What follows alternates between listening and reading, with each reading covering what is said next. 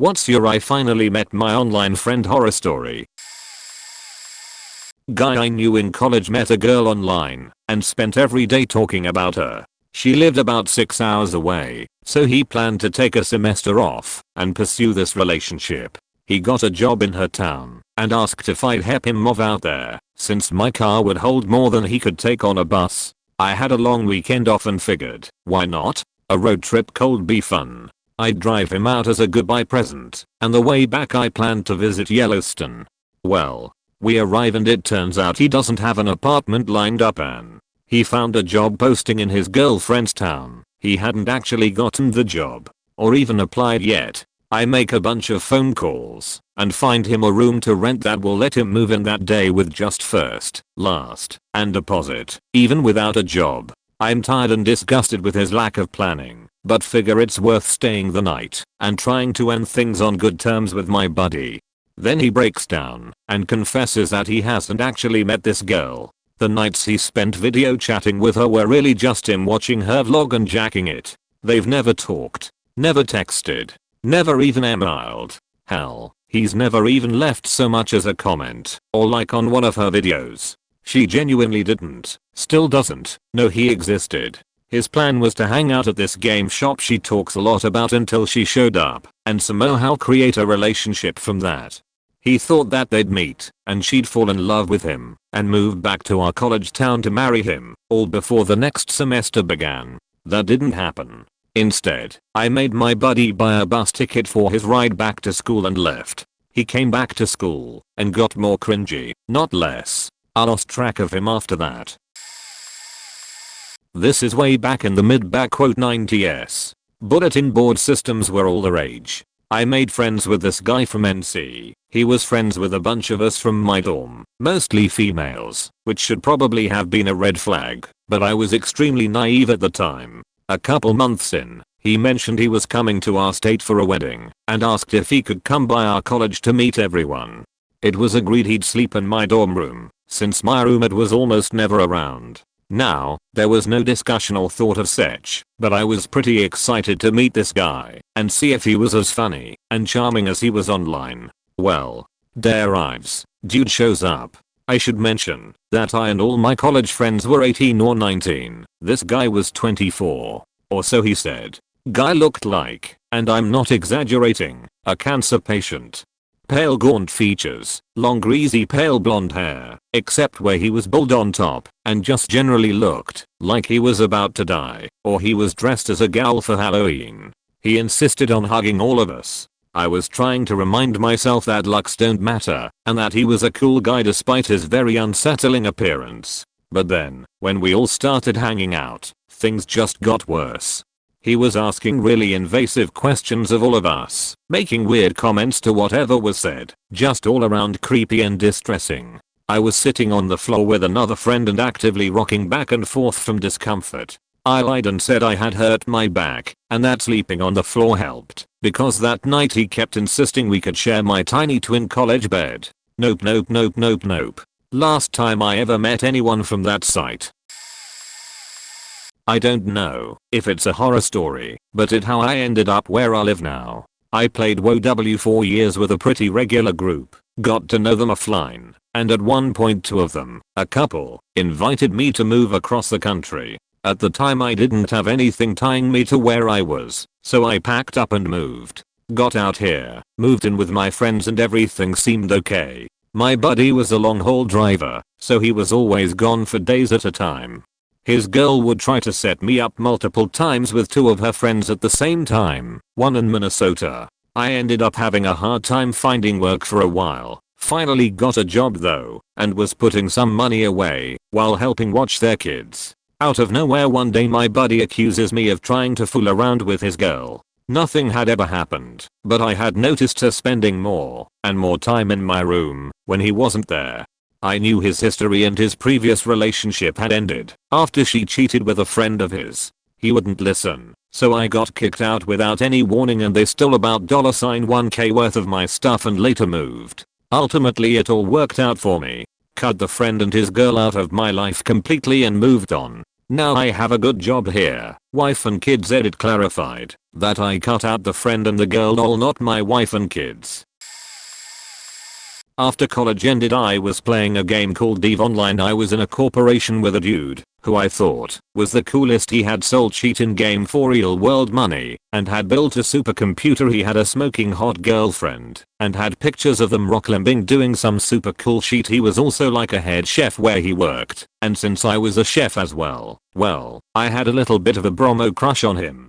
He told me after I graduated that he could hook me up with a manager job and all I had to do was move up there. I sold everything I owned that day at a pawn shop and bought a U-Haul and started driving 1 hour. Before I got there, it was like a week-long drive. He called me and told me the job was no longer available and I shouldn't come. When he found out how close I was, he said to just come anyways. When I got there, I was completely blown away. They lived in a disgusting Section 8 apartment with 4 other people in a 1-bedroom apartment. They had like 3 cats, which I'm allergic to, and a kid as well. Day 1 it was all drugs and partying. I did not partake. I was not enthused. Day 2 I went into the city looking for a sheet job. To survive I got one. It was sheet. Day 3 my buddy tells me we're all moving out and into a nice apartment. Week 3 we actually move into a new apartment, and the first night in that apartment he starts beating his smoking hot girl in front of their kid. The second time he beat her, I called the cops. Him and his girl immediately said I was a bad guy and that they were just loving each other. They had the cops escort me from the apartment, so there I was, 1700 miles away from home. Homeless at 2 AM, and it's faking raining on all my sheet. Lars, you are a sack of sheet, and I hope you die of space herpes. I've been active in numerous online communities over the years and have been fortunate enough to hang out with many of the friends I've made there in person. There's only been one incident I couldn't cope with. He picked me up at the airport, which was very nice of him, and as soon as we got into the car, he started picking his nose. There's a lot that goes through your mind when you hop into a vehicle with someone you've never been alone with and you immediately catch them 2 knuckles deep in their rostrum. I looked quickly away so that he wouldn't know I caught him and be embarrassed if he was just trying to sneak one out before I noticed. If he did notice, he didn't seem embarrassed, so I relaxed a little. I guessed maybe he was just so confident about himself and our friendship that he descended past caring if I saw him take care of a quick boog. Fine, sure. When I finally looked back at him, he was wiping his fingers across his dashboard. To this day I'm not really sure what to think, but this guy spent the entirety of the few hours we were together scooping out budgers and wiping them off on parts of his car or the table or wherever it was that we'd stopped at. I realized I was being transported in a rolling budger shrine and that there was nothing I could touch without needing to wash my hands. I was sitting on a crust of fossilized budger stuff. I had to be. I didn't want to hurt his feelings. He was a nice dude, but I wound up leaving out of our visit early because I couldn't handle it. I don't consider myself a clean freak, but as wiping started to stack it was all I could do not to throw open the passenger door and roll myself out into traffic to escape. I still wonder if I should have done or said anything to save him some grief in the future, but it didn't feel like it was my place, you know? What do you even say? He and I were part of the same forum many years ago. He was dealing with his issues, and I was dealing with mine. I think we both went there to escape, where people wouldn't judge. Also, because we were bored. I'm not quite sure when we got properly talking. I think it's when he told a terrible joke about kipper ties. We used to share everything with each other over MSN. I'd give him advice about his love life and he'd listen to all my fuck ups.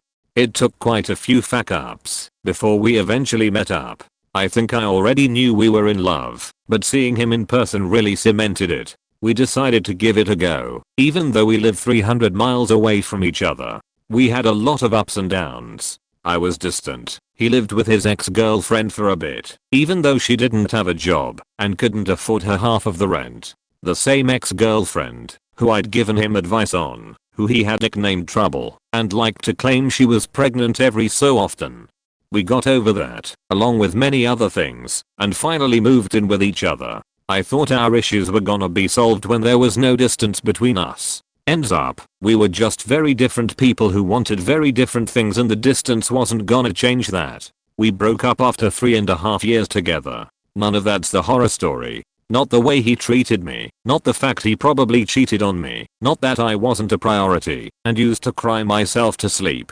About 1.5 years after breaking up, he gets back in touch and we talk, like it was in the beginning, when we were friends. After a few weeks, he asked if I want to get back together. I said no. I told him that he'd broken my heart again. The next day, I got a phone call from his work, because I was still his emergency contact, asking me if I knew where he was, because he hasn't turned up. The police got in touch too. The last phone call that day was from his mum, to let me know that he'd killed himself. A couple of years ago this girl messaged me on Reddit saying she really connected with a comment I made about first seeing the ocean, because she had just gone through a similar experience. She was going to come down to Chicago to visit a friend of hers, and asked for suggestions of things to do. I gave her a bunch, and then we kept talking and finding out we had more and more in common.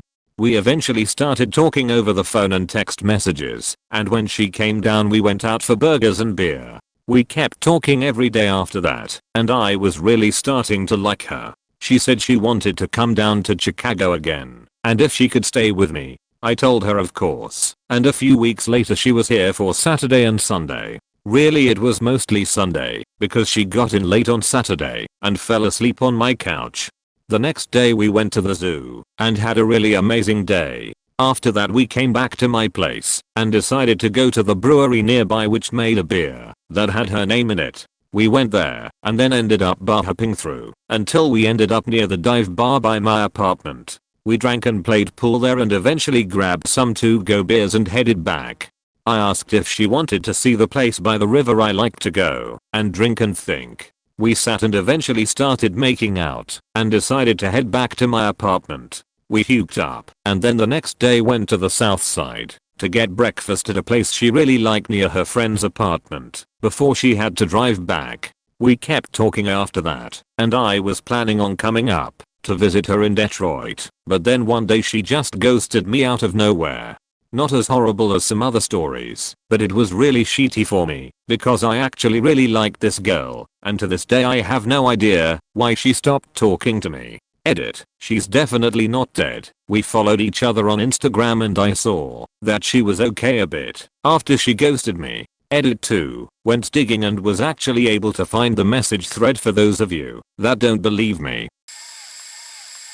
It's not a horror story. It's a story about how I was put off meeting people from the internet. I was friends with a bunch of people I met through an online game. After about 2 years, I decided to meet 2 of them. The 2 I was meeting were a long distance couple, one from one country and the other from mine. They had met many times and had spent 2 weeks together prior to meeting with me.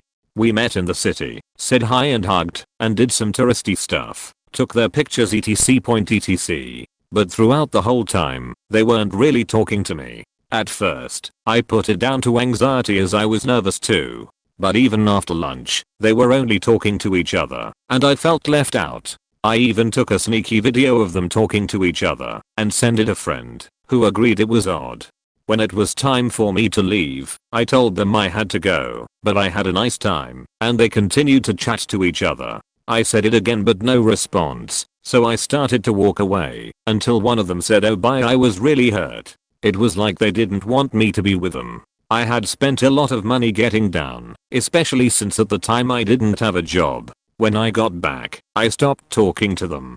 The friend who I sent the video to sent a message to them asking why they were ignoring me, and they tried to turn it on me saying that I was the quiet one and that I was being rude to them, especially leaving without saying goodbye. I blocked them all on the game. A few months go by, and one of them finds my social media and tries to reconnect. Starts off well, and then goes back to blaming me. Haven't met anyone from the internet since. I was on Meet Me, met this guy who was super cool. We ended up texting every single day and I took the train out to Los Angeles to meet him. When I got there, he was being kinda shitty, and he told me that he hadn't gotten much sleep because he was partying until 5 AM. We walked to his house, and when I walked into his room, I was kind of shocked. It was a 8x6.5 room. All he had was a mat on the floor and a small little jewelry box full of mementos on top of his suitcase of clothes. We took a nap together. Later, we went to get ramen and he asked me to pay. I didn't mind. We went back to his place and we listened to music while we waited to go to a party. Fast forward to that night, we met up with some of his friends and they were so mean to him. They kept roasting him and picking on him, and he was visibly getting upset. I stopped him for a bit so his friends could walk ahead of us. I reminded him that it was all fun and games and to ignore them. Ended up at the party and lots of people knew him. I sat out in the patio with a few cool people that I had just met while I waited for my friend to come back from saying hello to everyone inside. He never did. I was outside in the patio with these strangers for about 3 hours. People kept coming up to me and asking if I was alright. I don't know if I looked sad or if I just looked like a plain loner. I went to find him and it was so packed. Didn't see him, so I walked back. I seen his roommate and asked him to please tell my friend that I was gonna go get a motel. He went to tell him, came back and said my friend was being a dick and he would walk me back to the house instead, so I didn't have to spend money on a hotel. We got to the house and I thanked him for walking all the way back home.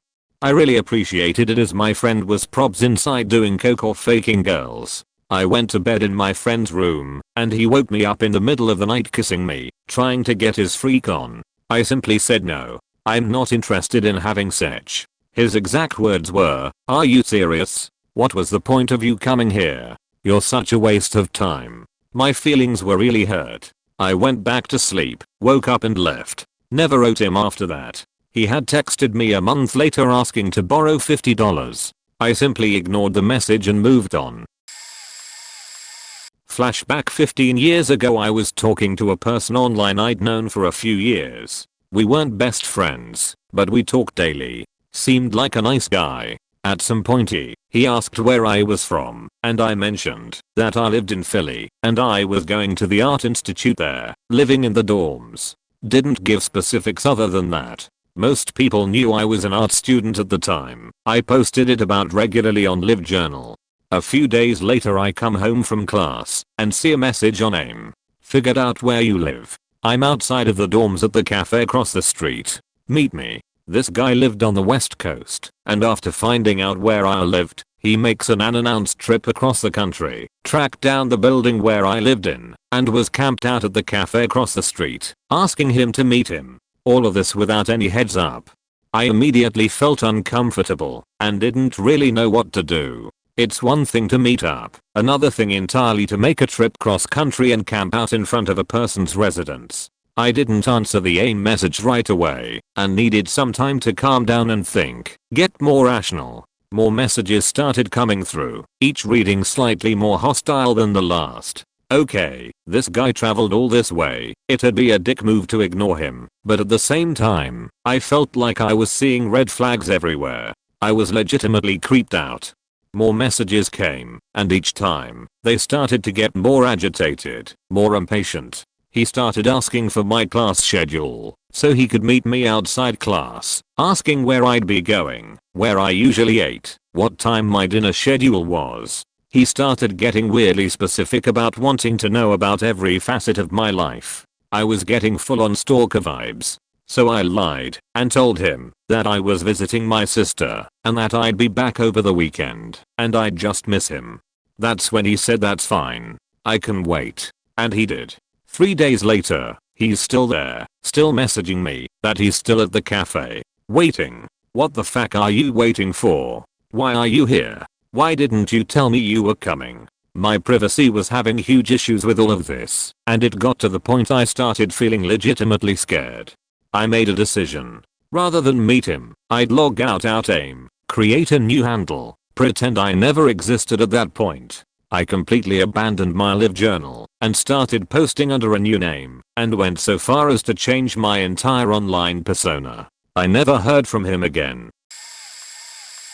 Back during WoW's second expansion, there was this guy in my guild I'd become friends with mostly through other friends. We talked more and more over time and became fairly close. He had this as whole roommate, and I could hear the guy sometimes, especially when something went wrong during a raid. He'd scream and throw fits. He was pretty awful sounding.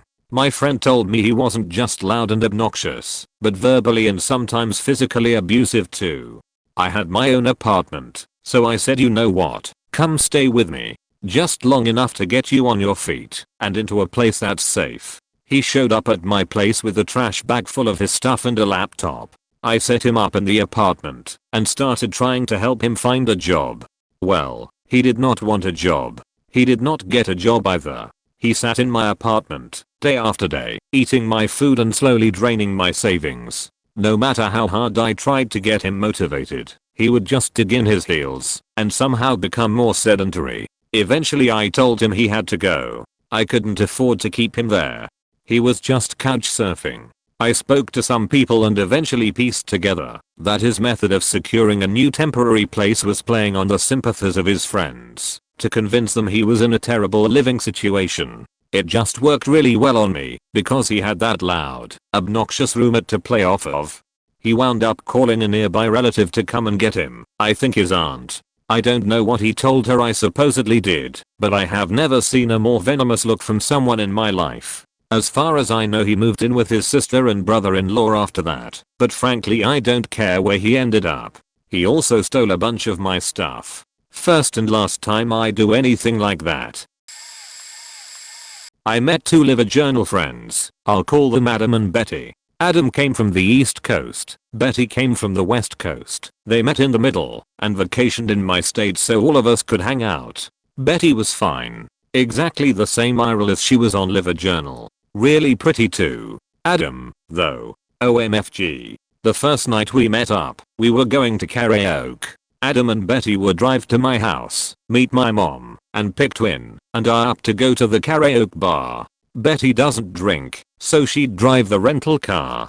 They knocked. I opened the door. Missy, my elderly terrier mutt who I love so much, immediately made friends with Betty. Betty walked all the way in, backing Missy up, and then Adam walked in. It was like a switch had flipped. Miss Dog lost her sheet. She did the I'm going to kill you bark, hackles raised, tail tucked between legs, snarling, snapping, and it sounded like she was screaming. Mom asked me to help get the dog under control and in the back room, so I did.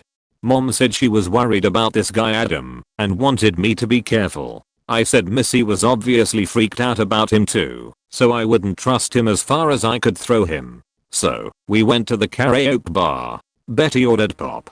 This was a non-issue as she was a devout Mormon and didn't drink. I ordered pop, and Adam immediately started trying to talk me into alcohol, because he knows I drink. Hard nope, dude.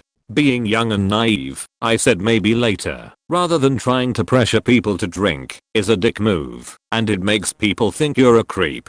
Twin, who was still presenting female at the time, ordered pop.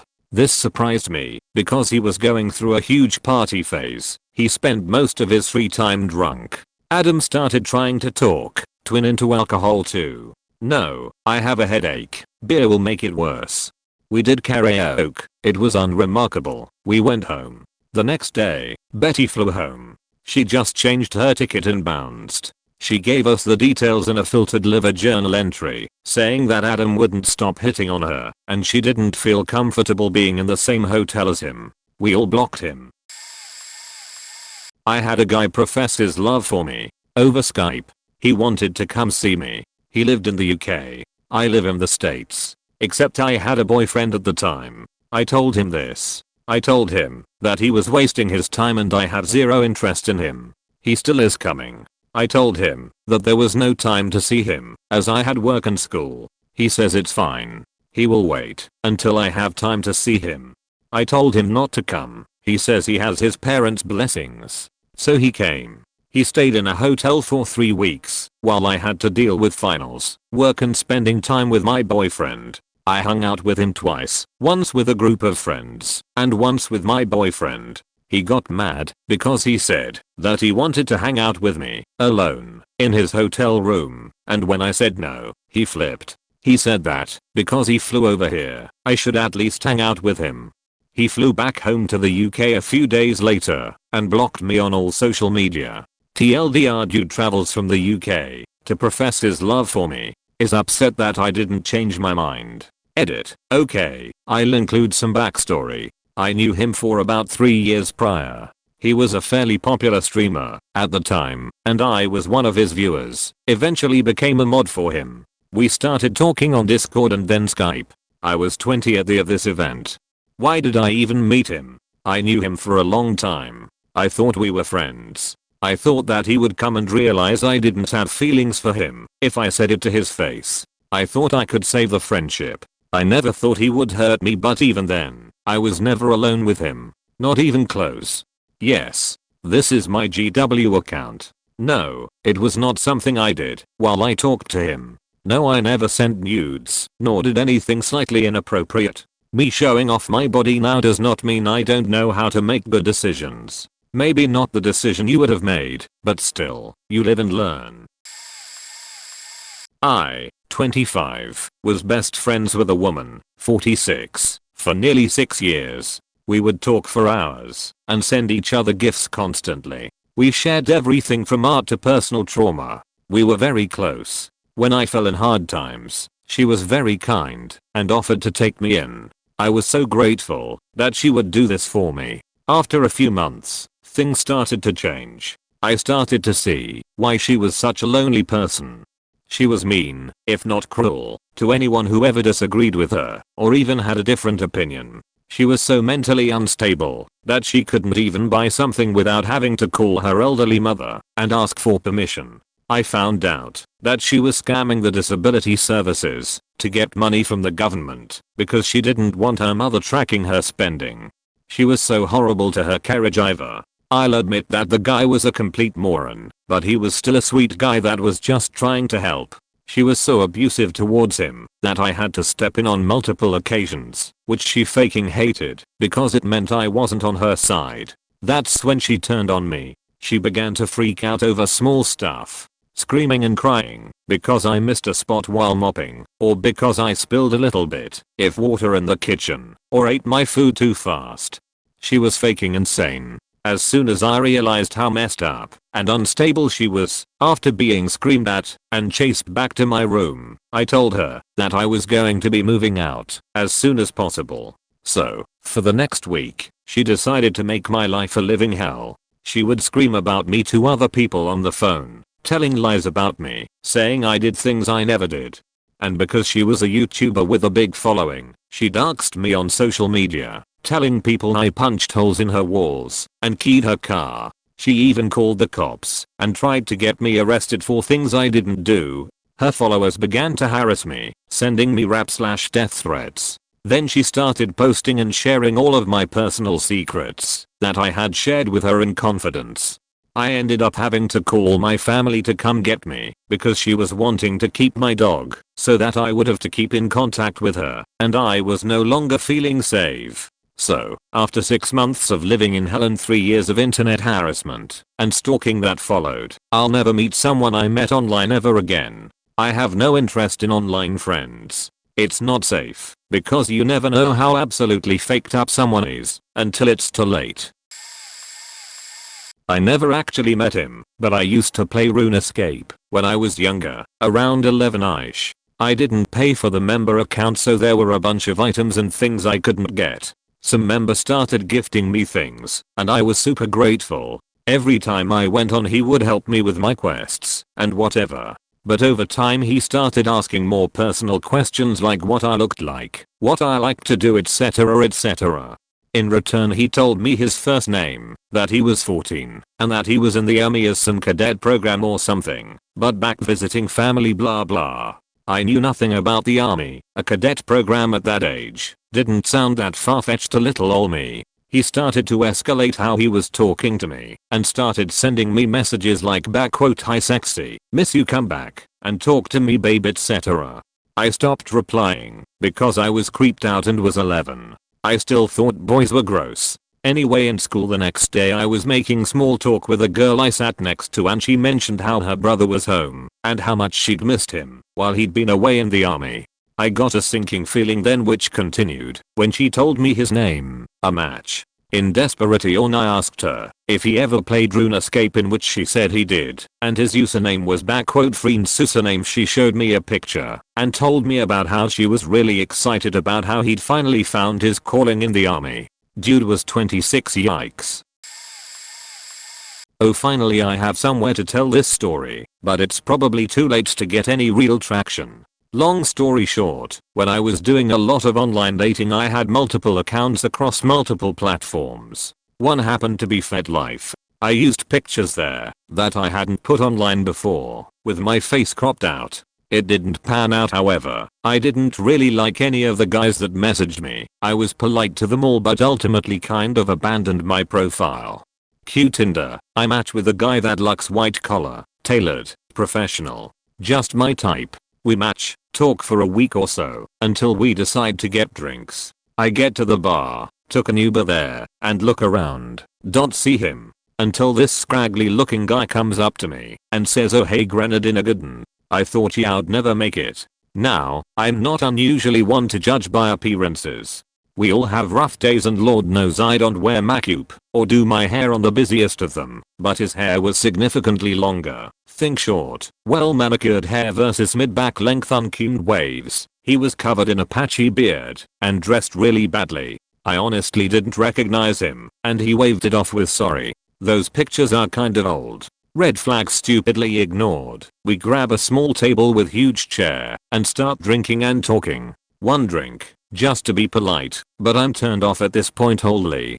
Then, the kicker. He leans in toward me, puts his hand on my thigh, and says, "You know, after you didn't message me back on FetLife, I'm surprised we matched on Tinder. You really are quite beautiful." At this point, I'm like, "I'm sorry."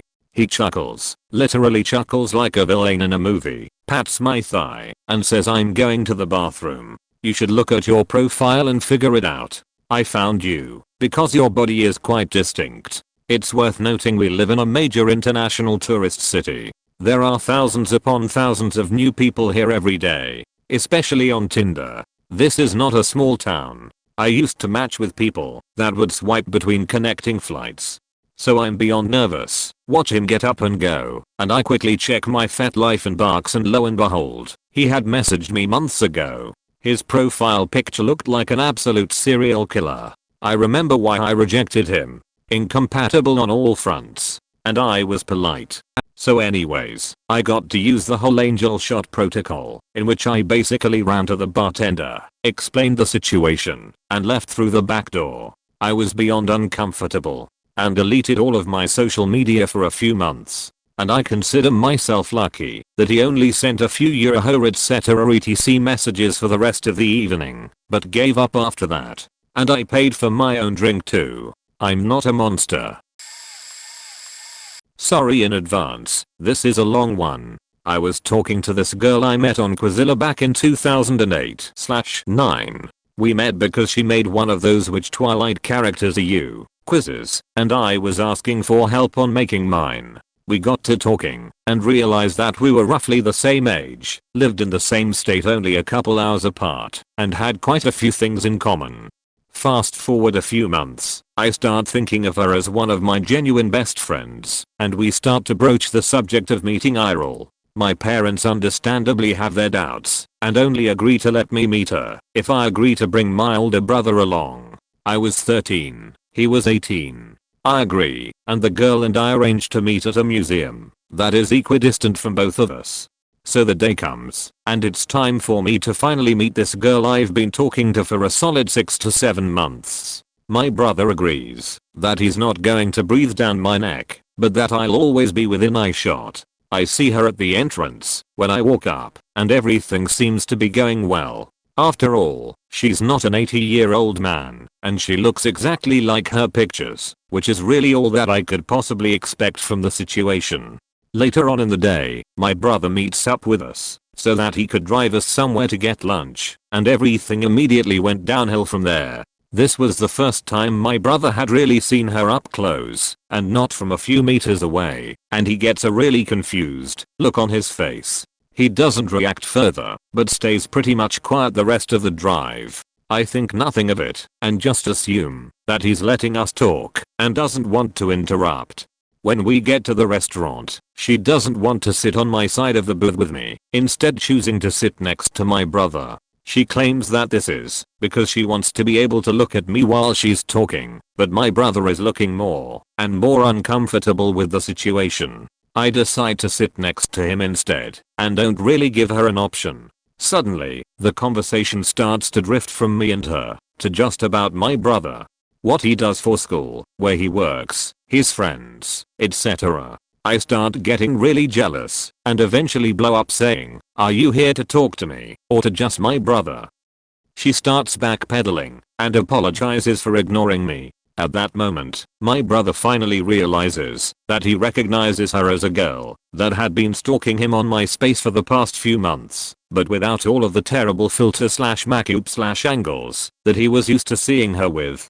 He immediately gets super freaked out and starts saying that we need to leave and that she needs to find her own way home. We end up leaving as soon as her parents come to pick her up, and I never hear from her again. And that's the story of how my junior high online best friend was also my brother's weird MySpace stalker. Needless to say, he still brings it up to this day and uses it against me at every opportunity.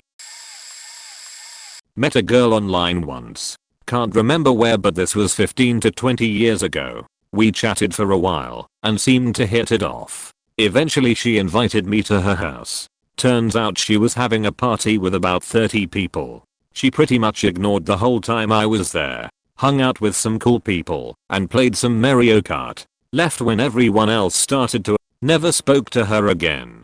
I have a lot of online communities I'm involved in, between some forums I'm active in and FFXI. I wasn't there for it, but a bunch of my FFXI friends got together one weekend 10 to 15 years ago. One of them got drunk off his ass, trashed some stuff, and made everyone else miserable. He never got invited again. The most prominent one was where I got cock blocked by 9/11. I had a trip cross country lined up for a car show and meet up with a bunch of people from a forum I was on.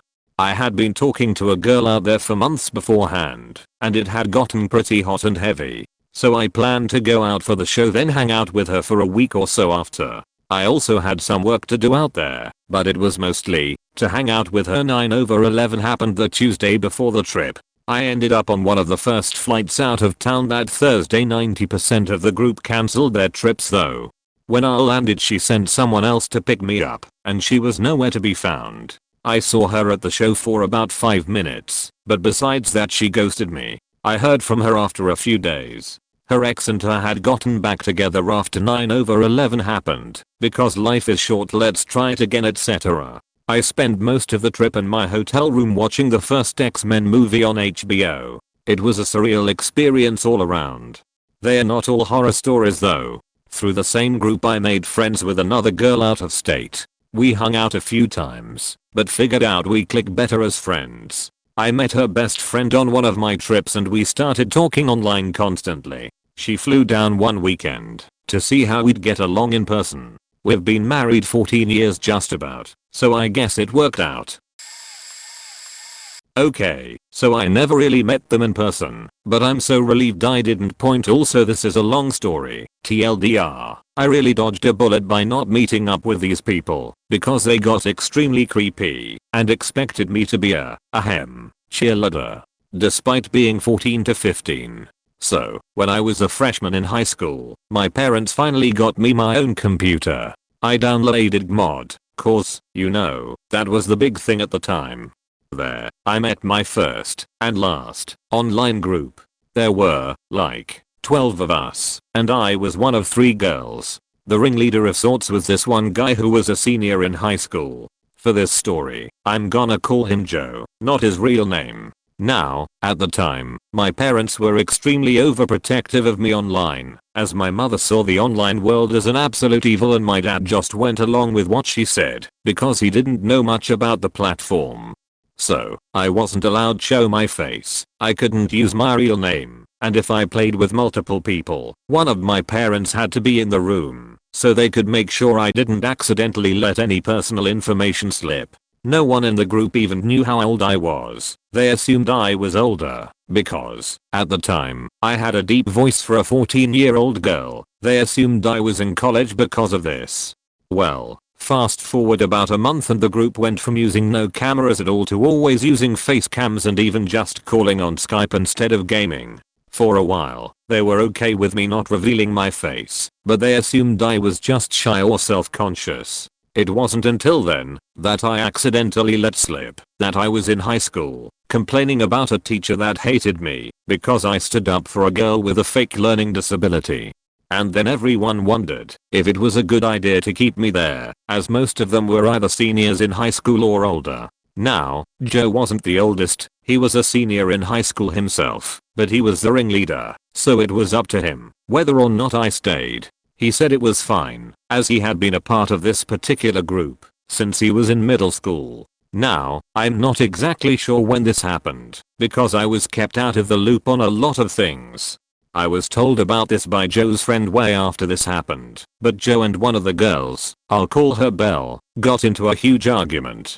Apparently Belle had a huge crush on Joe, but he wasn't interested, and this exploded into most of the group getting involved, because Belle was being immature about it, and decided to vent to everyone. When Belle found out that I knew she got rejected, she then started to vent to me about stuff she didn't like about Joe. He's a slob, he shows too much favoritism, etc. etc. Why? I don't know. Maybe to save face, or to make me hate him, I really don't know. I was a freshman, and I didn't understand relationship drama of any kind. About a week after I found out about everything, Belle called me and told me to stop flirting with Joe. Now, here's the thing, I hadn't been flirting with anyone. Everyone in the group knew that I was not interested in dating, that I was a bit young to date. Again, I was a freshman, and they all knew that my parents heavily monitored my internet use. Again, I couldn't even show my face. No matter what I told her though, she wouldn't listen. From here, things get a bit weird at a scarily fast speed.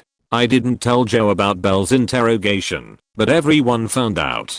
The group basically banned all girls except me. The other girl took Belle's side and went on a similar tirade, and the guys assured me that nothing would be different now that girls were banned. Boy, was that a lie. Suddenly, instead of girls joining the group to game, random girls would join the Skype calls for like 2 gaming sessions, leave, then be replaced for another 2 gaming sessions. I also realized that these girls never actually played with us. They kinda just flirted with the guys and encouraged them while they played. I started to get weirded out by this, cause, you know, this was not what I had agreed to join. When I first started playing, I slowly started to pull away from the group, and Joe noticed. So he asked me if I wanted to have a cheerleader for myself. Joe was the second person I told I was bi. I not so politely declined, as I thought it was extremely disgusting. I reminded him that I was a minor, and he said that he knew girls my age that would love me. I, again, declined. He asked me to turn my webcam on. Come on, your parents won't know if you turn your camera on and then just open up the gaming window. But I refused, as I was scared of what would happen if my parents ever found out, which pissed him off. He then said that he didn't want me to play, but would love for me to be his cheerleader, which would require me to use my webcam. I declined and basically cursed him out as best I could. Again, my parents were kinda within earshot. The other guys each asked me at some point or another to be their cheerleader, and one guy found out we live in the same state and asked if I wanted to hook up with him. He was 17 at the time. I was so disgusted by all this, so I left. This experience wasn't the only reason I haven't joined another gaming group, but it is definitely a major factor. I was told later by the third girl that had left with Belle years later that it was best I left because Belle came back and she and Joe have apparently blocked everyone that was in that group and began to date about a year after I left. Yeah. Sorry it was so long. Edit. So I don't know much of the details about the girls and the how and why they were there. This was years ago, and I was kept out of the loop because I was the only girl. The best reason I can give for them being there is that none of the guys really had any girlfriends, probably because of their attitudes and behavior, and having girls around to boost their egos and flirt made them feel better? I don't know. I just know it happened. I met someone on ICQ back around 2000. He was my online boyfriend because that was a thing back then. There was a few times we wouldn't talk for a few years, but every time we started again it was like no time ever had gone by. Back then he lived in Canada, East Coast. I live in the US, West Coast. He slowly moved closer to the West Coast as the years went by. Back in 2015 or 2016 he was coming down into the States for work and decided to stop by so we could finally meet. We had dinner. It was weird but oddly familiar.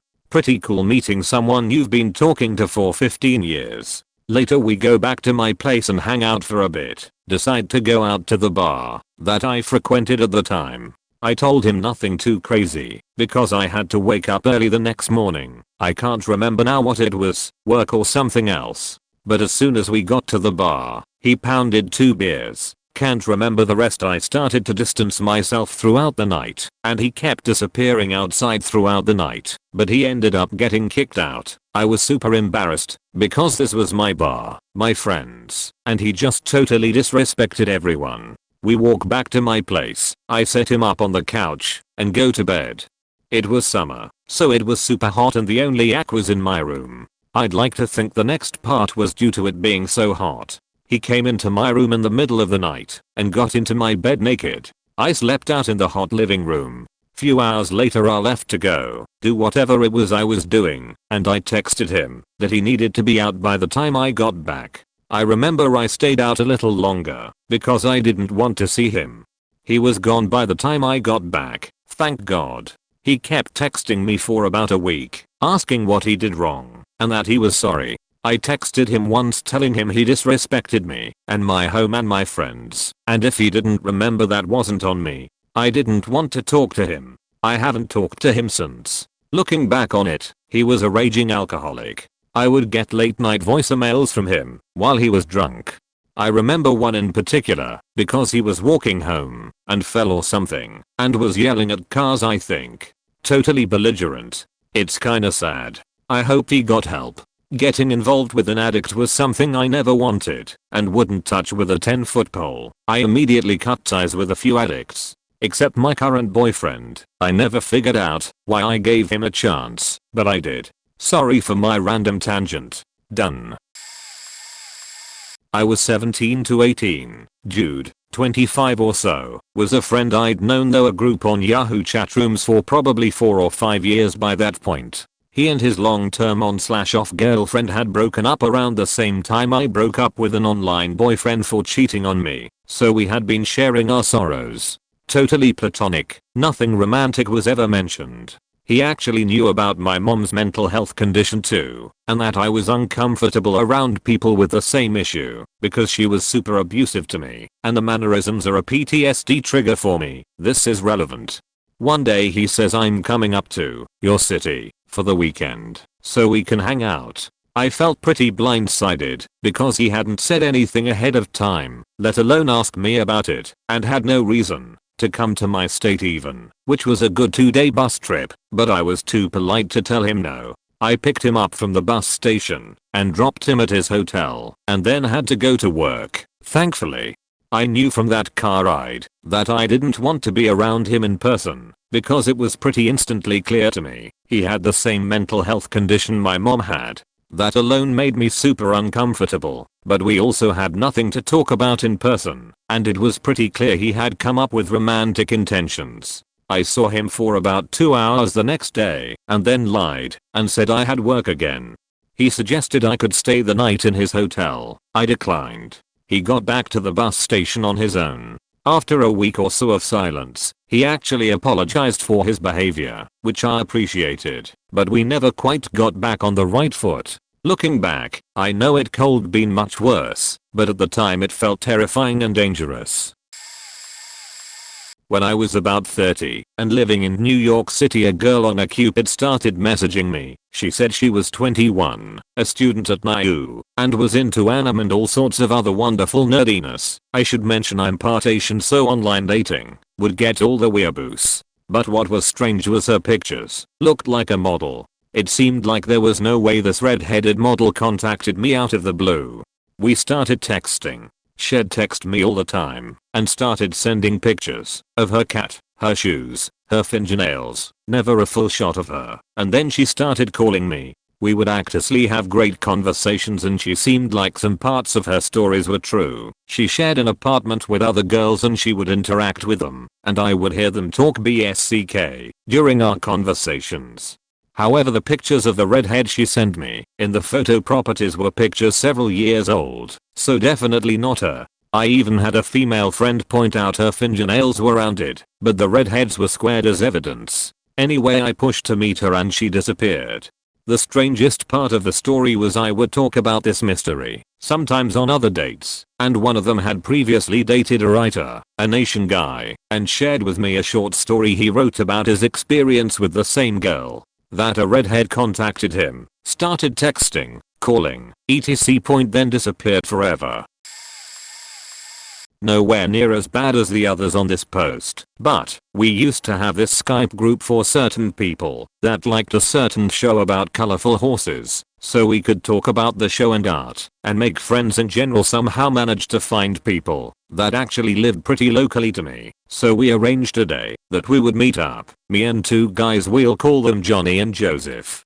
I was about 18 at the time, so figured I would be fine going without one of my other girlfriends to stick to me. The initial meetup was great, we talked and walked and just sort of enjoyed the time. Eventually Johnny went home because it was already getting late. So Joseph and I walk around some more, just chatting normally. We are walking really far away. I don't know the area, but apparently he does. So we just go.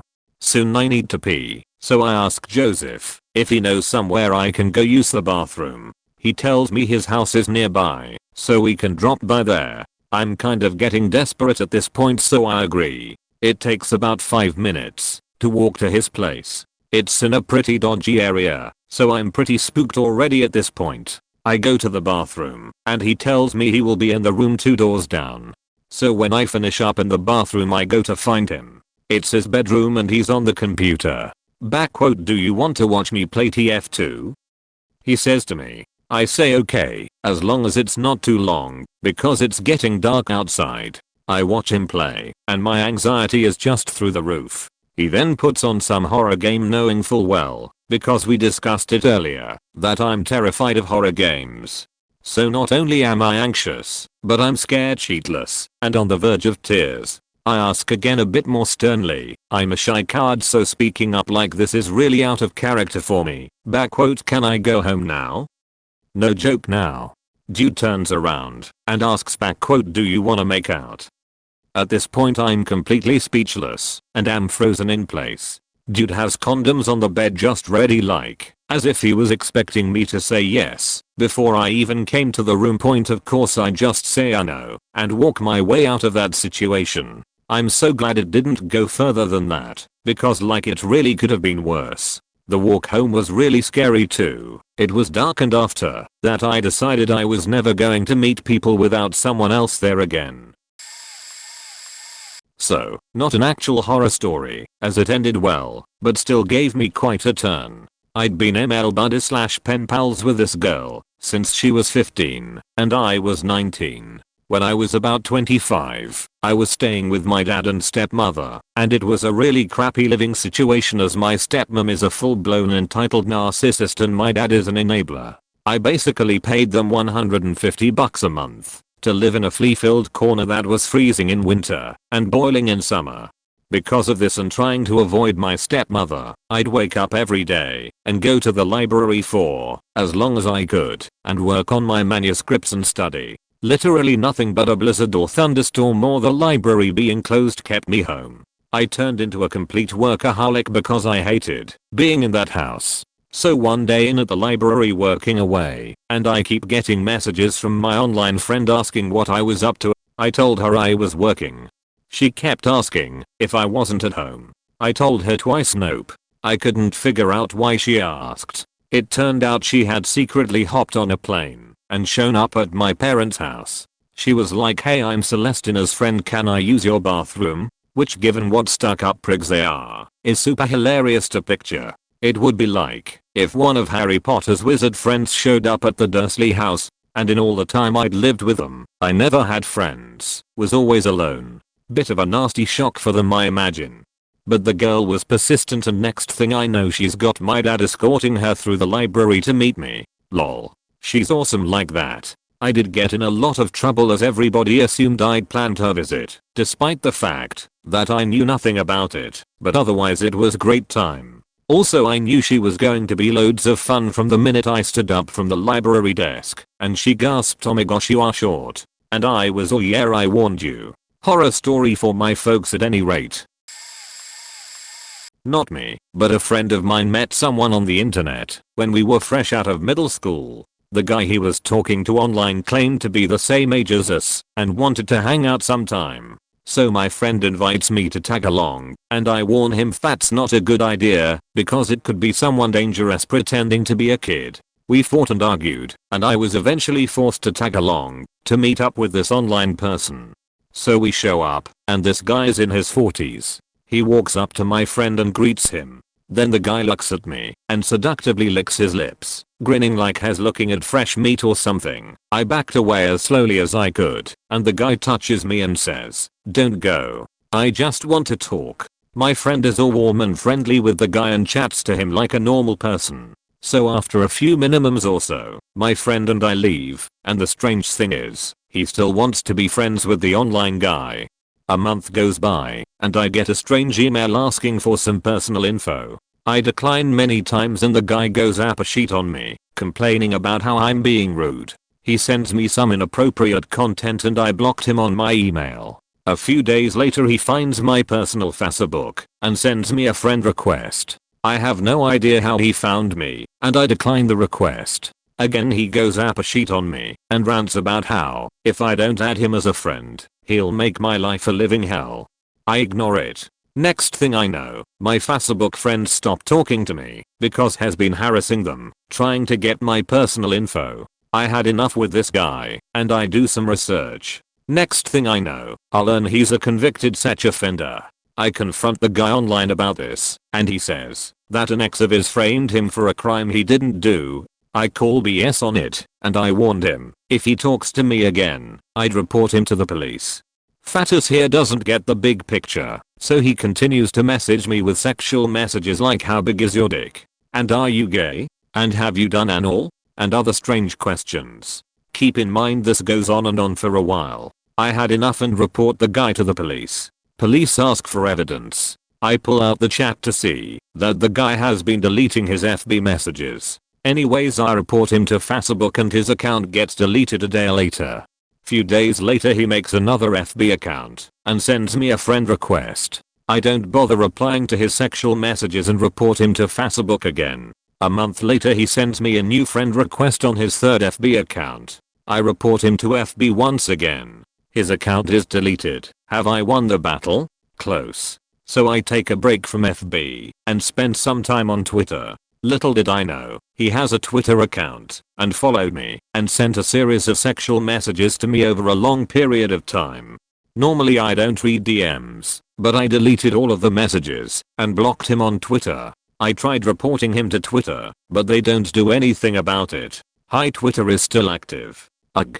Fast forward to 2 years ago. My IRL friend calls me sobbing. I ask what's wrong. He apologizes for dragging me with him to meet the online guy. He says he should have listened to me and how it was wrong to chat with the guy online in the first place. To make matters worse, he says the online guy has been calling him, saying sexual things to him. Anyways, I tell him to report online person to the police. Friend says he's too scared because no one will believe him. I tell my friend to block the number and just ignore him. So in the end, my friend unfriends the online guy, and to this day, we haven't heard a peep from him. TLDR, friend met a guy online, drags me in, got catfished, guy's a pedo. A series of unfortunate events unfold. I win the battle. This is u/Kickass Chiles story, but it popped into my head because she wins all horror stories amo with this. Link copy/paste text. This almost was me. Almost. Long story time.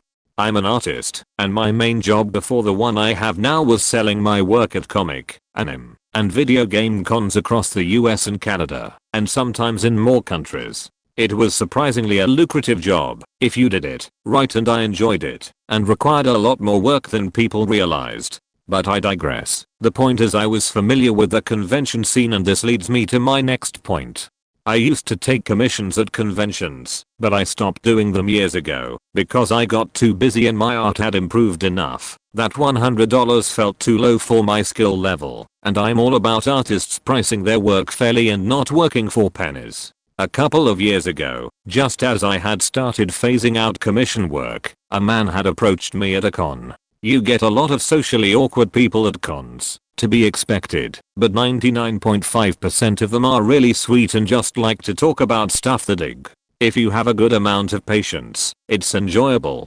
But this guy, he immediately asked me if I did commissions. I said no, unfortunately not anymore. He asked me how much my prices were, and usually when people ask I just quote some arbitrary high number, just to get them to throw out the idea without outright telling them no. And if they want to pay it, well, then we can talk. I said $350. He said, cool, done. In cash? I was stammering at him, not expecting him to go for it. Eventually I just asked him what he wanted.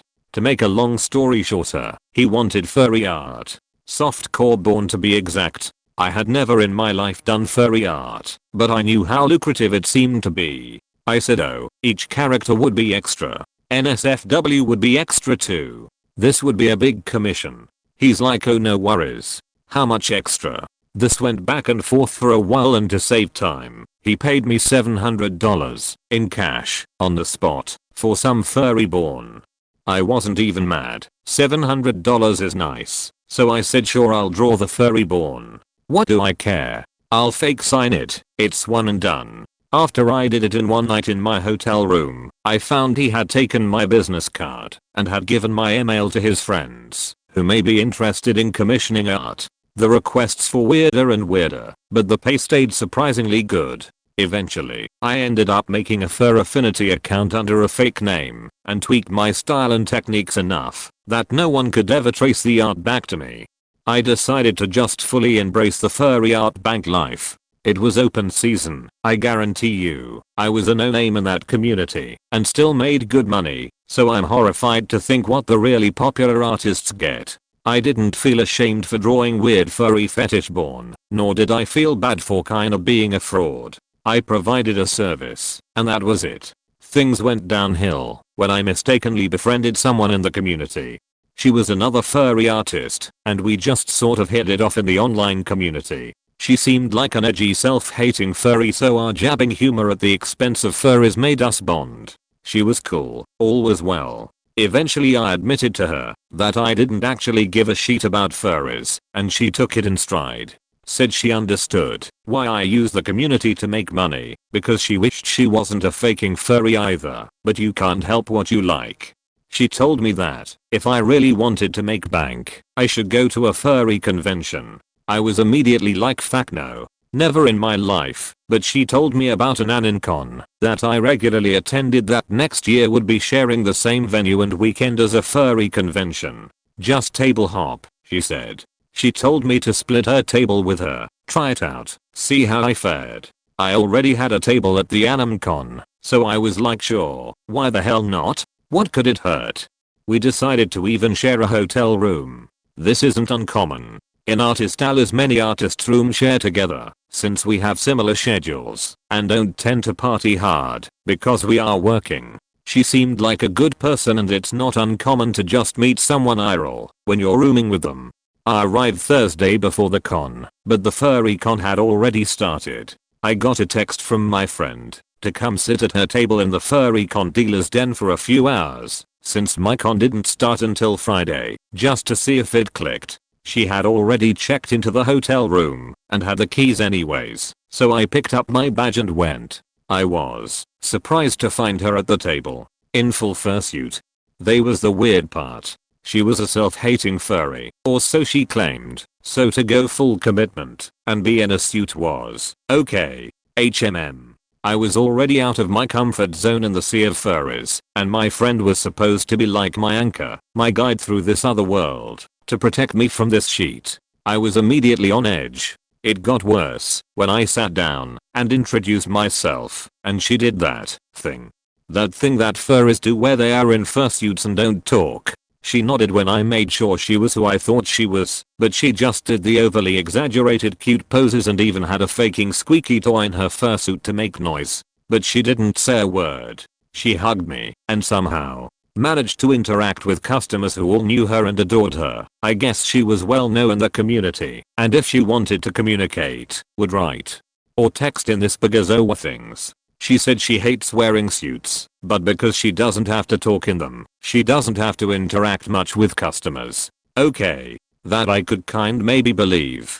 Sort of. At around 7 PM we packed up to leave to go to the hotel room. She stayed in suit the whole way up. In the room I flopped down on my bed exhausted.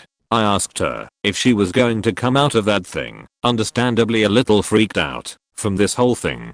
Then she did the thing that made me want to run out of the room, which I didn't against my better judgment. I had flopped on the bed with the upper half of my body, my feet still on the floor, my shirt had ridden up my torso. She stepped in between my legs and faking tickled me on my exposed belly. I flipped the fuck out, as one does when sneak attacked by tickles, and wriggled out of her reach. She made that laughing pose that furries do where they hold their paws to their mouths bashfully but still silent as fuck. I was so creeped out. My go-to way of handling stress like that is laughing it off nervously. She got the hint and motioned she was going to get a shower. As soon as she was in the shower I decided I didn't want to be there when she got out, for now. But instead of lugging all my stuff I decided I would come back for it, preferably with friends. But I needed a key, so I went to her wallet she had taken out of one of her suit pockets and tried to find the keys I had seen her slip into her wallet. And of course as soon as I opened it, I just had to see her ID. I just had to. I was too curious not to. And when I opened it, I looked at the ID slot and I flipped my sheet. Whoever was in that ID was not in any way who I was expecting to see on that picture. I didn't know the super personal details of my friend besides surname and age and general descriptive factors. Mid-20s, white girl, etc. That was not who was on this ID. It was a man with long greasy hair, glasses, and stubble, in his mid-40s or early 50s I'd wager. I was so faking shocked that I literally threw the wallet across the room after grabbing a key and ran the fuck out of that hotel room. I took 15 flights of stairs down to the lobby and called up a friend who was coming to the con freaking out. I never saw the real person under the suit. My friend, a tall burly scary looking dude, went up for my stuff later that night with the key I'd grabbed. When he came back with all my things, he said there was no one in the room. I stayed with him in his room that weekend and kept only to the convention my friend didn't have a badge to get into unless I was with a group outside of it. The next night I deleted my Fear Affinity account, blocked my friend on my chat app, and deleted every connection I had to the furry world. The money be damned. I would never venture into that mess again. Points to this day. That event still makes me sweat, man. I have some really awful, funny, and silly con stories from my time as a traveling con artist, and this and one other incident top the list as the worst trademark I have still not recovered. And that was how I almost became like the op in the image, but got out just in time, I hope, before anything terrible happened. Point TLDR, I got catfished by a furry and probably almost became a victim of some sort. All over furry art and my greed for that good furry money. It's not worth it. Don't do it, friends. I don't want to mention con names and stuff, but if you googled furry and anin con happens at same hotel I'm sure you can find the magical con this happened at. So, I got catfished once. I was 15, used this app / virtual chat world called IMVU on the PC. I was a pretty sheltered kid, still very hopeful and naive about the world, but I loved helping people. One day I'm on there, and I meet this girl named Morrow. She was the real gothic type, and I was really into alternative girls. We started chatting every day. Eventually I met her brother Justin, and her close friend Norma. We all chatted on this IMVU website, sometimes played games on Steam, hung out over Skype. It was pretty great. I even started dating Morrow. So, after dating for about a year she hits me with some weird shit about her being a vampire and how she's over 2000 years old. Basically the vampire from those Christopher Pike novels. Now to preface here, this was around the time Twilight got big, vampires were all the rage, and I was super naive, so I still believed that almost anything could be possible, maybe.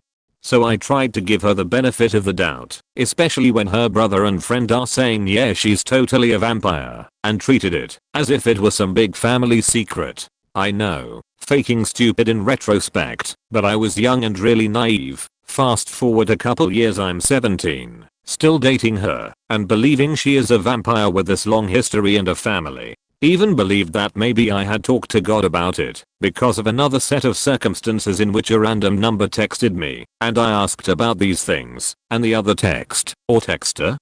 Anyway, the person who texted me seemed to understand all of this stuff that I was hiding from basically everyone I knew, because I knew on some level that it all sounded crazy as fuck. The short of it was I was just willing to believe, and I loved Morrow. I was in my first year of college down in TN at this point, and I decided I was finally going to meet Morrow in person. Only one problem, she lived in Mount, hence why I hadn't met her up to this point, although we had exchanged pictures throughout our relationship.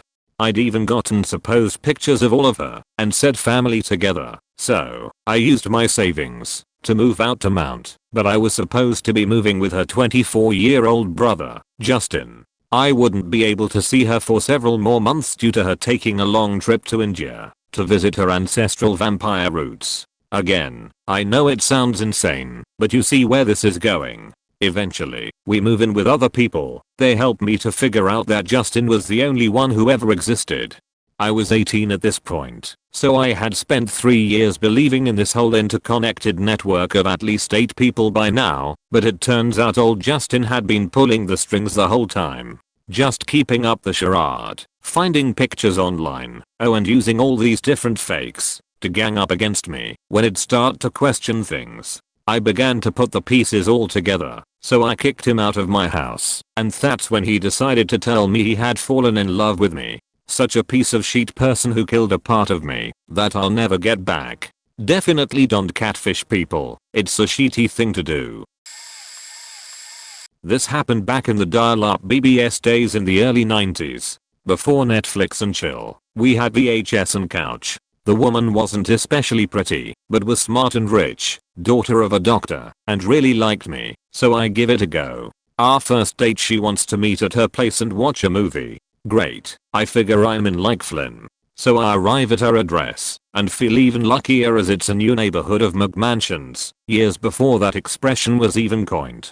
Walking inside, it's a semi-open floor plan showcasing a professionally maintained rainforest in a 25x25 floor-to-ceiling glass on 4 sides area in the middle of everything, open to the sky and now perfectly lit at night. I make a good impression on her doctor dad with some smart banter, then we settle in for the movie. Her girl game soon proved to be as awkward as her unkempt plain looks, as she started making over the top PDAs with her dad sitting nearby, nose buried in some scholarly tome. I was trying to keep the escalation slow and discreet below couch level, and she kept putting both arms around me and leaning in so heavily, causing us to shift and move in the good doctor's periphery, even though he's apparently fine with it all. At one point, she gets on all fours, as up and pointing in the general direction of her dad, and starts making out with my ear. Mind you, we haven't actually kissed yet, but now she's breathing and slobbering loudly into my ear, while her tongue explores it indiscriminately in a pattern like a Norway rat trying to find the little platform in the dark experimental dunk tank. Finally, she let out a low moan which was supposed to be sexy, but at that intimate distance of 0mm to my ear canal was more like a whale call fit to carry across countless nautical miles. Then she plunged her tongue piston-like into my ear canal, simulating upon one eardrum a sudden dive to fathoms of depth and barometric pressure whales are accustomed to, causing me to jump up and yelp. I locked eyes with her very Jewish father, while a long awkward moment passed, while no explanation was asked or offered as to why the hitherto nice very blonde and white boy suddenly jumped up and shouted, "Oi," while in the process of making out with his daughter, whose eyes is still up and pointing in his general direction. The moment passes, we get settled back into the movie, and at some point he bids us a friendly goodnight and pads silently into the dark catacombs of his suburban castle. Next lull in the movie, I go in for a regular kiss, which she over-edgily reciprocates. She plunges her tongue into my mouth as deep as she can, then swishes it back and forth rhythmically, like a windshield wiper. I try to interact using my tongue, but hers just sweeps it aside like a bug, and continues the determined swish swash swish swash. I break for air, then we kiss again, hoping it was a fluke. Nope, she plunges the tongue straight in again, and starts sweeping back and forth mechanically. Now we've gotten through the movie, and she invites me to spend the night. She leads me to bed, strips down to a shirt and underwear, then says just a minute, and goes into the bathroom across the hall. I'm lying there thinking it's weird, but hey, easy bussy coming right up. A minute turns to 10, then 20, during which my detective ears picked up the distinctive sounds of several sizes and hardnesses of pills rattling around different size bottles as they were upturned to disgorge their various rewards, and bouts of ugly crying. Finally, she burst in, turned out the light, and climbed into bed with me, and immediately started to try to make out. I paused the action and asked, "Are you okay?" She said yes, but it was obvious she had been crying, and might start again with every unsteady breath. She was obviously rapidly coming under the influence of whatever pills she popped, and the whole thing was now just a sea of red flags, so I pulled the ripcord, and made apologies as I quickly dressed to go. She clung to me and pleaded, "I don't want to lose you." As I thought, we just faking met today. Walked out of that palace of grave dysfunction, got in my inappropriately old and inexpensive car and drove out of the clutches of McMansionville forever. This happened when dial-up was at its prime. I was young, self-destructive and couldn't care less. I just wanted to meet new people and have fun. I joined a chat room and ended up finding someone who lived in my smallish town. We chatted for 6 months before agreeing to meet up. He was very aware that I was 14 at the time we started chatting, and I knew he was 30 something. At the time I thought he cared like a brother or a dad figure. I didn't know he was grooming me. It was just nice to be able to talk to someone who seemed like they cared about me. We decided to meet up for coffee for one day. We agreed to meet up at night a couple days later. The whole time leading up to it, he was saying he was nervous and scared. I couldn't figure out why he would be scared or nervous. He picks me up a block away from house. First red flag I actually noticed. I get into the car and realize he is one of my brother's high school teachers. I had met this guy before at a open house, and he was really nice. So, I put the red flags on pause. We kind of laughed that we had met before and didn't realize it. As we are talking, he passed by the coffee place. He says I have a better place in mind. He drove us 15 miles outside of town in a country-like area and pulled over. This area of town was rarely ever populated by moving traffic. We were alone and there was no way out. At this point I knew what was going to happen. I thought to myself, great, now I'm an after school special. He said that my top was really sexy and started to touch my breast. He began to kiss me and held my hands down with force. You guys can imagine what happened after that. He was kind about it, as kind as this situation could be, until I got up the courage to say no. Then he turned into a monster. I thought he would leave me for dead on the side of the road. After it was over, a wave of remorse hit him. He apologized for getting so rough. He begged me not to ruin his life. I promised that I would never say a word to anyone, and that I wanted it. He said he needed to hear me say I wanted it. It was pure survival mode at that point. I would have said anything to get out of there alive. Once he felt reassured I wouldn't tell. He helped clean me up. I was a bloody mess, and dropped me off a block away from home. So, that's my horror story. Don't trust people you meet off the internet. I met him playing online poker. When I was a freshman in high school, my friend and I would play Texas Hold'em online, and go in the chat room and just say dumb shit and joke around. Ask if a 7 and a 2 were a good hand, that kind of thing. Well, this guy, we'll call him Harry, started joining in with us, and getting up to the same antics. We got some dude really mad at us, so my friend and I decided to switch poker tables, and go annoy someone else. We invited Harry to come along with us and he did. From that point on, I was really good friends with him. He lived in a faraway state, and was maybe a year or two older than me. We talked online all the time. He was most definitely one of my best friends and I confided in him, and trusted him completely. We had a similar sense of humor and things just made sense between us. I'd tell my IRL friends about him, and he would often talk to them too. I had several other online only friends that I would just chit chat with and it never seemed too weird to me, but I was definitely closest with Harry. There was never anything romantic between Harry and I, things were always very platonic, but I had always found him attractive. I figured he found me attractive as well, but it really wasn't important. We finally met each other in person while I was in college after years of being friends online. He met me at a public place where I worked. He had a friend that lived in the same city as me and was visiting. He told me I was taller than he was expecting. Things seemed normal. I went out with him and his friend that night to bar hop. Got pretty drunk. His friend was very entertaining and outspoken. Harry was more my speed. After having a fun night, his friend had picked up some loud girl and the four of us went back to the friend's apartment. We hung out in the living room for a short time, but then the friend went into his bedroom and started loudly having sex with the girl he had picked up. Harry and I laughed about it. It could have been awkward, but it wasn't. We were both drunk. Something intimate could have sparked between us, but it didn't. I had a boyfriend and wasn't the type to cheat. We spent some time together and then I caught a cab home. The horror part of this story is that nothing ever came of us. Timing was wrong. Distance was wrong. If this were a movie, we would have gotten together.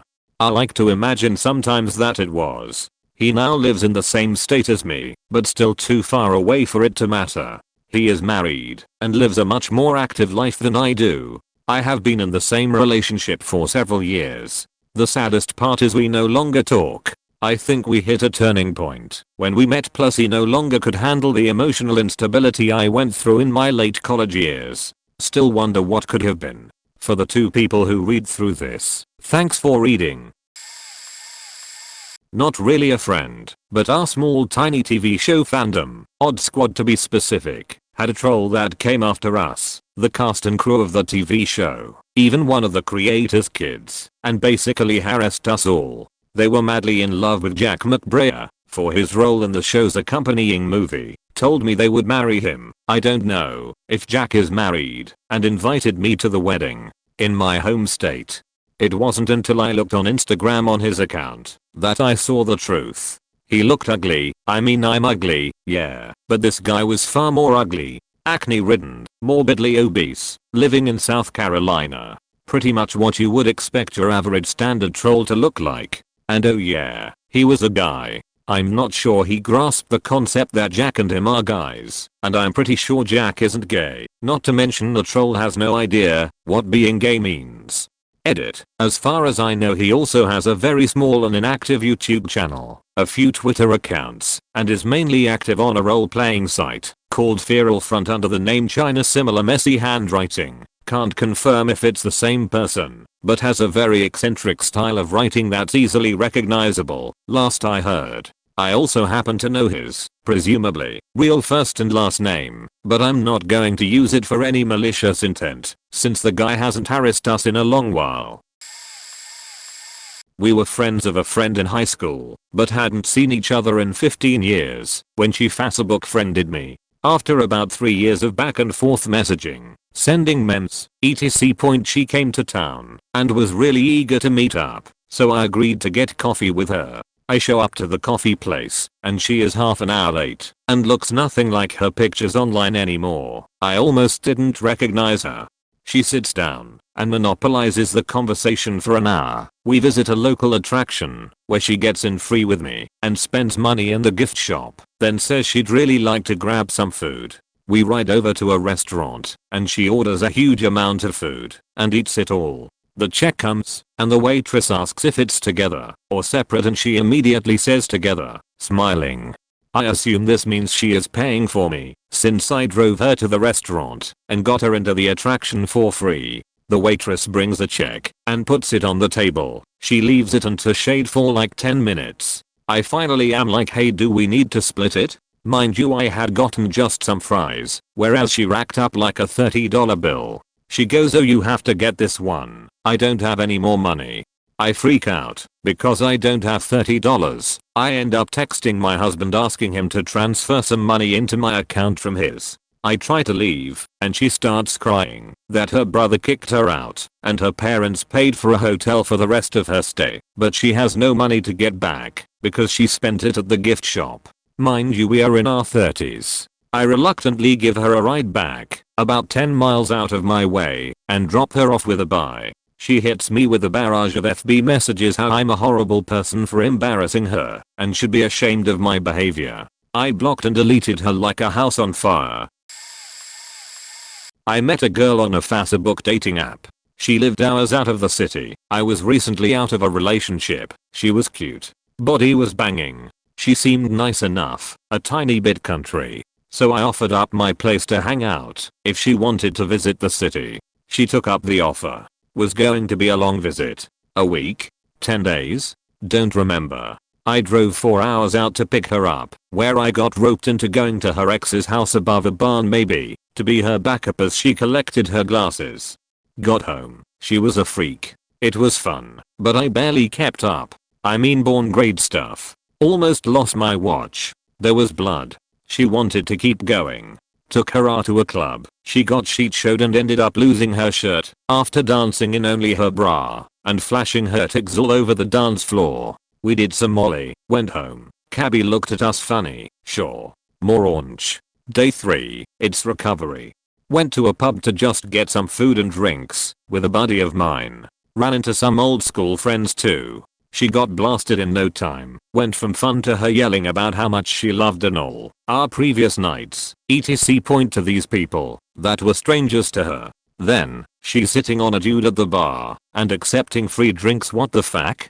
Got home. She's crying. She's sorry. My friend dreamed her out. I went to work, got home and she had cleaned my whole apt. 0.0. Ended up driving her home real early. Awkward 4-hour drive. Barely ever spoke after. She was the 4th girl in a row with the same name I'd dated or seen. It should have been a sign. I stopped dating girls with that name after I met number 5. Positive though, at the club, Gothy, my longer time friend and possible interest, saw me with new girl and decided it was time to put moves on me that night. Country girl didn't notice. Ended up dating and making a best friend for life after. Do I ever? Buckle up y'all, it's a long one. When I was 11, there was a game website that had chat rooms. You could play games with other people and chat alongside the game, etc. There weren't a lot of younger kids on the site, and I never usually talked to anyone. Until I saw one day this kid, we'll call him A, said he was 12, so I started talking to him, because I had never seen another kid play on the website at that point. We ended up becoming friends, and began talking on AOL. My mom was super skeptical of the whole thing, so we asked him to write my name on a piece of paper and then take a picture with it. My mom seemed satisfied after that and never questioned it again. Our friendship was only ever platonic. We stayed friends for about 3 years and kept connected through the game website and MySpace. When Facebook came around, I stopped using MySpace and lost track of him after that. Cut to a few years later, and I'm now in college. I was in a 3-hour-long class and decided to bring my laptop with me, which I never ever did. During our 15-minute break, I decided to check my Twitter account, which was inactive and I hadn't used in years. I saw that there was a message from A from like 2 weeks before and instantly messaged him back, not believing it was him. But it was and we reconnected. He was dating this girl from his hometown but wasn't happy. I was single and away at school, 10 hours from home, while my mother was dying from an unknown illness at the time. A was there for me at any hour of the day/night and comforted me when things were bleak and not looking good for my mom. We made plans for New Year's. I live in New York and he lived in Kentucky. To go see the bull drop in the city and finally meet for the first time, but I was broke and December was really rough for my mom, so I cancelled. I quit school to take care of my mom. And because I was so busy with her, we didn't talk as much. I started dating this guy and stopped talking to A altogether. It didn't last long and A messaged me after I had changed my relationship status back to single on Facebook. He told me he also had broken up with his girlfriend, and from that point on, we were talking. We would be on the phone for hours, texting all day and night. We would download movies on our laptops and press play at the same time, so we could watch it together. He would call up Starbucks at the mall I worked in and buy me a drink over the phone, then tell me to go pick it up.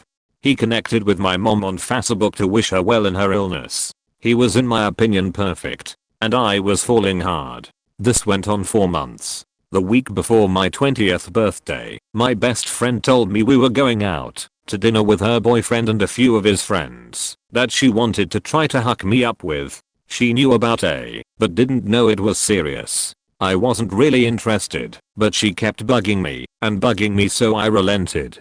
We go to dinner, and A walks in with my best friend's boyfriend instead of his friends. My heart dropped into my stomach and started doing the cha-cha slide. He had contacted my best friend weeks before and wanted to surprise me for my birthday. He stayed for a whole week. We went to the local aquarium, the beach. He had never seen the ocean before, got Slurpees, they don't have 7-Elevens where he's from, and went to Dave & Buster's, went paintballing.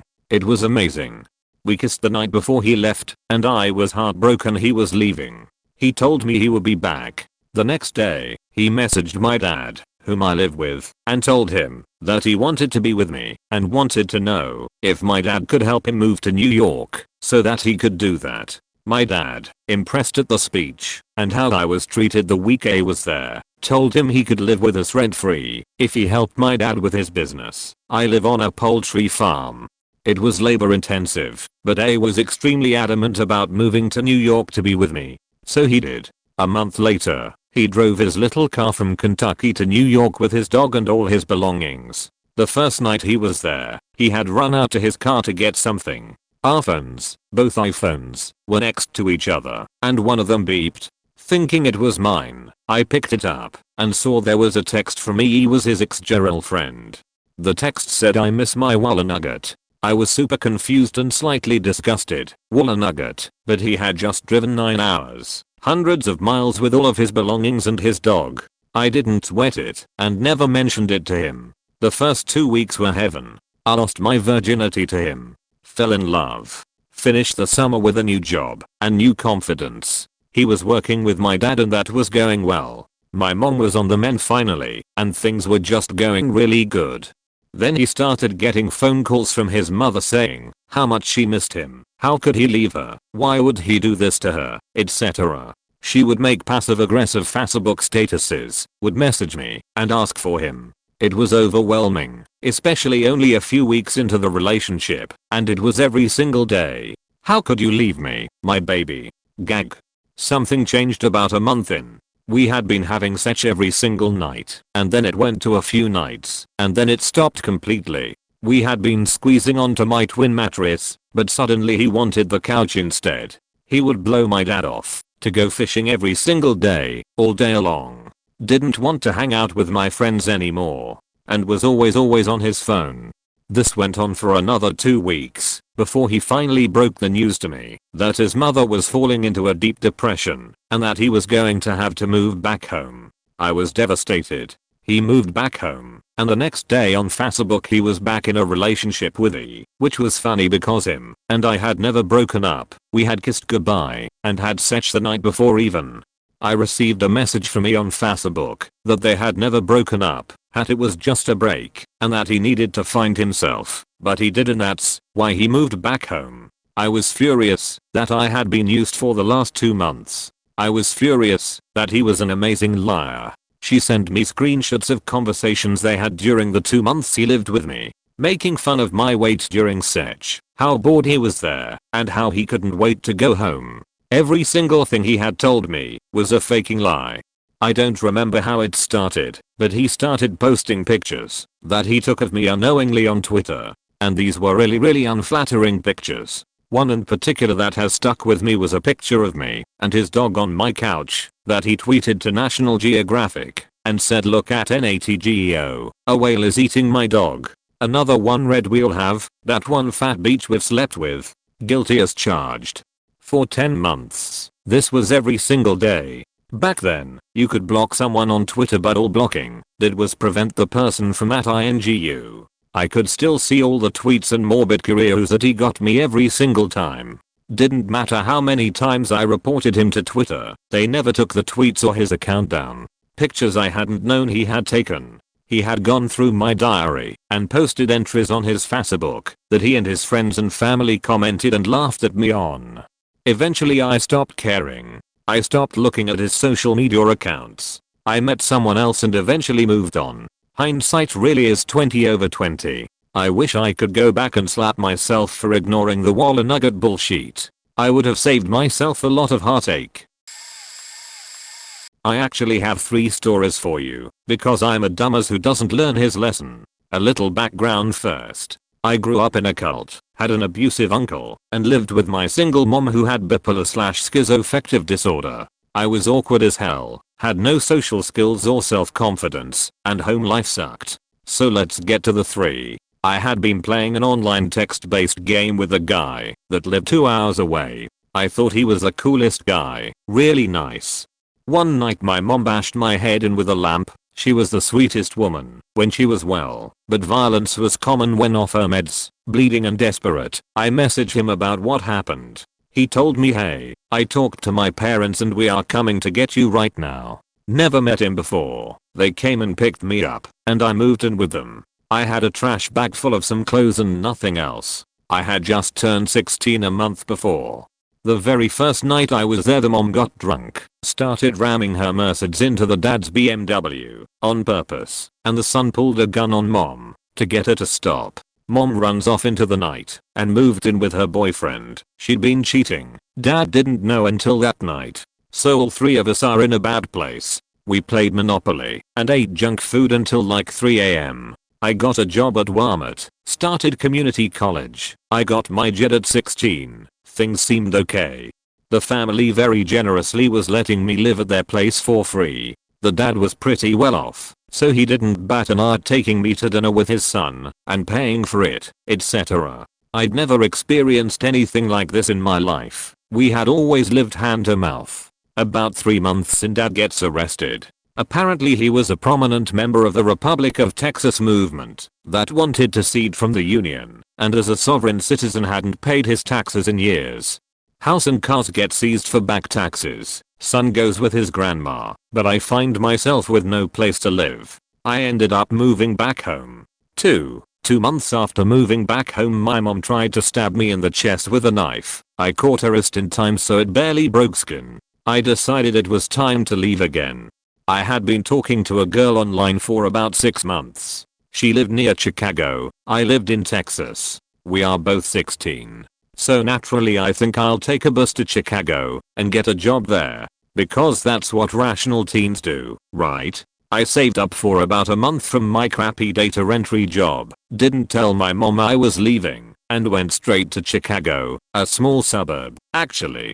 I knock on the door of the address she gave me. She asked me to come, of course. Nobody answers. I call a mutual friend that went to school with her from a payphone. Remember those? And friend confesses that the girl had catfished me the whole time.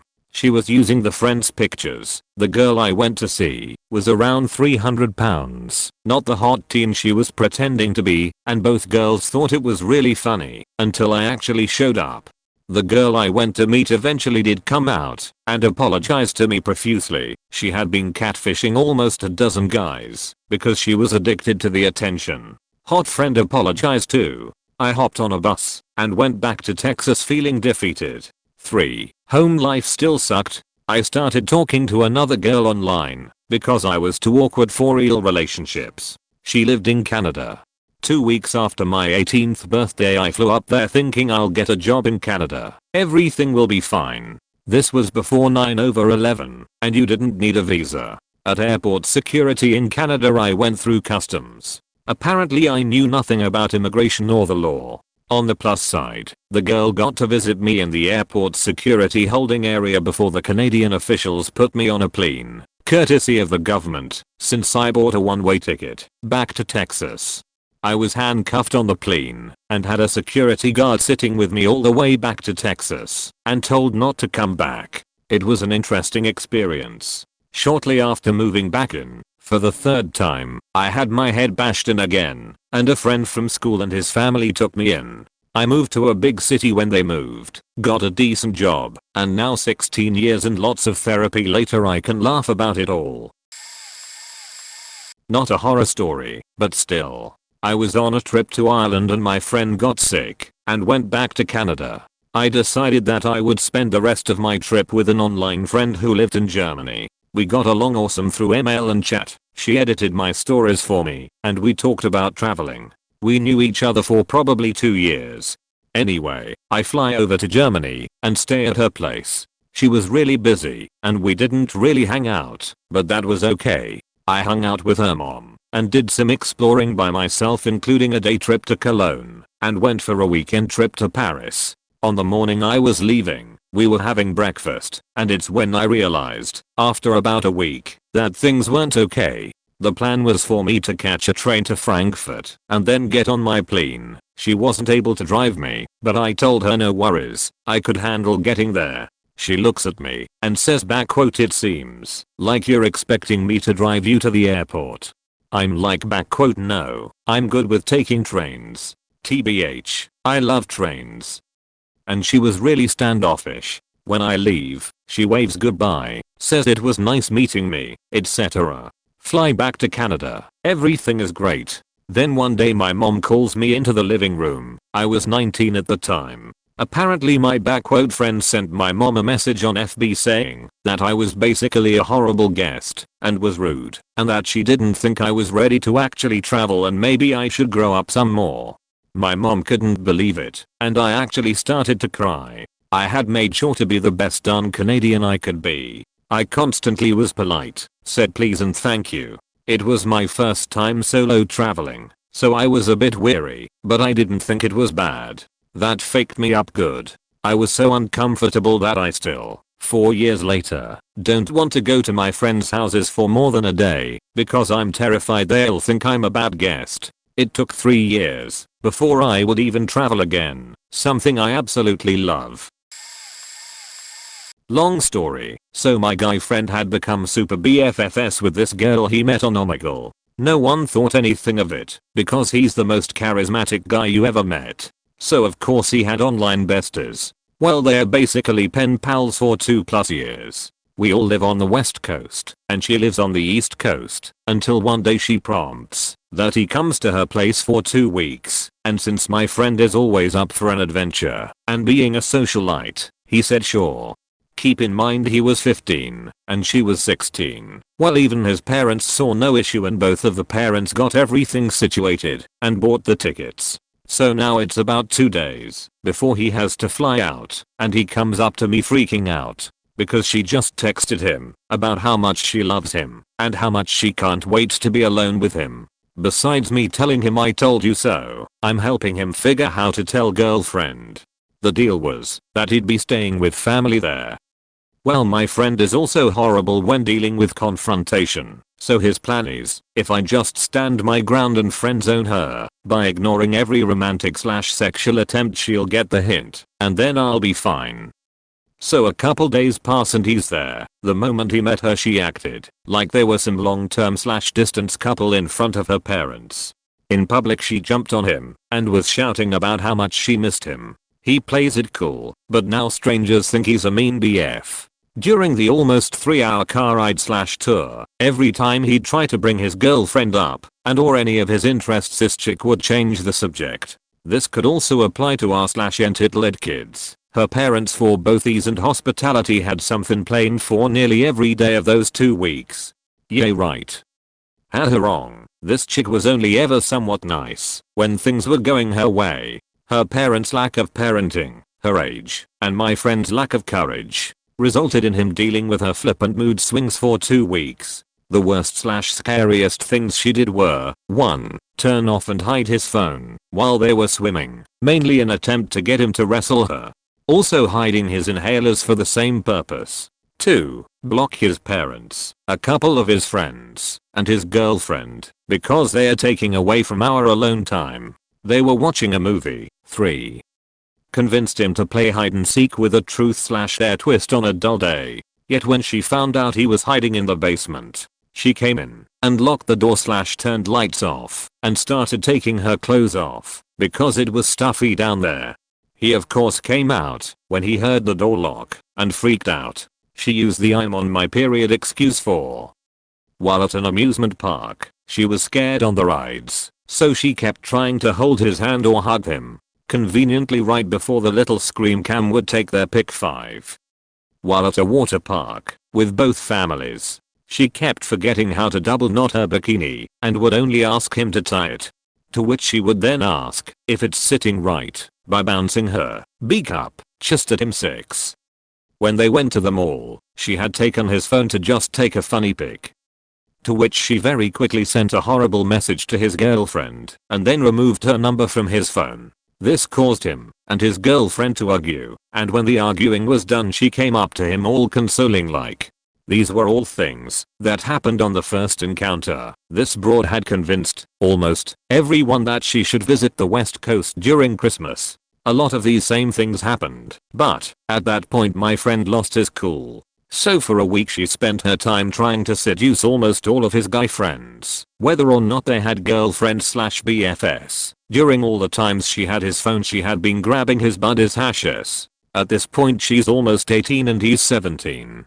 She was trying to hook up with about 6 of his friends, including a 14-year-old. This is also the first time his girlfriend and her get to meet, which the chick tried to avoid. GF stands at 5'7" and about 160 pounds, does MMA for fun, and has a pretty big cop family. Chick is about 5'1" and 100 pounds. Well, the chick, thinking she can outsmart this, tries to befriend the girlfriend to mainly turn the anger towards her boyfriend, also thinking that his girlfriend wouldn't act out since this was a family event. It almost worked until a smart remark about some of the creepy stuff this chick has done was made by his girlfriend, which the chick tried to punch her but missed. Yeah, his girlfriend quickly won that fight. This happened on Christmas Eve too. In the end my friend has never made a BFF online ever since then. His girlfriend and him are better than ever. Whereas the East Coast chick was flown home early and occasionally tries to come back like some virus. She's an ongoing joke to us now. Obligatory not me, but this literally just happened with my dad. So my dad is really into road bicycling and is in some triathlete groups on Facebook, where he apparently made friends with some pro cyclist from Portugal. This dude from Portugal posts in the Facebook group saying he's moving to my parents' city in the US to train for his triathlons, and asks if he can stay with anyone for a couple months while he finds a place and gets on his feet. My dad gets all excited about this and asks my mom if the guy can move in for a few months, and my mom for some reason agrees. I think just because all of us kids are out of the house now and they do have a lot of extra space. Fast forward to 2 months after this guy arrives, my mom has been getting super weird vibes from him and is getting anxious for him to move out and find his own place. But my dad is apparently having a great time with this guy as their roommate and is in no hurry for the guy to leave. My mom gets frustrated and decides she thinks there's something weird with this guy and Googles him. The Google search reveals he was convicted of felony credit card fraud in Portugal 2 years ago after hacking his friend's computer and stealing over 10,000 euros from his bank account. Not only that, but she keeps searching and finds like 3 more convictions for various different fraud schemes he had been convicted for. The schemes were always to steal from friends of his too, which seemed like the most faked up part to me. My mom ended up confronting him with it and asking him to move out as soon as possible. So the guy is supposed to leave tomorrow, but I told my parents to hide their valuables, put their credit cards on lockdown, and change their banking passwords. Super sketchy. Late to the party, but I met an online friend of 2 years in person while helping a friend from school move. We had met on an old school rollerplay chat and eventually moved to Skyping since we both liked crafting. We both lived alone at the time, so we'd put on movies and sit and crochet or whatever, and that was a big chunk of our relationship. She was 24 and I was 22. She seemed lonelier than me and spent a lot of time bemoaning how she had no friends or money. She had bought a house by herself at 21 and was part of multiple MLMs. I liked her enough that I just politely turned down all her offers to buy weight loss shakes and Macup. She was always angling for me to come visit, so when the opportunity came up, I let her know that I was helping a friend move a few hours away, so we'd be passing through. She graciously offered for us to crash at her place on the way. Turned out, she lived in the middle of this very 50s suburban neighborhood, in a 1-bedroom house with no doors on any of the rooms. She'd spent all her money trying to live this Facebook mom group life, despite being a single 20-something, so the house itself was basically empty with pillows on the floor in lieu of furniture. She had no bathroom door or table, but she had an expensive coffee maker and a metric ton of weight loss shakes. She was sleeping on the floor in a sleeping bag.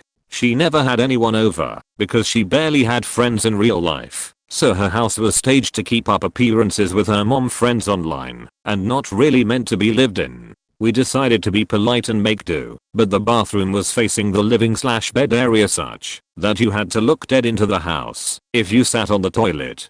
Whenever one of us needed to pee and eventually shower, the others just walked outside. Naturally, I got massive stomach cramps at like 3 AM and had to crawl up and take the stealthiest, most painful pup of my life while looking over the bodies of my sleeping friends. I'm not sure if this is the right kind of horror story, but it still bothers me many years later. Way back in the day, I met a guy through online role-playing in AOL chat rooms. It was never anything questionable, we just had characters and would play out scenarios together. Eventually we really got to know each other, and friendship became a long-distance relationship. We would talk on the phone for hours and send each other packages. Our parents spoke at one point, and after chatting for a couple of years, they helped set up for us to meet. Everything went well. His dad brought him to my hometown and we actually got to meet. We saw each other a handful of times after that too. He was my first relationship, and just generally a good friend during a lot of my middle school/high school formative years. Eventually we broke up, but continued to be friends and keep in touch. I always thought I would see him again someday. When I was in my 20s, he had a death in the family and I remember talking to him. 2 or 3 months later I woke up from dreaming about him at like 4:30 in the morning. I couldn't sleep, so I went online to send him a message that I figured he'd get whenever he was next on. So the horror story part, for me, was that I found out that he had been found dead in his apartment a few days before I went to send him that message. He had had a brain aneurysm. It was absolutely crushing to know I hadn't made it a priority to see him again, and that I would never talk to him again. It still really saddens me when I think about it now, several years later. So this story starts with a man from Florida. We matched on Tinder while I was on vacation in Florida. We met up while I was in Florida and hooked up a few times. It was great. He was great. A genuinely beautiful man who ruined my whole life with his dick. When I came back to my state he reached out. Of course I responded. We had a great time. I was thinking I would never see this guy again, but talking to him, mostly sexting, was fun. We continued to talk, and he asked if he could come visit. I of course said yes, why wouldn't I? This drop-dead gorgeous sech god was going to visit me. I was thinking like months from now, not immediately. Well, he asks when I'm off, and I give him some dates. He tells me that he is coming to my city. I assume he is flying. I'm 1,500 miles away from Florida. He tells me he is driving. He drives 3 days to see me. He arrives Thursday night. We spend the night together. He rocks my world. Like really, I have never felt anything quite like this man. We spend Friday together. Midday immediately after having more mind-blowing sex, I tell him I'm going home to change and get ready for a concert we were to attend. My house is like 45 minutes away. I get home, text him a thank you for the great sex. He calls me and tells me that 3 days is a big commitment and he should have flown, and that he needs to go back to Florida. He leaves that night, goes back to Florida. Super weird situation. Now all I can think about is what is wrong with me, that this person couldn't even stand to spend the weekend with me having sex. Like, this has really messed with me. I asked him if I could have done things differently, and he said that he could not think of anything I could have done, that him leaving had to do with how he was feeling. I can rationally accept that, but on another level I just keep thinking that I'm the problem. Like maybe he had this expectation of who I am, and I didn't meet that, or that I'm boring. I just wanted to have hot sex with the guy. I didn't expect anything from him. Honestly, we spent more time together than I thought we would. The whole situation was weird. We didn't know each other outside of the biblical sense. Like I should have said no to the visit and given it more time. Like 3 days with a stranger may sound super hot, but damn it blew up in my face, and not in a good way. The whole situation faked with me pretty hard. My neighbor had actually done this and it wound up coming to my house. This was 2006 or so. All the kids in the neighborhood were all around the same age, 14 to 17, and my neighbor had told the social circle that he had made an box buddy that didn't live far supposedly from our location and was going to invite him over so we could all meet this cool guy. But I didn't think he was serious because he says lots of things that never come true or ever happened, etc.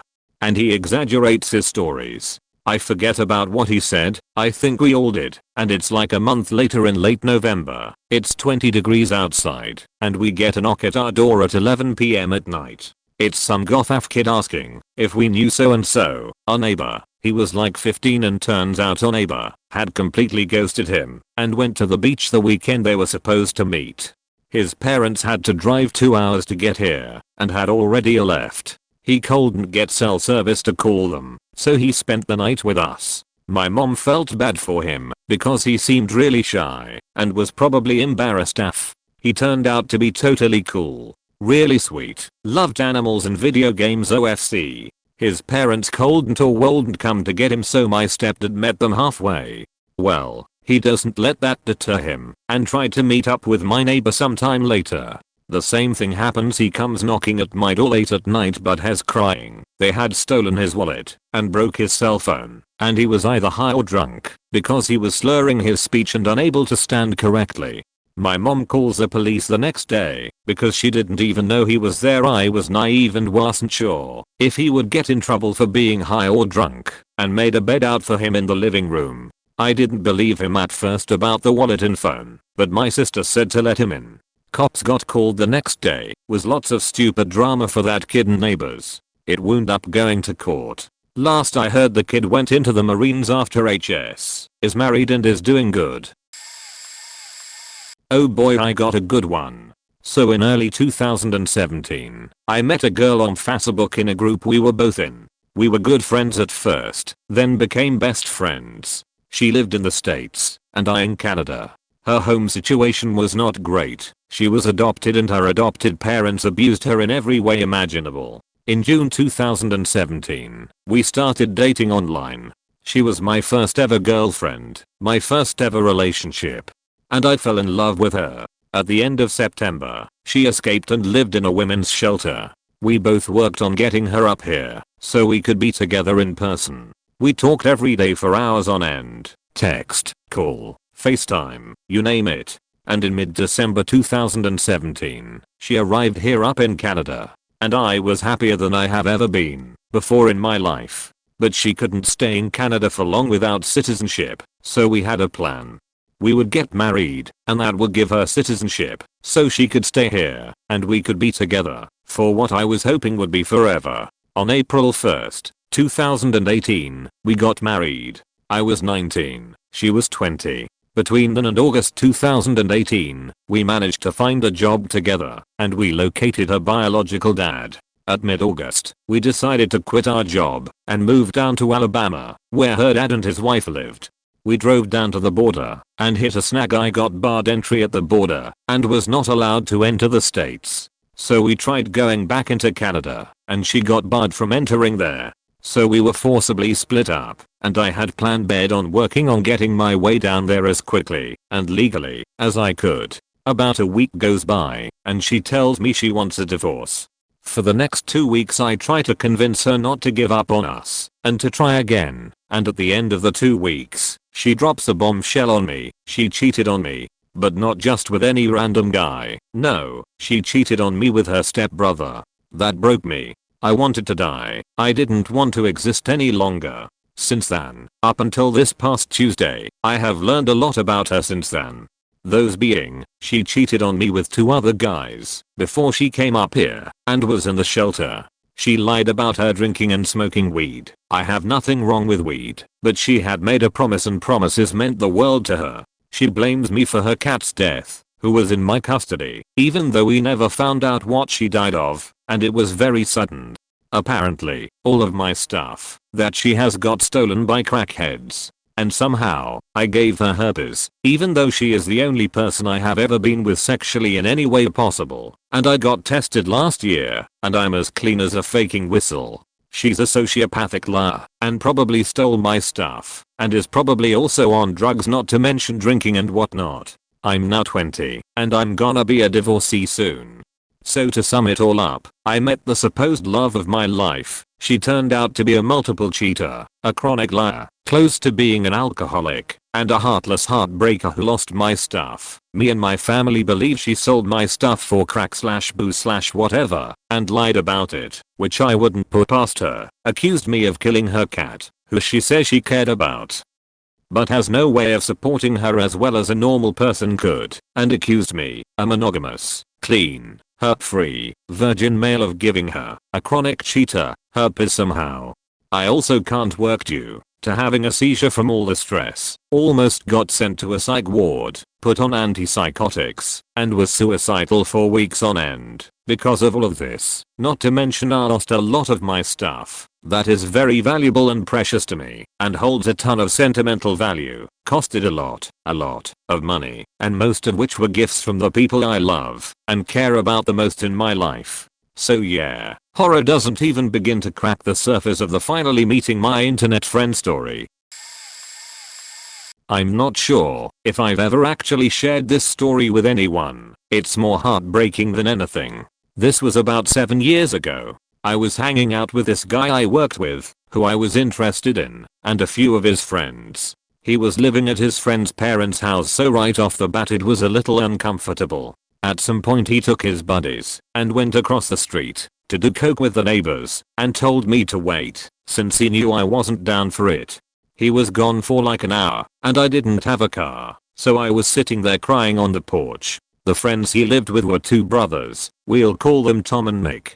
Tom came out to have a cigarette and told me he'd take me home. He talked to me all the way there about what a dick guy was, and selfish, and even though they were friends, he didn't like what he was doing with himself, and he apologized a million times for getting wrapped up in it. He told me to stay away from guy in general, and I felt he was telling me because he genuinely cared about my feelings. He dropped me off, and on the way home, he got a DUI. I mostly cut off contact with everyone involved. Obviously I felt extremely guilty, since he had only been out to drive me home, and I hadn't even realized how drunk he was. Plus, after his really sincere warning about Guy, I was done with him anyways. Fast forward a year later, and Tom died. He crashed his car into a tree down the street from my mom's house and died instantly. I maintained a respectful distance. Another year later, I was living with my boyfriend, and I got this random message on Instagram. It was Nick, asking if I was that girl he had taken home the night he got his DUI, and he told me about how much had happened since Tom died. I wanted to connect with him, because I felt like it was somehow my fault, so I agreed to pick him up, and we could go on a drive and talk. Nick was friends with some of my friends from high school, so I didn't really think twice about it. I felt terrible for what he was going through, and wanted to be a good friend. I picked him up in the evening and we went for a drive, and I took him to one of my favorite spots, a local reservoir that was tucked away in the hills. We went and sat on the edge and just talked about Tom and Guy I had been talking to. Then shit got weird. He told me that the night Tom had gotten the DUI, he changed. I tried to be sympathetic because I still felt like it was my fault. Nick told me, I don't know why Tom would risk his record or freedom to take you home, but he saw something in you. Now I see what he saw. And I was like, thank you, but really that's just who Tom was, just a nice guy who really helped me out. He went on to say that, since his brother had passed, he believed that he could still find I don't even know how to explain, parts of his soul in other people and things. Basically he confessed that he was convinced that, because of that night, I had a part of his brother. And then he tried to kiss me. I was like, whoa dude, I have a boyfriend. I'm just trying to connect and hear you out. And he kept saying weird shit about me having a part of his brother and I changed him, and that whole night changed him because of me, and kept trying to kiss me over and over. He was a really good looking guy, and I felt for his pain of losing a loved one, but I had to throw up some boundaries. After several attempts to kiss me, and lay down on the concrete at the top of the reservoir, I was feeling really uncomfortable, and called it a night. He was pretty upset, but at that point I wasn't as sympathetic. I told him, look, I want to help you through this, but I can't let you kiss me and put me in this position. All the way back to his place, he basically threw a fit and insisted over and over again that somehow I had a piece of his brother, and the way fate had put me there that night and changed Tom was all this huge I don't even know, cosmic thing. He said it had taken 2 years to track me down. That alone was kind of scary, in retrospect. Needless to say, I dropped him off and let him scream at my car while I drove away, at this point full on shaken. I went home and told my boyfriend about it and told him what had happened. He was very concerned, and we both agreed it was probably best to block Nick for a bit while he goes through whatever he's going through. But the words themselves still kind of ring in my head now and then. You have a part of my brother, and I want him back. Edit. While after thinking about this for a minute, I remember how Nick found me. He had Tom's old phone, and I had given Tom my number to text me when he got home safe. He had literally spent 2 years digging through his dead brother's phone to find the girl he drove home that night he got the DUI. In retrospect, that makes it even sadder and creepier. I had gotten to know this one guy off an online game I played for a short period of time. He seemed nice enough at first, but would always ask me for personal information, real name, age, where I lived. I never gave him the info, but used fake ones. About half a year goes by, and he slips up, calling me my real name, which I had never given him. He tried to play it off that I had told him it a while ago, but I knew that wasn't true, and started ghosting him after a while. About 1/2 a year later he contacts me again, demanding to know where I've been. I told him I had been busy, to which he replied, didn't know a play took up so much time. This was when Facebook was just starting up, and I didn't have one. I didn't post about my personal life online beyond a privately set liver journal which wasn't under my name, and even those were random. This freak on a leash was stalking me for whatever reason. I promptly told him I didn't want to hear from him again, and kept an eye open for a good while for anyone acting shifty, as well as tell my parents about it. I never really found out who he was, but my dad did catch some shady looking guy creeping around our house and scared him off. He's a fairly big guy, and when he's mad he can intimidate people easily, but my dad's really a big old softy. Either way, it's been probably some 13 years ago since then, and thankfully I've not heard from the guy since. I have posted this before somewhere. Finally something I have an interesting story about. Haha. I met someone on the internet about 10 years ago. We got on really well, and he didn't live that far away from me, so decided to meet. He was my age and we're into the same things. We met and got on well, so we started dating. That's where it started to go wrong. We dated for a few months, but things started getting weird a few months in. He started to talk about how he could now tell me that he was a warlock and how he would do rituals to help our relationship and cement our love. He also wanted to do a ceremony type ritual to strengthen us. This started weirding me out. He also tried to get quite controlling, telling me what music I could and couldn't listen to, and if I liked something he didn't like, I was wrong. Unluckily for him, he tried that on the wrong person, and he was sharply shut down. He was also about 90 pounds soaking wet, and didn't scare me in the slightest. I met some of his friends, and we got on well. He didn't like this either, and started calling me horrible things. So I broke up with him. I didn't see him for a few months, but this was back in the days of MSN Messenger. He would message me horrible things, and how he hopes my life was awful without him, and how he hoped bad things would happen to me etc. He said he was using his powers to send me bad luck, and hoped I would hurt myself. He would also text me similar things, and then pretend it wasn't him. Few months later it was the friend I met's birthday, so I went for drinks with her. He turned up out of the blue. He kept texting our mutual friend how much he hated me, and how he wanted to incapacitate me using his magic, cut my head off, and use it in his ritual. Which she told me the next day. I was livid. I was still angry when I saw him in a club 3 months later, so I went up to him, tapped him on the shoulder to make him turn around. I told him that if he wanted to kill me, I was stood in front of him, and then I punched him in the face. Didn't even get kicked out of the club. Lol. Got a begging FB message from him that night asking me to leave him alone. He done nothing to me ECT. I sent him a scathing message back and have never spoken/seen him since. TLDR, met a guy on a dating site. We broke up. He tried to kill me using magic spells because he thought he was a wizard. NB. I have many friends who follow the Wiccan faith. I have no issue with this. I have issue with men who want to kill me using said faith. I want to say this was in 1997. AOL chat.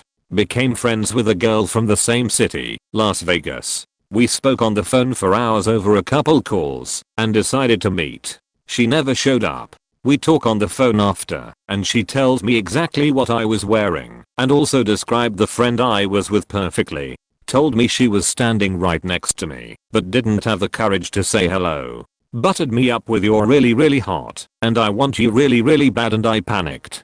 I decided, hey, it happens, let's try this again. I take a different friend with me this time and we went to a spot on the strip in Vegas. My friend and I were standing outside our MCDs on the sidewalk and kept hearing a girl in a car driving by yelling "woohoo," which was a catchphrase of sorts for her, and I immediately recognized it. My best friend started talking sense into me and telling me I was a putz if I stayed any longer. We left.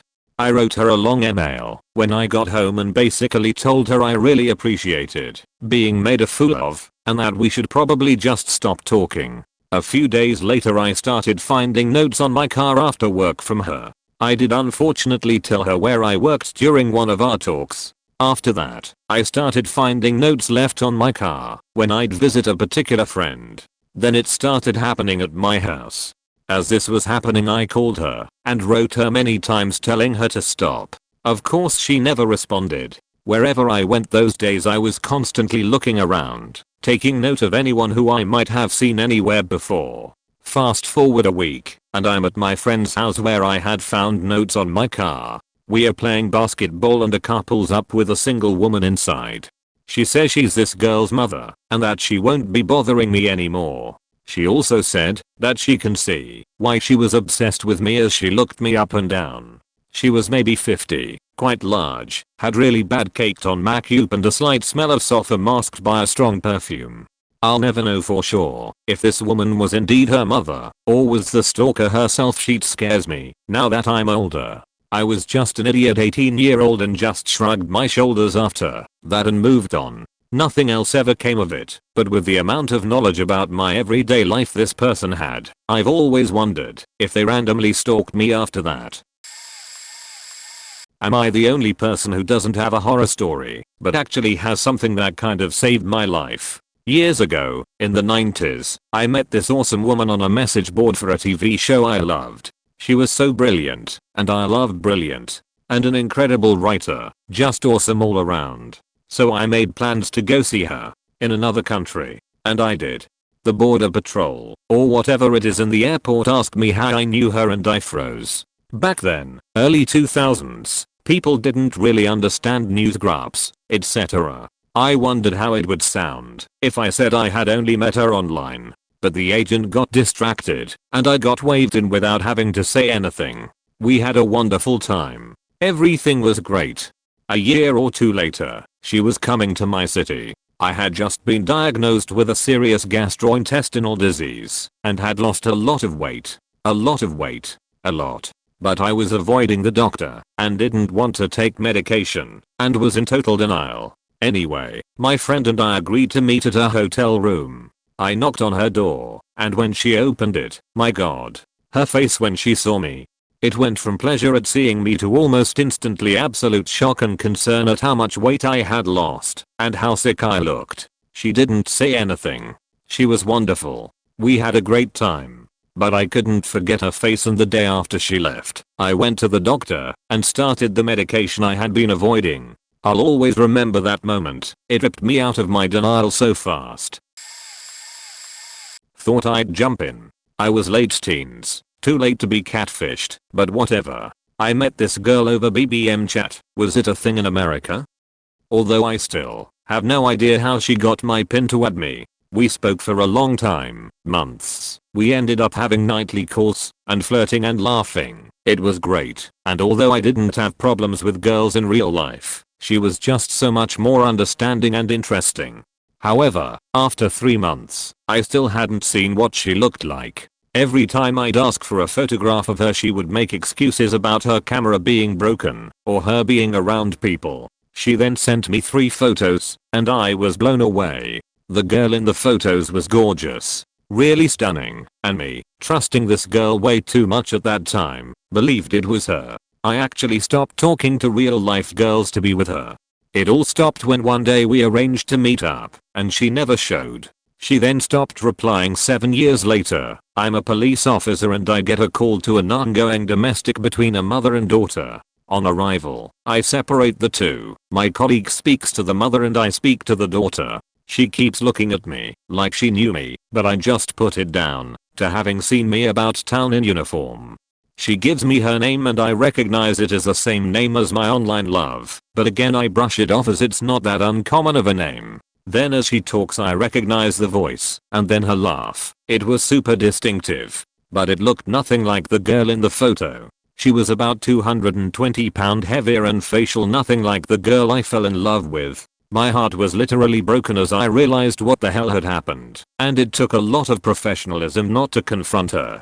I tell her my name as it was on my name badge anyway, and she looks like she's seen a ghost. I then had to leave to stop myself going off on her. That night, I had a Facebook friend request from someone with the same name, but the same girl in the photos from years before, only older. Block that sheet real quick. It's easier to be tricked online than people think. Oh, we are going back some now. I was living with a friend and had set up a Yahoo profile linked to my Yahoo Messenger. Moved out and hadn't been online in a year. When one night I got a random pop-up message. Started chatting to this guy and we clicked. We chatted online only for about 3 months, then by phone as well for another few months. He was Australian, 26, a guitar tutor, into weights etc. He drove 2 hours down to meet me, and we got on like a house on fire. 6 months later, and he's spending almost every weekend with me, and driving down once in the week too. We decide on a holiday to visit my family who are out of the country. Fly out there, meet all my family, stay at my sister's, babysit her daughter, get home and carry on with life. One day about 2 years in, he lent me a book, and when he's at his, I decided to read it. Out of the book comes an invoice addressed to someone else. I give him a call to ask about it, and he has a big conversation with someone, who I can't hear, responding about how careless it was to leave a client's business document lying about. Okay, fair enough. He collects it to take home next time he's over. My spidey senses are tingling though, not sure why, just a bit weird. So one day he's popped out to the car and I see he's left his wallet on the side, so I decide to have a peek. Inside it's empty except for one bank card with the name of the client on it. Not one for confrontation. I say nothing until he's gone. I have a huge conversation with him about it. He says he uses a fake name because of an ex who stalked him. Big long backstory. Believable, but by now I'm paranoid AF and turn into Columbo minus the wonky eye. We'd been dating for more than 2 years at this point. It took me little more than a week before I discovered, oh, we are going back some now. I was living with a friend and had set up a Yahoo profile linked to my Yahoo Messenger. Moved out and hadn't been online in a year.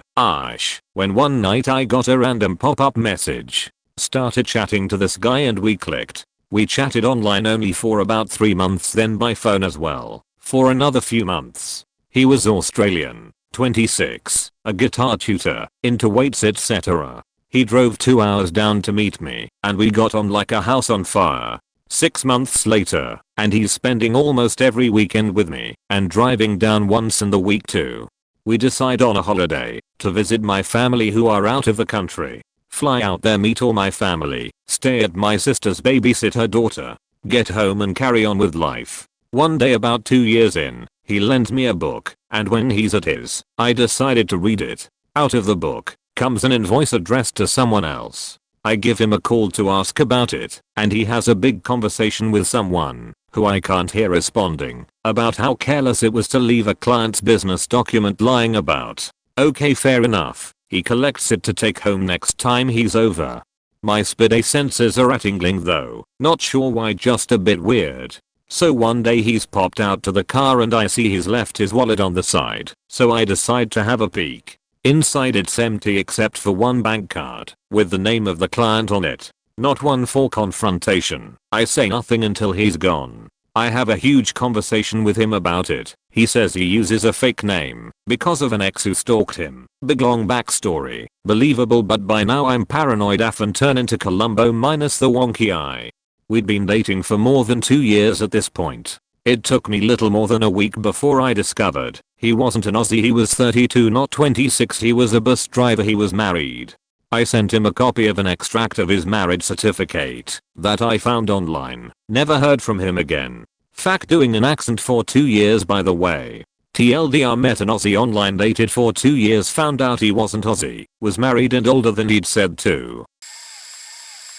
When I was around 12 or 13, I was heavily involved in the anime convention scene. I knew creepers were out there, but didn't think they would bother me, since I would usually be dressed up as male characters with almost every inch of skin covered up, which was extremely naive of me. I also got way too comfortable with the idea of older people being friends with me, since most of my genuine friends were 16 or older.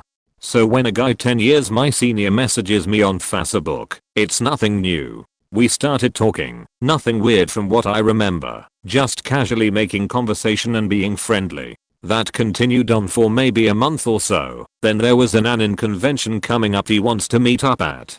Sure, why not? I'd done that before. So, around lunchtime, he's messaging me that he's there. I'd been there for a few hours already, actually with my dad and a friend of mine. I was upset because my friend had basically ditched me and I wasn't good at socializing on my own. So when he offered that we could meet, I was relieved to have a friendly face to talk to. I see him approach, so I tell my dad I'll be right back and go to meet him. We say hi. He says something to the effect of, "There's something I want to show you." I start following him out of the crowded dealer's room, and then it finally clicks that holy shit, you idiot, you're following a random guy to who knows where, stop this right now. I say something in a panic about how my dad is waiting on me, and how I remember it as I said that, and he left almost immediately. I returned to my dad, and we left the convention soon after. Funny enough, he later went on Facebook chewing me out over it, because it was embarrassing, and a waste of his time. I blocked him. I never told my parents what happened. They were overprotective anyway. That would have gotten me banned from cons or social media, and both were my only social outlets. That was the end of that. It was like a picture perfect sad on stranger danger. Right down to the corny. I have something to show you. Follow me out of this area with lots of witnesses. Definitely taught me a lesson on how naive I really was, and thankfully with no more trauma than the realization that it could have quickly gotten so much worse. This is really my parents' story, but I lived with the bastard as well, so I feel like I'm allowed to tell it. It started on a school day off in first grade. Little old me was playing on the kitchen floor with whatever the hell when I heard the side door open and close. My mother said a greeting and a man's voice replied. I instantly thought it was my father, and I gave an excited daddy as I ran to give him a hug. It wasn't. Instead, there was a stranger standing there with a suitcase and a Michigan State hat, smiling his crooked teeth smile. We'll call him Sheethead. See, Sheethead was an online friend. He was part of a guild my parents were part of on World of Warcraft. He was from Texas. We lived in Florida. I didn't like him in this first encounter, but I sort of grew to tolerate him until about 4th or 5th grade, about the time Minecraft had come out. He was somewhat of a control freak, you see. He loved to shout at us to do things a particular way, but was careful not to do anything too extreme, otherwise my mother, his landlord, would kick him to the curb. He especially hated it whenever I played flash games, because, according to him, your parents don't like you playing them. This was the same with anything I did. My sister was somewhat spared, but often not, because she didn't really get into anything I liked until later on. He would kick me off my computer whenever he caught me indulging in some mining and building, sending me instead to do something totally banal and irrelevant, like homework I'd already done, or playing with my sister, who didn't care one way or another. The worst was when we moved. He soon found a college he wanted to attend, but couldn't maintain a job to pay for it. Not like he couldn't, he was just a lazy scumbag.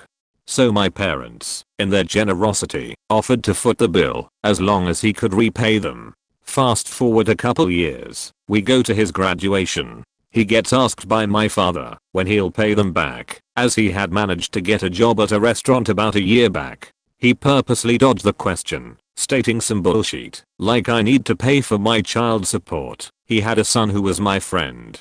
I can't help but feel bad for him now. In the years following, we found that, after kicking him out not once but twice, we took him back the first time, because he was a changed man. He had Crohn's disease. This especially hurt us, because not only could he not afford the hospital bill, but it hurt my mother's business, because of how much time away supporting him she took. It was a dark time.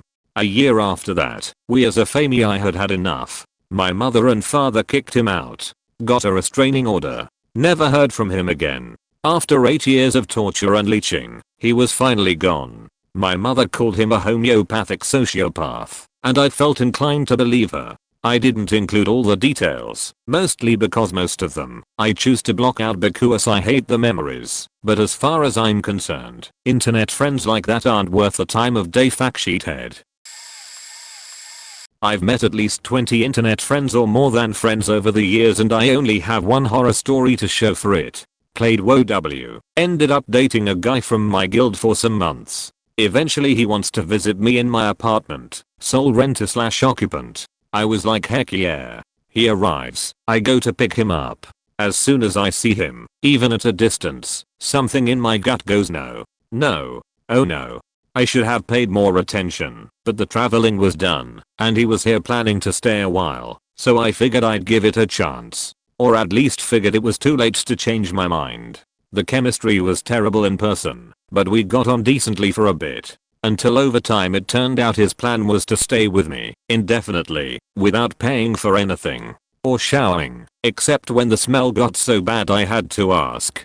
It didn't last long once that was clear. I made arrangements to kick him out. I was going to keep his computer and game system for collateral, to eventually be paid back, but he threw a pity party on the way out the door, so I, being too nice, ended up letting him keep one of them, which he later laughed at me for letting him get away with. Otherwise he had disappeared beyond means of contact. A few weeks after he was gone, I got a call from his father. I was excited at first, maybe he had realized what his son did and was going to make him pay up. But nope. His family also couldn't contact him and was also owed a significant deal of money by him. I felt bad for them. We commiserate a bit, and that was the last I heard from him or his. I met this guy in a Dark Souls group. He was a hell of an artist and seemed like fun, so I added him as a friend on Facebook. A few months later I was thinking it would be nice to have a group chat full of artists where we could share random doodles when we were bored, so I obviously added him. The group was a success and we all became close, since we talked every day. They even came to my birthday party and this guy gave me an amazing portrait of myself. Few months pass, and I decide to make a small gathering with the people from the group. Everyone was already at my house, but he wasn't anywhere to be found. I couldn't reach him on his cell phone, and was a little worried for him, since my neighborhood is not really nice. A few hours pass, and the doorbell rings. I try to look outside. It was about 11 PM, so it was late, but I don't see anyone.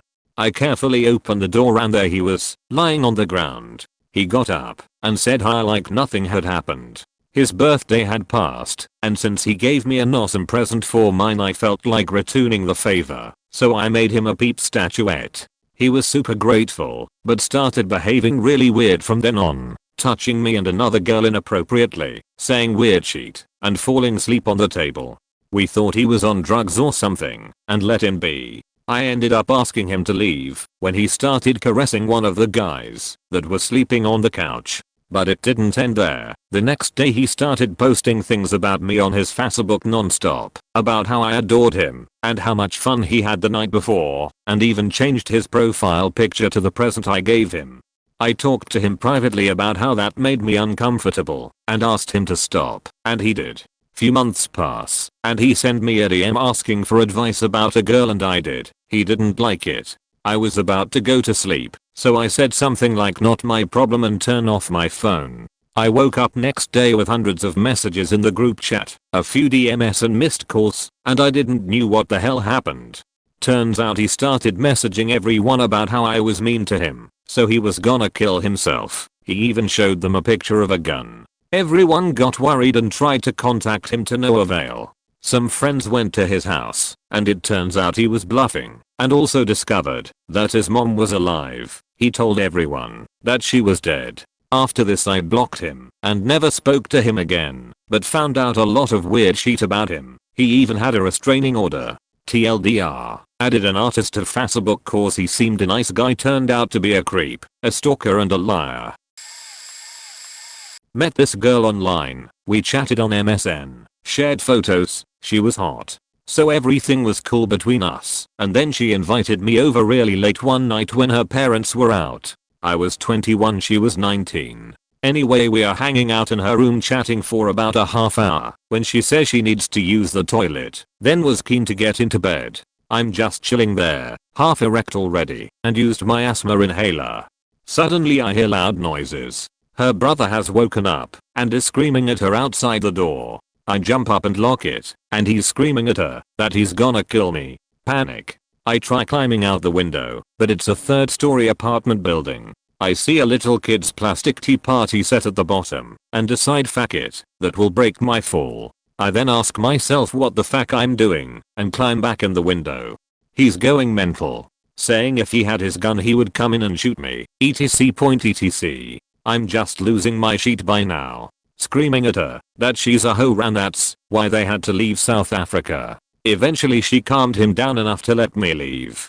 I'm leaving the house when I hear running down the stairs. I bolt to my car and jump in, started, and a goddamn 6'8" behemoth of a man comes tearing across the driveway at me. I floor it, and he is smashing on my car with his fists. I finally escape and don't stop driving. Close saint, I've come to literally sheeting my pants.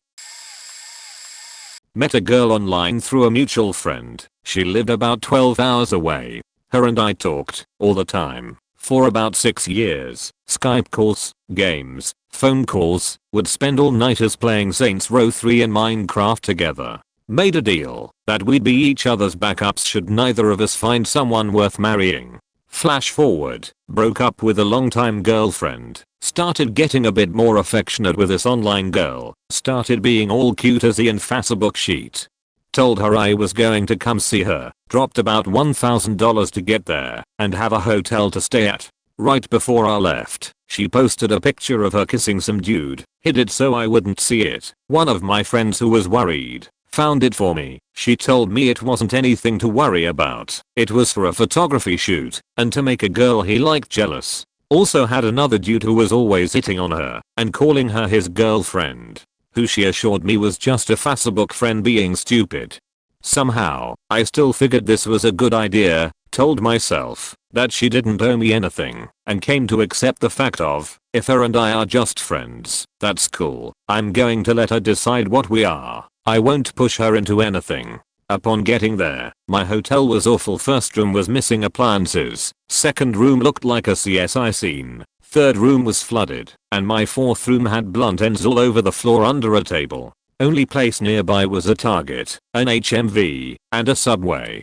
Called the girl, asked when I'd see her. She told me, oh, I made plans today, sorry.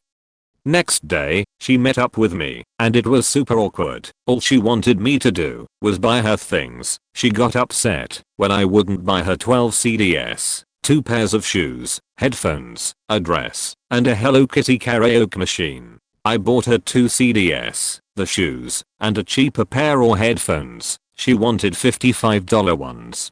After I told her I couldn't blow all my cash on the first day, she said she had a lot of homework and should get home. Gave me a hug goodbye and left with some dude. Then later that night, she posted about how good of a day she had with the other guy. Messaged her the next morning, got no answer. Messaged her the day after, asking if I should keep trying to see her or leave her alone, and got blocked immediately. Best part, I was 3 days into my 8-day trip in Red Deer, Alberta. Spent the next 5 days blowing my money at HMV, eating Nutri-Grain bars, and playing Minecraft, since I was not able to cancel my remaining hotel days. Nowadays she's gone psycho, so I guess I dodged a bullet on that one.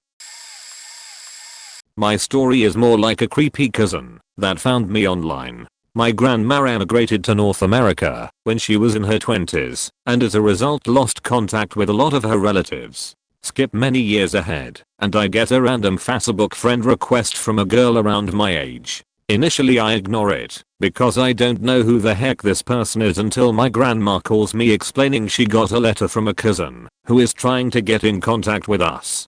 Realize it's the girl that friend requested me. We end up becoming very close, and at a time I even said she was my best friend. We would Skype almost every weekend and we played a ton of video games together. About 2 years go by, and she wants to visit. I'm a sophomore in college, so I'm still living at home, but my parents agree to let her stay. I probably should have mentioned this earlier, but I'm a female as well. Right off the bat she is acting weird.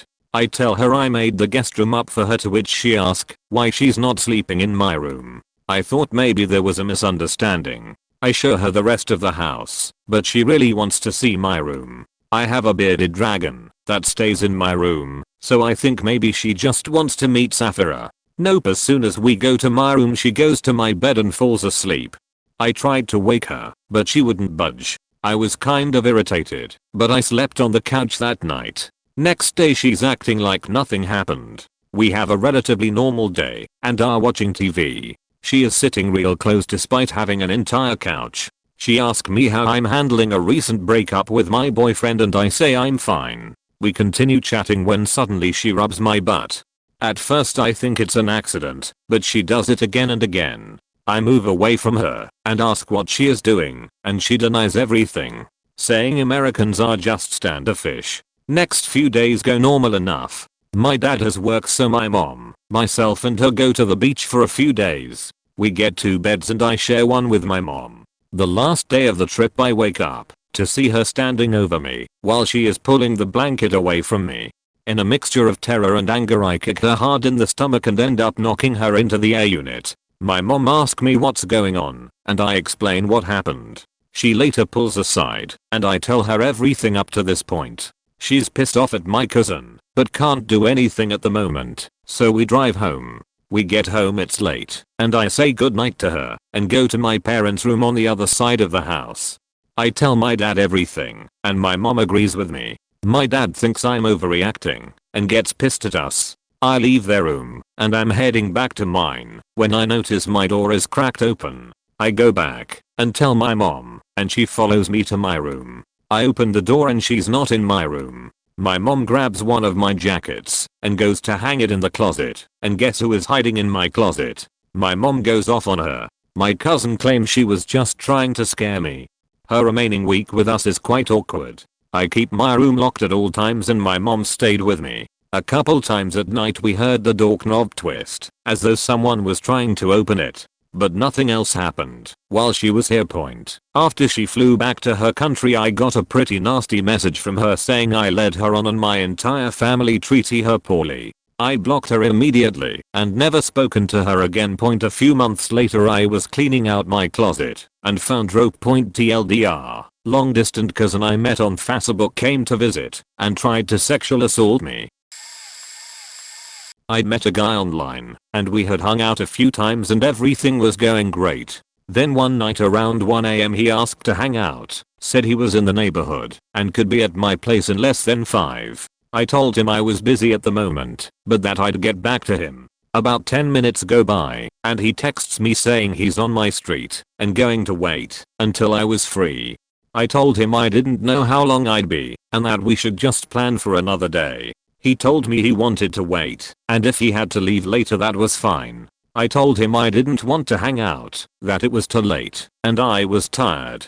Around 2 AM he texts me back saying he found my backyard and asked me to sneak him in my window. I live in a suburb, in a semi-detached home, and we're the very middle.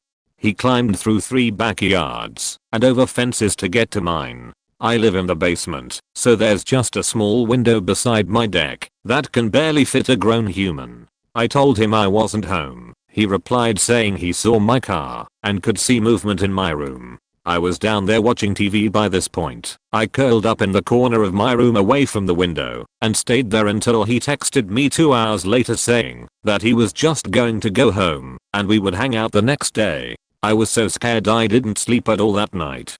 I also found out a week later from some Facebook snooping that he gave me a fake name and that he had a fiancé and child living at home 4 hours away. He just lived in my town for the week while he worked and then drove back home on weekends. He was insanely charming and sweet when we did hang out, always made me feel so loved and beautiful, and then that night happened. I never spoke to him again and thankfully haven't heard from him since, but that was a terrifying night. I was admittedly the horror story for someone. For a long time I was one of those guys, you know the ones, the nice guy types. There was a girl on a forum that I and my cousin ran a fantasy text-based RP on, and she and I ended up hitting it off and slowly developing a semi-romantic relationship over the course of a year or so. I got clingy and obsessive. We made plans for her to come visit me, and I bought tickets for her and everything. I don't know what specifically spooked her, but she got spooked and decided she wasn't coming. A month or so later I learned that she was going to visit my cousin, and so I arranged to visit my cousin at the same time. My cousin, as far as I know, was unaware that she had been spooked by me. Hell, I was oblivious too, and assumed that her decision to cancel was for financial or time reasons. So when I said that I wanted to surprise her, he was on board. He figured she'd be happy to see me, and I did too. We were both very wrong. Long story short is that things were going alright, at least, until I think I tried to either hug or kiss her. I honestly don't remember what specific romantic gesture it was, but she did not want any part of it and reacted poorly. It culminated in her basically screaming at me to get away from her in the parking lot of a store, me deciding I was going to walk several miles along the highway rather than ride in a car with her, and my cousin threatening to break my legs if I didn't get into his damn car so he could drop me somewhere where my parents could come and get me easily. I remember trying to use some shitty as bullshit line to try and salvage things with her, and her expression of exasperated disbelief. We didn't talk for months after that, and when we did again I remained oblivious to how much I had actually scared her with my behavior. When she finally confronted me with it, after whatever final straw I dropped, I tried to make it all about me, and had so thoroughly gaslighted myself about what actually happened to try to escape my responsibility for the situation, and subsequently gaslit her in my attempts to force my distorted perception of events on her, that she just gave up and blocked me. Things on the forum fell apart pretty quickly after that, and it ruined a lot of friendships I developed through it, and it honestly pretty badly damaged my relationship with my cousin, who'd been one of my oldest and best friends. I regret the hell out of it, and wish to God I could apologize for it all. That would only really benefit me though. I'm positive she's moved on from it, and I wouldn't even know where to begin with talking to my cousin about it. At this point I have to just be happy that I'm not that person anymore, and accept that I faked up, and that had consequences that I have to live with. But still, I guess, if you end up reading this by some chance, Rain, I'm sorry. I was very definitely a very shitty, deeply unwell person who was completely oblivious to the very real fear that I created, and I twisted reality into knots to try to get away from taking responsibility for my shitty behavior.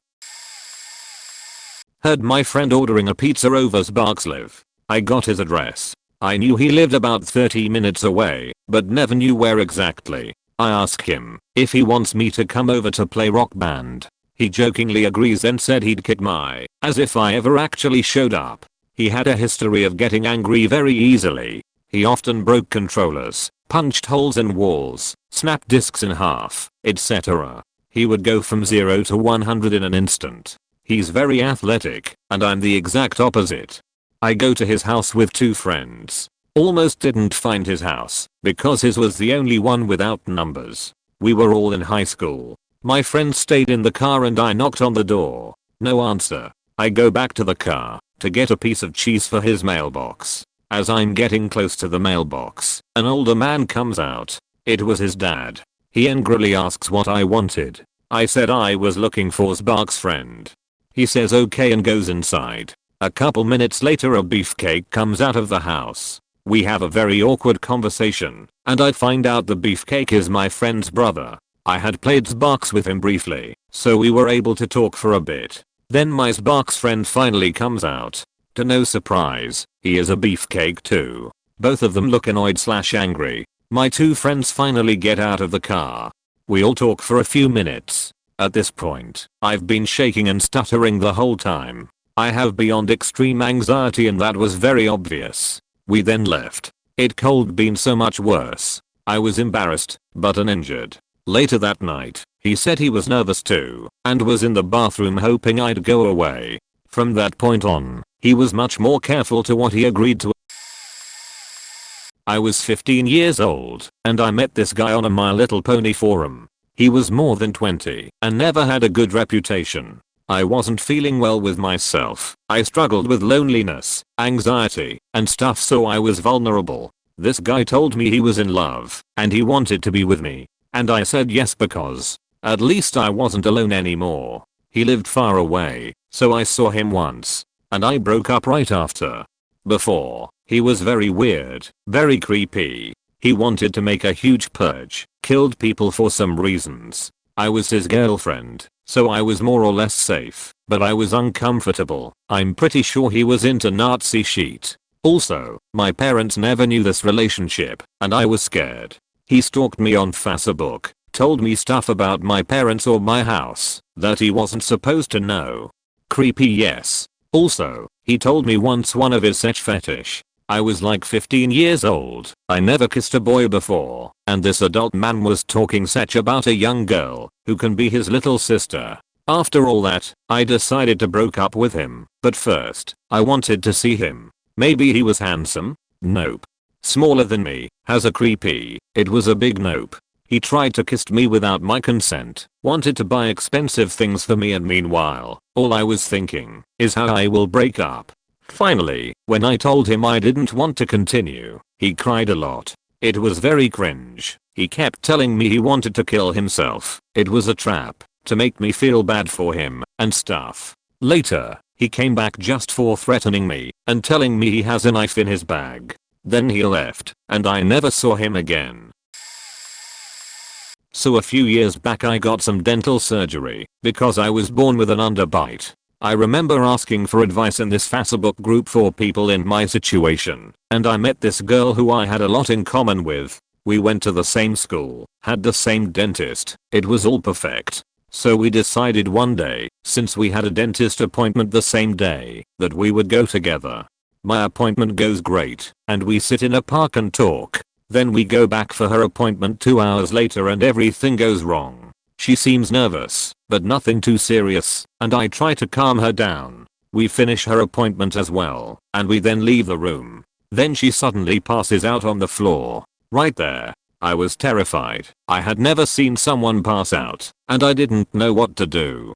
Thankfully the dentist is located in the middle of a hospital, and therefore tons of nurses come running to help her. They start asking me questions, why she would faint, and I stand there thinking I only just met her today. I don't know that much about her, let alone what her health situation is like. How should I know?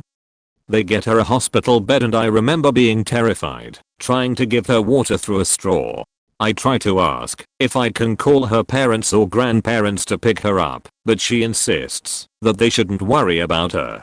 Desperately, I ask my father to come pick us up, since I don't have a car and she's too weak to take the bus. My friend agrees to it. My dad arrives 30 minutes later due to heavy traffic.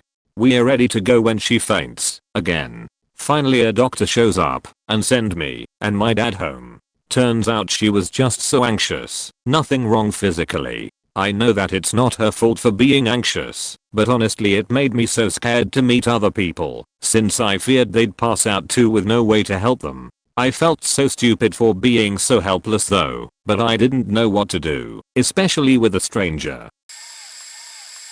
Not my story, but an endless story of online mishaps from one of my wife's friends. We'll call her Sally. Sally is one of those girls that has to always be in a relationship to think that she'll be happy. She's had 3 kids with 2 different guys. One is in prison, the other a deadbeat. Anyways, since everyone in our small town knows she's crazy, she retorts to online dating and is almost always catfished.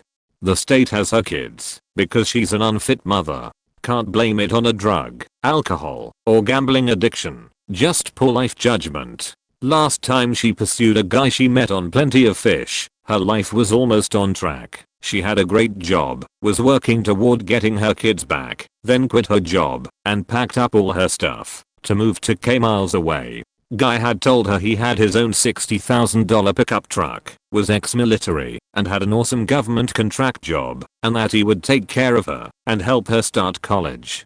So after driving all that way, quitting her great job which could have turned into a career, she made the move. Turns out he didn't have that truck, wasn't in the military, didn't even have a driver's license, and lived with his mother. Despite all this, she tried to make it work. Lasted 2 months I think. Now she's back in town broke, living with her mom. Still no kid custody, and working crap minimum wage job at Dollar Tree. Sad part is this is the 3rd time that I know of that she's done this. She's nearly 30, and it's been an endless cycle since she was 18. Met a girl on an online dating forum. We instantly click and video chat and text every single day. We play the same games, have same interests, etc. Dream come true, right? Well, after 2 years of chatting, gaming, and flirting, we set up a place for a date, though she keeps insisting on this one single place, which in hindsight should have been a red flag, since it was in secluded area. I get there about 30 minutes early, because I'm nervous as fuck about this date. While I was looking through a window, I see her being pulled by, I assume, her father. He is yelling on the top of his lungs. Where is he? Where is the faker who got you pregnant? I will murder both of you. And she is just quietly following behind him. Keep in mind I can clearly hear him through a glass window, in a place full of people. I instantly grabbed my stuff and got into the bathroom, then attempt to jump out of the window. When I returned home I spent 3 hours writing the most disgusting message in my life, only to find out her profile was deleted as well as all of her messages. Mine were still there for some reason. Don't know if she went to trouble to delete every single one, or if site automatically deleted everything she posted. A month or two later an unfamiliar man sent me friend request on Facebook. I instantly recognized him, but I did not recognize surname. Turns out that was indeed her father, but she lied about everything. Little search over his profile showed me her name, age, school, almost everything was different. I still have no idea why she lied or wanted to get me into that. Never ever using dating sites again in my life. Even if I die alone, it is better than the alternative horror scenarios it can put you in.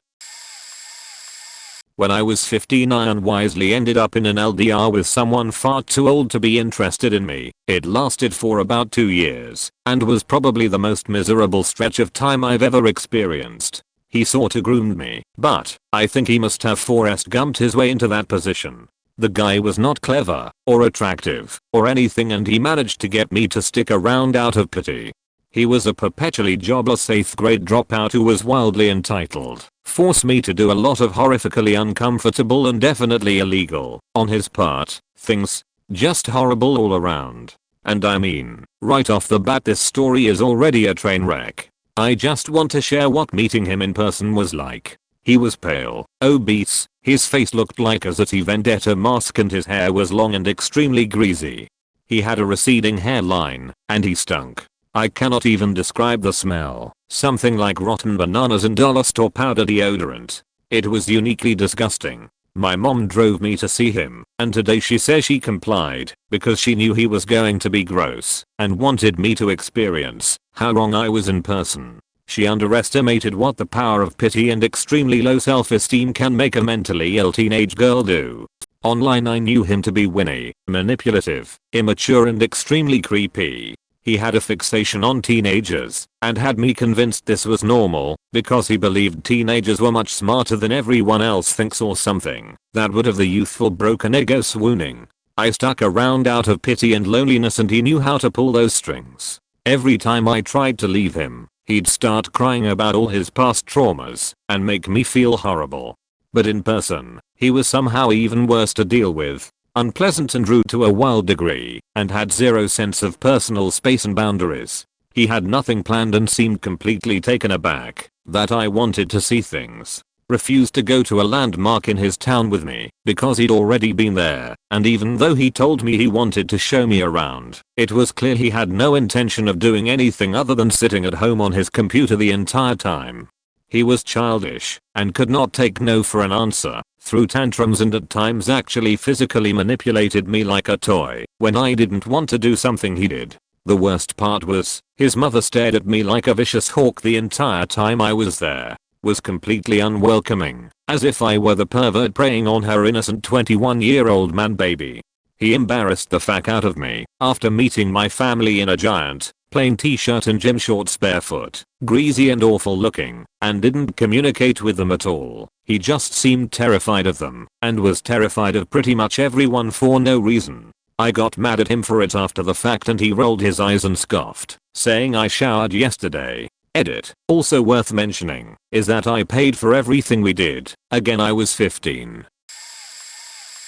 This was in 2001/01. I was in the military, and while stationed in Okinawa I met and kept in touch with a girl on AIM from Connecticut. Nothing serious, just good conversation during the week to keep me out of trouble. Genuinely nice person. Fast forward a couple months, and I'm planning a trip back home. West Texas, by the way. I had a lot of leave-in money saved up and just figured I'd go where the wind took me until I had to report back in. I landed in LA, visited family and friends in San Diego, Albuquerque, El Paso and many places in between. With a few weeks left of leave and needing to go to the East Coast anyway, NC, we were talking and she casually said come visit her. I thought, sure. I drove 30-something hours non-stop to Connecticut. I was too cheap to pay for a hotel. I get to her place in the morning, and we chat it up for about 20 minutes before I black out from exhaustion on her sofa. She was super sweet, covered me up with a blanket and let me sleep over 12 hours. It was good. It was a fun trip. We visited New York City, saw a few sights. It was great. I knew I was about to leave to NC, so I made it clear I was here to hang out. If she wants to screw around I'm totally down, but be aware I'm leaving. Ultimately the last several days of the trip involved lots of intimacy. I left a couple days later and reported in. I kept in touch with her as before, chatting through AIM in about the same frequency as before we met. Then, 2 or so months later, out of nowhere, she says she's coming down visit me. She comes down, and it occurs to me, I'm the only one who had no intention of a relationship, let alone a long distance one. She went down there waiting for me to ask her to stay. A couple days later she left disappointed and never contacted me again. That second trip became real awkward when the realization set in. I'd like to know what happened to her though. Guy here. Back when I was an awkward 16-year-old, I was cripplingly shy. I really wasn't too happy with my appearance though later I figured out it was just really bad social anxiety, not my appearance, that tanked my early love life. Anyway, the internet was my obvious refuge for friendship and my first attempts at love. You guys will laugh, but I met this girl on Vampire Freaks. I don't know if that site even still exists, but it was like MySpace for goths/emos/counterculture in general. Being a huge Kimber Christ fan I thought it was awesome. So back to this girl. She looked good enough in her pictures. I don't know if I really even paid attention to her age. I knew she was older than me, but whatever. We talked a lot and agreed to finally meet up. She came over to my house. This is where shit went downhill really fast. She showed up and I immediately was kind of taken aback because this woman had obviously used some old pictures or hardcore Facebook angles on her profile pictures. Call me shallow, whatever, I was still a virgin at this point, but I immediately knew I wasn't physically attracted to her and didn't want to lose my virginity to her. Current me world figured out how to deal with this gracefully and succinctly. 16-year-old me was terrified of confrontation and saying no. So we walked around town, barely talked about anything, before she started laying the compliments on. telling me how sexy I was, asking me over and over again to go back to my place to have sex. I dunno. I just remember feeling really uncomfortable. Skin was crawling. Just kept hemming and hawing and really felt like this person came all this way. I don't want to be in his hole, etc. I don't know what the hell I was thinking. I finally cave, buy a condom, and we go back to my place. Grandma was at work, dad was elsewhere. If I was unwilling, when I met her, seeing her undressed and getting naked in front of her definitely cemented things. At this point I was just praying it would get better and be over fast or something, whatever. She gives me oral till I'm sort of hard. She gets on top of me. I don't know. Just remember not really feeling like I was there. I got soft again. She tried to blow me again. I just remember finally getting the nerve to tell her to stop, that I had to go or she had to leave. Can't remember. Felt faking gross. Blocked her on everything we had contact through. I flip-flopped about this 4 years since. For a long time I just kind of laughed it off as everybody has horrible sex at least once, but I'm not sure anymore. I didn't actually orgasm from sex until I was 22. After that, I always had to finish myself off. A few girls took that personally, and it faked up one relationship a lot, because I couldn't explain to her why. Not really a lesson or moral here, just needed to get that off my chest. Around 4 years ago I get a Facebook request from a guy I went to high school with. I approve it. We weren't good buddies in school, but same friend group. After a month or so the guy DMs me and we chatted. I realized shortly into the convo that he actually wasn't an old school friend. He just shared the same name. Think something super basic like Jake Brown. I realized the mistake when he said he was gay, and my old friend was definitely not gay. His profile picture wasn't a close-up, so I also wasn't previously clued off. I told him, oh, I just realized you aren't who I thought you were. I have an old classmate with the same name. Why did you request me? He said we had mutual friends from when he used to live in town, and he had seen me comment on a post about social activism and he wanted to friend me, and apologized if that seemed creepy. In my head I was like, he's gay, so it's not like he's into me, and he knows I'm married with a kid. It's fine. I left him on my friend list, and we chat sometimes. Over time he started getting more and more aggressive about messaging me. If I didn't respond quickly he'd get upset, and he also kept trying to talk about the sex he was having. I decided to slowly phase this guy out, because I kinda felt bad for him. He seemed like he may have been autistic. One day he's messaging me, and I'm not responding because I'm working, and he says something like show me your tics or fuck off. I told him I'd gladly fuck off, and that it's super creepy of him to pretend to be gay to make me feel better about speaking to him. Then I blocked him. Over the next few months he keeps calling my phone, no clue where he got my number, and messaging me from fake Facebook accounts. I don't respond to any of it. Then he goes to my business profile and starts posting porn on it from his personal account and from his fake accounts. I never thought to block him on my business page before this. I blocked him on everything again and reported him and the other accounts. That night it's around 2 AM and I had woken up because I just wasn't sleeping well. I was playing on my phone and I kept hearing some scraping sound in the living room. I got up to go see what the cats were faking with, and when I entered the room and flipped on the light the sound stopped and I heard leaves crunching outside. One of the living room windows had been pried open a few inches. Thankfully this was an old house and the windows were damn near impossible to open. I rushed to my son's room and got him out of his crib and woke my husband up. We called the police, but we couldn't prove it was that guy, even though we knew. My cousin that's an officer called him and told him that if he spoke to me or about me again they were coming down on him hard. We later figured out this guy's real name, and he had previously served time for kidnapping a woman and assaulting her. My son for now, and I still haven't sent him back to sleep in his own room. Been friends with this girl online for years. She tells me how horrible her in-laws are. She is basically Cinderella with a baby. The plan was that I move down and we live together. She gets a job and I'll help take care of her son since the dad split. She now has a new boyfriend at the time, but plans stayed the same. She racked me up $3K in credit card debt, which was my fault. I should have told her no, but since she had let me borrow money in the past, and I paid it back the next month, I figured she would do the same. I was wrong. She had a job now. She could pay me back, but she just ignored the fact that she owed me anything. When we were living together, I did literally everything, including care for her son, who even called me mommy cause she would shoo him off to me. She would leave dog poop and pee on the floors, wouldn't touch laundry or dishes. She wouldn't even have her son brush his teeth. I finally had enough and left. We still stayed friends, since she was basically my only friend here. It should be noted I'm disability. I can drive, but didn't and don't have a vehicle, so she knew I needed her. She moved in with her boyfriend, and would have me come over and clean in exchange for rides to crucial doctor's apps. Her boyfriend triggers my PTSD, and she ignores it.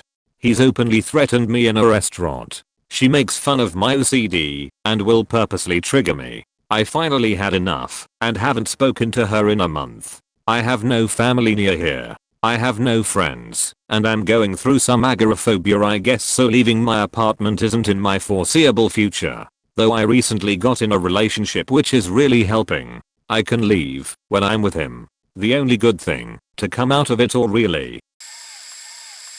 1. This was back when I was a junior in high school, maybe. I had just gotten out of a relationship, and I was spending more time on Meet Me, previously my yearbook. I got matched with a guy from my area, and we started talking almost right away. I made it clear that I was only interested in making friends at this point, and hoped he would have taken the hint, since those wounds were still fresh. Nope. For whatever reason, he really liked me. Like, a lot. Even just going off poorly lit photos of me with metalhead hair and mall kiosk bananas, he didn't care. About a week or so after we started messaging each other, I'd get messages or texts from his friends saying I was stringing him along, and weird shit like that, despite making it clear I wasn't interested in dating again for a while. I should have taken this as a hint that I was getting into something I shouldn't have been, but I didn't. We ended up meeting up to hang out at our local mall, with a relative driving me to his place to pick him up to take us there, since they weren't okay with the idea of me meeting a new person all alone. Good on them, I guess. The day out was pretty awkward, since we didn't have similar interests almost at all. He liked sports, and I didn't. I was more into metal and alternative rock, and he was more country and hip hop, I think. It was something else. Yeah, not all friends have the same interests, but still. I've met up with other friends through the site before, but his left me feeling uncomfortable, and I met a girl on there who used us matching up as a scapegoat to leave me babysitting her little sister at the mall while she hooked up with an ex. The weeks would go by where we'd talk to one another in bursts. He still wanted to get with me, and I would get continuous messages and texts from his friends telling me how much he liked me, and that it was wrong that I was leading him on. Again, I never said I wanted a romantic relationship, and I still had no idea what he saw in me that was interesting in the first place. Things would get dark when he'd talk about his mental health issues, and I'd get weird incoherent texts about him being drunk on a bridge somewhere and threatening to jump, and all kinds of shit like that. One of the last conversations we had before I cut him off for good that wasn't mental health related, as him, out of the blue, talking about how much he wanted to give me a blue job. It was so left field and random that I asked someone what I should do about it, and it was the last straw for me to jump ship. I haven't heard from him in years, and I'm so glad I don't have the same number one did back then, because I wonder if I'd still get swamped with texts like that. I think he single-handedly killed any interest I had in meeting online friends in person ever again for a while. 2. As I was typing the first one, it made me think about another shit show that happened 2 years ago. This will be confusing, so I'll be using fake names to make it easier to follow along. I was super close to this kid, Sam, in a fan circle I was part of, and we were all stoked about meeting each other at a convention in New Jersey that summer. Fast forward to maybe a month or two before the big day and it all hits the fan, with there being a massive falling out with just about everyone, including Sam and a guy, Luke, from our circle who was a father figure to them. The short version is that someone Sam was, or still is, best friends with, Jess, was outed as being a sexual predator through texts with another friend of theirs, Alex, with Jess being close to 30 and Alex was 12 at the time. Luke was showing me texts he was receiving from someone else in the community, Laura, with screen caps of talks they were having with Alex about the inappropriate conversations they were having with Jess, who knew they were underage, possibly having an "I'll wait for you" plan. Sam even confirmed with me that Jess was creepy like that and warned them that they'll get in trouble. It was beyond repulsive. In the same breath, it was coming forward that Sam, Jess, and another figure, Len, were sending threats to people in the community to not show up to the convention or else via sock accounts Sam told me they use. Despite all this, almost overnight, everyone was dropping Luke for looking out for Alex's safety and wanting to let others know that Jess was dangerous, including Laura. I distanced myself from Sam, and I was immediately thrown under the bus with Luke after unfriending Jess and Len. I knew it was going to be a dumpster fire at that convention, and it was too late for me to back out, since I put a lot of money into booking our hotel room for myself, Luke, and another friend Tim, for the weekend. The con was huge, but I still managed to jump into Len, Jess, and Sam. It was super awkward, since Tim had no idea how bad it was. Luke had problems making it on the first day on time, but he pulled in at a good time to enjoy the last part of festivities before we called it quits for the night. The next morning was when shit got bad. Luke had tons of artwork to bring to a table, and as we were in line, he gets dragged out of line by security. What the fuck? Moments later, Luke calls me and says he needs me to step out of line to vouch for him, and he's explain when I got to him. According to him, security said that he was on a ban list by the people at the table for being a stalker, which he isn't. We had to explain he was personally friends with the people at the table and exchanged numbers. Luke wanted to know who reported him, but the security guy said he couldn't say. The second Luke started describing Sam, Jess, and Len, the guy got quiet, so that tipped us off to the fact the three of them did it out of spite. He said he was sorry and that, if they give us trouble again, to ask for a specific person on the security team, and it would be managed. When we got to the table, we explained what happened, and they were completely shocked, since they didn't get any notes passed to them, and were hurt to hear what went down. Luke was fuming for the rest of the day, and they still tried to play it all off, like we were cool, and they didn't have their hands dirty. The kicker is that sometime before the con, and I had a falling out with Sam, was that they said if they don't make it as a filmmaker, they'll just become a celebrity stalker, making it clear they plan on moving to the hometown/residential area of said people from the table after they turned 18 or had the means to move to Canada. They're 19 now, and I'm not sure where they are now, but it's fucking creepy knowing they might commit to it. This happened about 13 years ago. I was fresh out of high school and working at a moving company, working very long hours. I had been sort of a loner when I was younger. I played a lot of MMOs to fill that social void, and that is what I fell back onto when my social life fell apart yet again. This is where I met this girl. For her sake I will refer to her as Crazy. She and I hit it off and became fast friends. We spoke to each other every day online and then eventually on the phone. It was a long distance thing. She lived in the USA and I lived in Canada. Fast forward a few months and we confess that we have feelings for one another.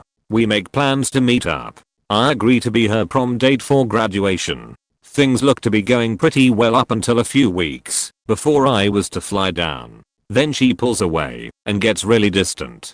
Late one night I get a message from someone I don't know claiming to be Crazy's best friend. This person tells me that Crazy isn't who she says she is. That Crazy asked this friend for photos which Crazy would pass to me to pretend to be someone else. Friend also says that she coached her on what to say when we were on the phone. Friend didn't want to continue the charade and felt pretty bad for helping Crazy lead me on.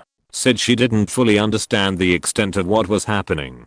As you can imagine, I was shell-struck when I heard this. The person I opened up to and started to fall for was a complete lie. I even talked to her mother and mentioned her to mine. Crazy later messaged me to confirm everything to be true. Said she did have feelings for me, but felt I wouldn't return them if I knew the real her. She even got upset with me for telling her off and walking away. Said that if I had cared for her at all it wouldn't have mattered if she lied. She didn't understand that what she did was beyond manipulative. The whole experience negatively changed me as a person and is something that still affects me today. And the craziest part is she twisted what she did to get sympathy from our online community and even got Setch from one of my good friends who she masterfully manipulated. Unfortunately for him, he knocked her up, and when the baby was born she made it very difficult for him to see his child. He eventually killed himself a few years later. Chatted with a girl for around 5 years 1997-2002. She lived in Ohio. Talked almost every day. Around the 4-year, 2001, mark, she suggested I visit Ohio. We had always had a close friendship, never romantic, so I thought that'd be neat. Didn't consider it a real option, though. As I was graduating high school in 2002, my parents sat me down and said your graduation gift is a round trip ticket anywhere you want to go.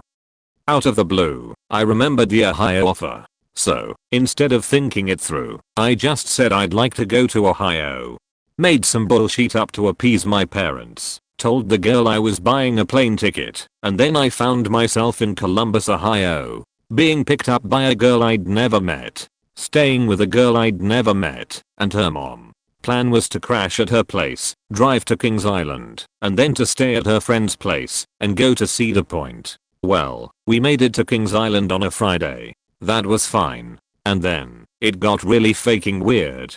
After Kings Island, I realized this girl was debating if I was a romantic interest or not. On Saturday, we left for her friend's house in Cincinnati. I was asked to sleep in her friend's room in the basement, which was covered floor to ceiling in boy band posters. On Sunday, I woke up to the sound of this girl crying upstairs. Her car was towed, and it was a Sunday. No chance of getting her car back until Monday. An hour later, the girl's friend's parents came home. No boys allowed. So there I am, stuck in the basement with no food, no water, and I'm not supposed to make a sound. Finally, at like 11 PM, they sneak me out and tell me to wander the streets of Cincinnati, no GPS, solo to find the lone Taco Bell open to eat. I do, and it was scary as fuck. Then I sneak back in. No Cedar Point, but at least I ate. Monday morning, the friend's parents go to work. I get to go upstairs. The girl and her friend figure out how to get the repo guys to deliver the car, while I watch Black Hawk Down with the friend's younger siblings, who I'm pretty sure had no idea who I was, or why I was there. We get the car, and the girl I was visiting drove me back to Columbus. We awkwardly spend the night again with her mom inquiring why I flew out to meet an online girl. Good question. And the next morning, they dropped me back at the airport. Whole thing was one weird trip, man. Still can't believe I did that. I don't have a horrible story of my experience, but more of an embarrassing one, sort of. No one knows this, not even any of my closest friends. I lost my virginity to a man I met on a Connect 4 app.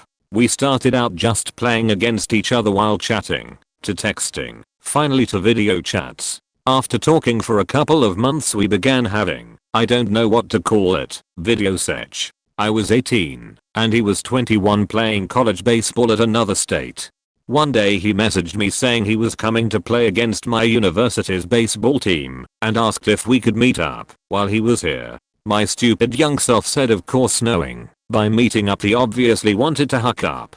During this time I was still a virgin. I always told the men I dated I just wasn't ready for sex, but the honest truth was I was really afraid of having my heart broken after losing my virginity to them. So then I thought, what if I just lose it to someone I'm not in love with? That way no man could break my heart then brag about how he was my first. I say this is embarrassing, because anyone who knew what my plan was, would have told me what a terrible idea this was. I mean we never met in person, I didn't really know him, and we were going to meet up at his hotel room. If that's not a perfect plan to get yourself killed, I don't know what is. Luckily he was the sweetest guy I ever met. He was really funny, charming, and a little timid. We stepped out for dinner, came back to his room to watch some movies, talked a lot and then attempted to do the deed. We struggled so much, because I was still a virgin, and had no clue what I was doing. He stopped, pulled away and said, "Are you a virgin?" I was so embarrassed. I just lied and said I didn't know what was wrong with me. I don't think he believed me because he kept asking if I was sure I wanted to do this, and the entire time he was just so gentle with me. I met up with him a second time and needless to say, that time was very successful. We stayed in contact for a little bit, but we lost touch 7 years ago. It was an interesting experience, and I'm happy about my decision on how I wanted to lose my virginity. But if I could go back in time, I probably wouldn't have chosen a guy I met on a game app. Oh boy, okay, I finally have a story for this. My friend of 10 years, whom I met on an online game similar to Jaya, ended up being a real piece of work when I finally flew out to meet him. We had our birthdays around the same time, so I offered to fly out so we could celebrate together. He owned his own trailer and had some roommates and his girlfriend living with him, along with 2 cats and a dog. A full house, but he still had a couch open for me. I'm gonna summarize the main points of the trip, but preface with the fact that I was raised in Massachusetts and he was in the Midwest with somewhat different economical backgrounds. We were both raised poor, but my family was well educated, while his was not. The whole house smelled like cat piss, and I slept next to a litter box. I asked if I could move it, and they said no. Day 3 of my stay there, I found out that him and his girlfriend had decided to go into the other room and have sex, with the door open, with guests over. I learned at a later point that they both had agreed that I was the only person they would ever want a 3/some with. I was uncomfortable. At one point the girlfriend saw my bank account balance and freaked out because I was super rich, when actually I just didn't spend needlessly. I have a policy where, if you're actively working on improving yourself, I'm ride or die for you. I'll support you and be there for you. This guy was content in wallowing in his situation and didn't care to get better. He has a degree in graphic design. I was hoping to hear something more than "I'm gonna work at Target forever." He punched his dog in the face for nibbling his finger. At one point he kicked his girlfriend's cat. I wanted to see some of the nearby attractions he promised to show me when I visited, but he decided he didn't want to, so we spent one day doing nothing at his place. I took the dog on a walk and learned that it wasn't leash trained, meaning it was inside more often than not. He's a large active pit lab mix. There's so much more, but I'm exhausted. I'll add more if people are interested. There's a lot. That one is easy. Met this girl online, and the way the conversations went, it was always friendly, getting to know you type banter. After a few online conversations, we meet up at a bar by her. The plans for the evening were to have drinks there, then go play Donkey Kong Country at her place. Being the oblivious male I am, I genuinely was excited to play some DKC on Super Nintendo. We meet up at the bar and things go fine. I wasn't really attracted to her at all, but she was nice, and we had an alright time at the bar. So we get back to her place and start watching TV. I look around and don't see a Super Nintendo. Thought maybe it was in her bedroom. I don't mention it because I don't want to be rude. She makes some drinks. We're watching Drunk History when all of a sudden she looks at me with murder in her eyes. "Are we going to stop playing games?" I look at her, smiling, trying to play it off. "Do you mean Donkey Kong Country?" She really didn't appreciate that. She scoffs and then proceeds to chide me about how guys are always wanting to play games and want sex. I told her the only game I was wanting to play was DKC. This is when it got weird. She gets up off the couch, calmly, walks to the kitchen and pulls a butcher knife out of somewhere. She just stands in the kitchen, still with the look of murder in her eyes, and stares me down. She doesn't move at all, just staring with the butcher knife at her side. I look back for what feels like a few minutes, and then I jump up and dash for the front door. I didn't even bother closing the door. Behind me I hear the door slam hard, and she's shouting at the top of her lungs, faking as whole, playing games, fuck you. So a night of what I was hoping to be relaxing, friendly conversation, and Donkey Kong Country turned into my maybe I could have been murdered dating story. TLDR, met friendly girl online for drinks and hopefully Donkey Kong Country on SNES. Felt like I was going to be murdered by the end of it. Less a horror and more a tragedy. Thanks for the patience to read this. I was a lonely high schooler, go figure. I had a hobby making next guns. Yes, really. In a community where I befriended a British dude and eventually a friend of his found out about me and messaged me on YouTube where I had cringy videos up about my hobby. Alas, a British girl curious about my existence? Now, understand that when you simply lack many meaningful friendships, any desire for romance is overridden by a simple desire for friendship first. So I honestly, truthfully never had a romantic interest in her, though of course there's always that childish desire of wanting to be liked by others. So we hit it off and talked nearly every day after school. To be real, she kept me sane through the rest of high school. But I felt like I always had to keep her a secret from people because her online friend of opposite sex they must be romantically interested. The alternative was hardly less embarrassing to admit, just wanting a close friend. Fast forward to past college. I'm rooming with a friend. He's cool with it, and I and her both have enough money to have her come visit. Now, I had a girlfriend who was of course extremely jealous by the whole deal. I talked to my online friend frequently and was quite close to her, and she wasn't exactly unattractive, so naturally my insecure girlfriend got fairly defensive. As such, I spent the majority of her visit trying to comfort my girlfriend and keep her satisfied. Now, out of respect for everyone involved, I won't get into more details, but let's just say it was a shit show for my online friend, my girlfriend, my roommate, and me afterward, and I felt at fault for the most part.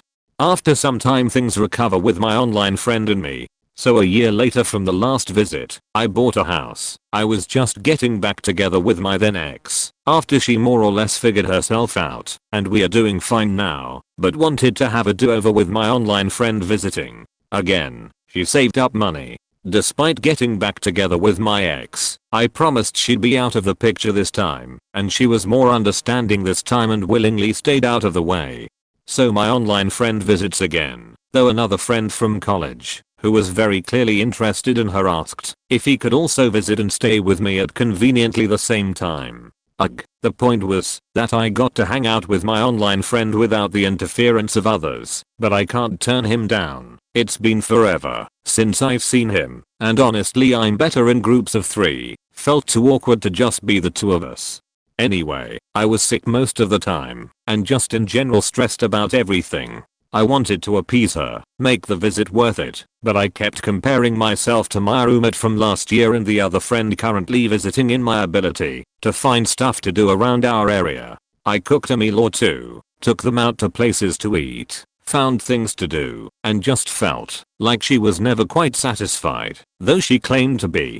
I felt like our interests were too different. I felt inauthentic for the duration of her visit, just generally uncomfortable. I had extreme difficulty hearing. My ears don't adjust to changing air pressure well, and non-Americans just generally talk quieter, so I couldn't understand her often, and hated making her repeat herself, so we just didn't talk all too much. All around, if I was to be brutally honest, I couldn't wait for her visit to end, which upset me, because I remember as a teen dreaming about when we could finally meet, and I could be my real self instead of just who I was online. I thought we'd get along so well. So I'm honest about all of this. After she gets home, and she was understandably upset, claimed she had a fun time, I'd more or less go between feeling guilty and trying to justify my feelings. I can't change how I felt, though I wanted to change my general attitude. I had felt so disconnected from her, it was difficult to keep talking. Because I didn't want to upset her, I went back and forth between not talking at all to responding when she would message me again. I felt our conversations grew mundane, and I just became so serious and bored/boring. I took it for granted that all friendships should be effortless, and I figured, hell, maybe we just shouldn't talk anymore, which was insensitive of me, and probably just a result of me being at a high level discontent with life and unable to find fulfillment. But I was so focused on stress management and eliminating stressors that I mistakenly looked at cutting people out of my life. And for a good while it didn't bother me that I did this, though I otherwise didn't wish any ill of her, and acknowledged even at the time that my actions were harsh, but I was unable to find alternatives. Then finally, after enough developing, reading books, figuring out a sense of purpose, etc., all the cheesy stuff, the idea of what friendship was clicked on me, what should come obviously to most people. so I tried to message and apologize. As of this comment, she declined talking again, though she hasn't blocked me yet either, so I guess we'll see what happens. Either way, it was a life lesson worth having, and I don't regret the friendships that I had in the past. They're closed chapters, and I'm focusing on writing new ones. Sometimes they involve childhood friends and sometimes they don't. There's no hard rule about that. TLDR, had an online friend visit twice, only to come to the conclusion that we weren't all too similar anymore. So I forsook the supportive aspect of friendships and cut her off, realizing too late that it was wrong and her having since cut me off instead. TLDR, we ended up in the emergency room in the middle of nowhere. I never saw her again. I met this girl on Bumble BFF. I'm pretty outgoing, but my job doesn't lend many opportunities to get out and make friends, so I tried the app. So many people just talk for 2 days then delete the app. It's bullshit. So I started being more forward. Basically I would chat with someone for a few days, get a phone number, and ask if they wanted to hang out. In total I hung out with 3 girls. She was the first. We spent several days texting pretty much constantly, talking about Game of Thrones and other cool shit. She said she was going through a divorce, just moved back with her family, had no car. No biggie, I drive a lot for work, so driving about an hour for a potential new friend was okay with me. I live in a fairly crowded suburb. Her city was on the outskirts of the suburbs, different county. We met at a PF Chang's for an early boozy lunch. She had Uber there, and I offered to drive her home afterwards, and she beat me there. When I got there maybe 10 minutes late, she already had 1 drink finished and was working on a second. Okay, but this girl was tiny. I'm talking 5 feet 1, 90 pounds soaking wet. I joined her at the bar. We start lunch and we are getting along just swimmingly. She orders the same drink over and over again. Vodka cran, she tells me, but there's an important difference in what she's getting. About 2 hours and 5 drinks in, she starts slurring really badly. She's not making sense. She stood up for something and fell. She was flirting with me. The bartender looked sort of amused. At one point she seemed embarrassed and put her head down on her arms. I gave her a minute, thinking maybe she was just being weird and needed to chill for a minute. Then I started trying to talk to her and she was barely stirring. So I'm worried. At this point I'm thinking she needs to get home and I can just take her to her family. The bartender lady has completely disappeared at this point. But here's the catch. I don't even know her last name or her address. At this point she's completely non-responsive, slumped sideways, so I'm holding her up. I can't grab my phone because I can't let her drop. Finally this rando comes across the restaurant and asks if I need help. He hands me my phone and hangs around, wasting his lunch break. I call paramedics. I'm a lifelong Girl Scout and trained to handle emergency situations. So while they're getting the address I'm taking her pulse, checking her breathing, and the guy helps me lay her down on a booth seat. The guy asks if I can check her breath and I give him all the stats I took. She mentioned earlier that she was supposed to go with her father to pick up her son from school, then texted to ask if he could do it so we could hang out a little more. So I figure at some point he might call her, but at this point they're loading her into an ambulance. The main/older guy from the paramedics asks me questions, and I admit I don't really know her, but I also tell him I'm the only person who knows where she is right now. I can connect with the app to see if they can help, and I'm not going to abandon her. He tells me I'm not family, so he's not supposed to tell me where they are taking her, but there's really only one hospital around, so it shouldn't be hard to figure out. I'll probably have to wait in the waiting room. I grab her bag and go to pay for lunch. The paramedics leave and I get the bill. She'd been drinking doubles. The bartender seriously overserved her, and that's a potentially lethal amount of alcohol for someone her size. So I'm freaking out, pay the bill, decide I'll call another time. Bigger fish.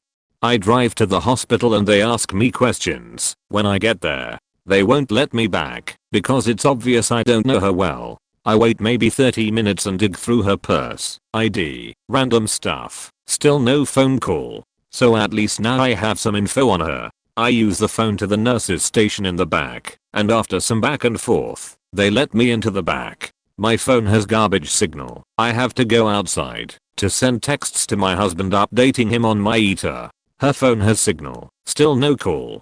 I waited by her bed, waited for a call, fielded a few questions from the doc, told him everything I knew.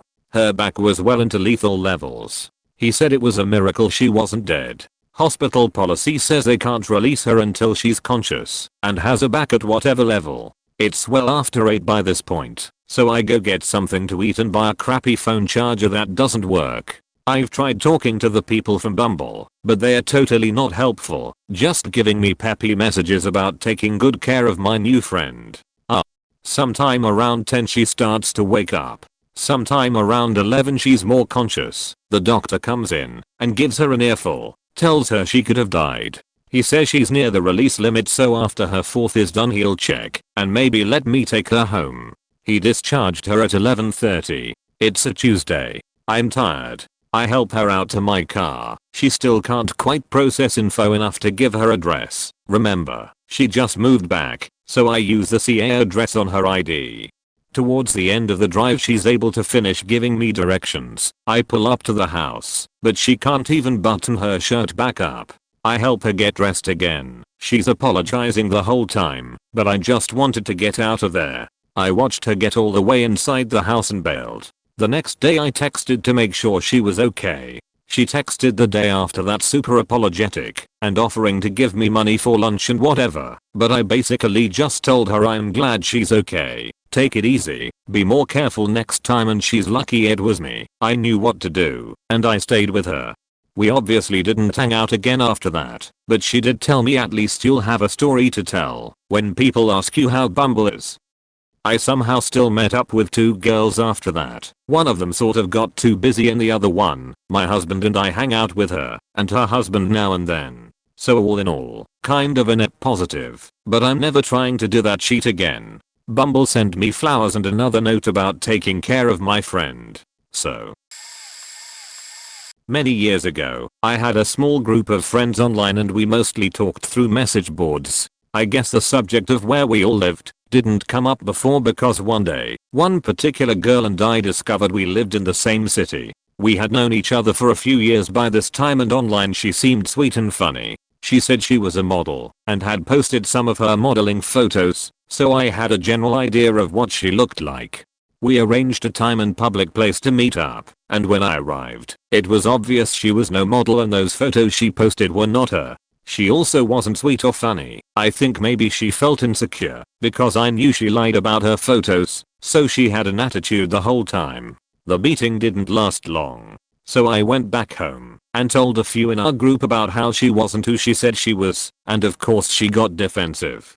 She then posted real photos of herself as proof she hadn't lied. I don't know what she was thinking, but others stated that it was obvious the photos she claimed were her were 2 very different people. Eventually she broke off from our group and went silent for a short time until suddenly a few of us were being stalked by an anonymous person who apparently knew details of our lives that only people in our group knew. It was relentless for a while, but I tend to change screen names often, so she seemed to lose track of me, or maybe just lost interest. This all happened nearly 20 years ago, and I still live in the same city, but haven't seen any trace of her since the day we met. I've actually met a few others from that same group since then, and they've all been awesome. One person has come to visit me several times and we've become very good friends over the years. 10+ years ago I met this girl off Yahoo Chats or Craigslist. I talked to her via chat and then phone for over 2 months. She was cool as hell. Then the big day comes. I drive to her house 40 minutes away, and when I arrive and knock on the door this bigger girl answers the door, and I figure it was her sister. It wasn't. No big deal. When I get inside the girl's mother and father want to talk with me before we hang out. Also no big deal. I was like 19 at the time. The girl said she was 18, so I ended up talking with the dad for about an hour about my plans for the future and how I might incorporate his daughter into them. So after the long chat he decides that we can hang out and then reveals that she's actually 16, and at that point I freak out a little and say she told me she was 18 plus and that I want to leave now. He reassures me that it's okay and that we can hang out in her room only if we keep the door open. I agree and we hang out and watch a movie for about an hour, and in that time span she ends up eating like 5 plates of food, and every time she comes back from the kitchen she sits closer and closer to me. Finally, after her 5th plate, I act like I forgot my wallet in my car and leave the house, and instead of coming back I just take off.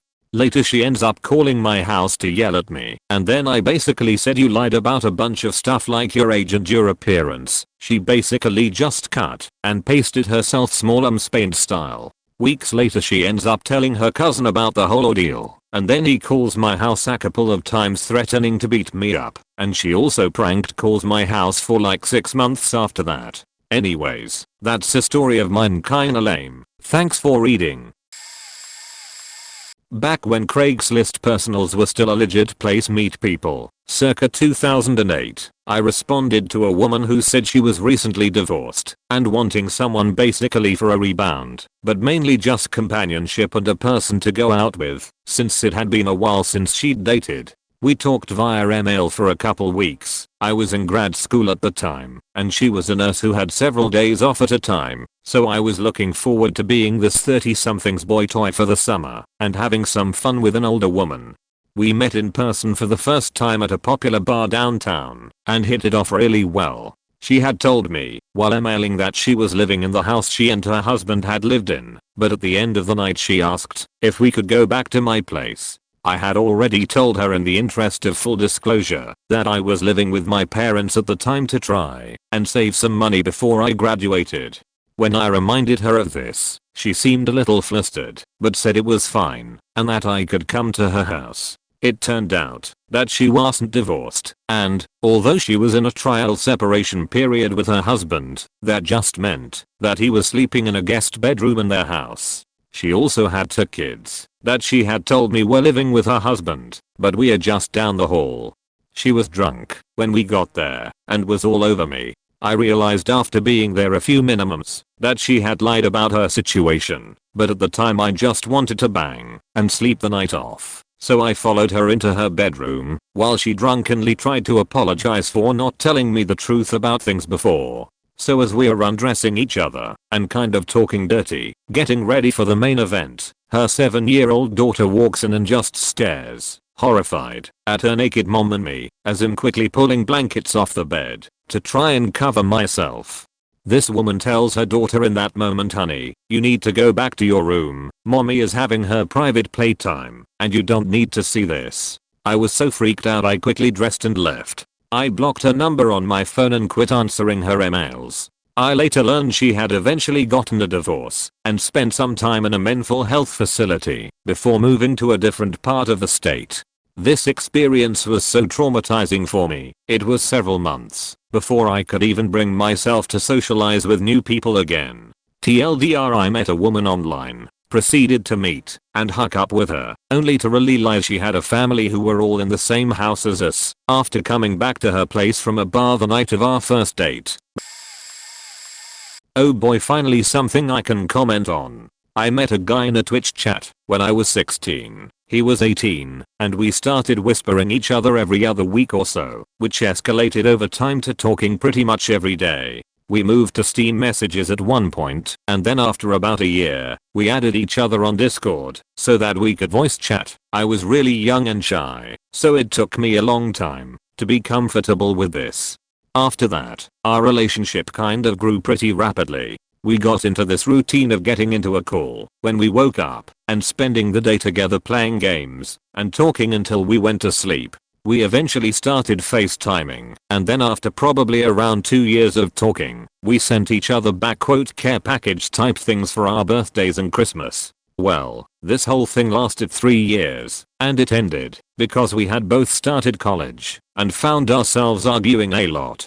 Over stupid things too, most of the time. It never got better, and I grew sick of it and thought it'd be best for both of us if we parted ways. He didn't like that I ended it. I was harassed for about half a year after that by him and his friends/family. A few weeks after I broke up with him, I got a text message as I was sitting in my car in the parking lot of my campus, 20 minutes from taking my first college final, telling me that he killed himself.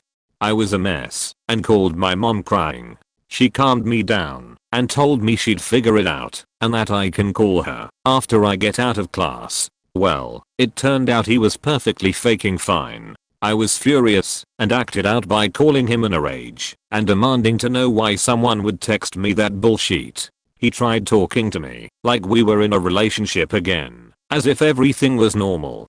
I knew it was him who had done it, just to get some attention from me, and ended up blocking him everywhere I could. Well, a few more weeks after that, and I'm chillin' in my room and my mom comes in and tells me that he's at the front door and wants to talk to me, and I was hysterical at first like fuck no, but thought maybe I should just give him closure and be done with it. It was awkward as fuck. Apparently he and his family were driving through my state on their way to visit more family and thought he'd stop by to try and get our relationship back. He visited family every year, but really went out of his way this time to come see me. He deadpan stared at me the whole time, and I was so uncomfortable. All I wanted was for him to leave, and I kept telling him he needed to go, but he just kept talking for like 20 minutes until finally he gave up and left.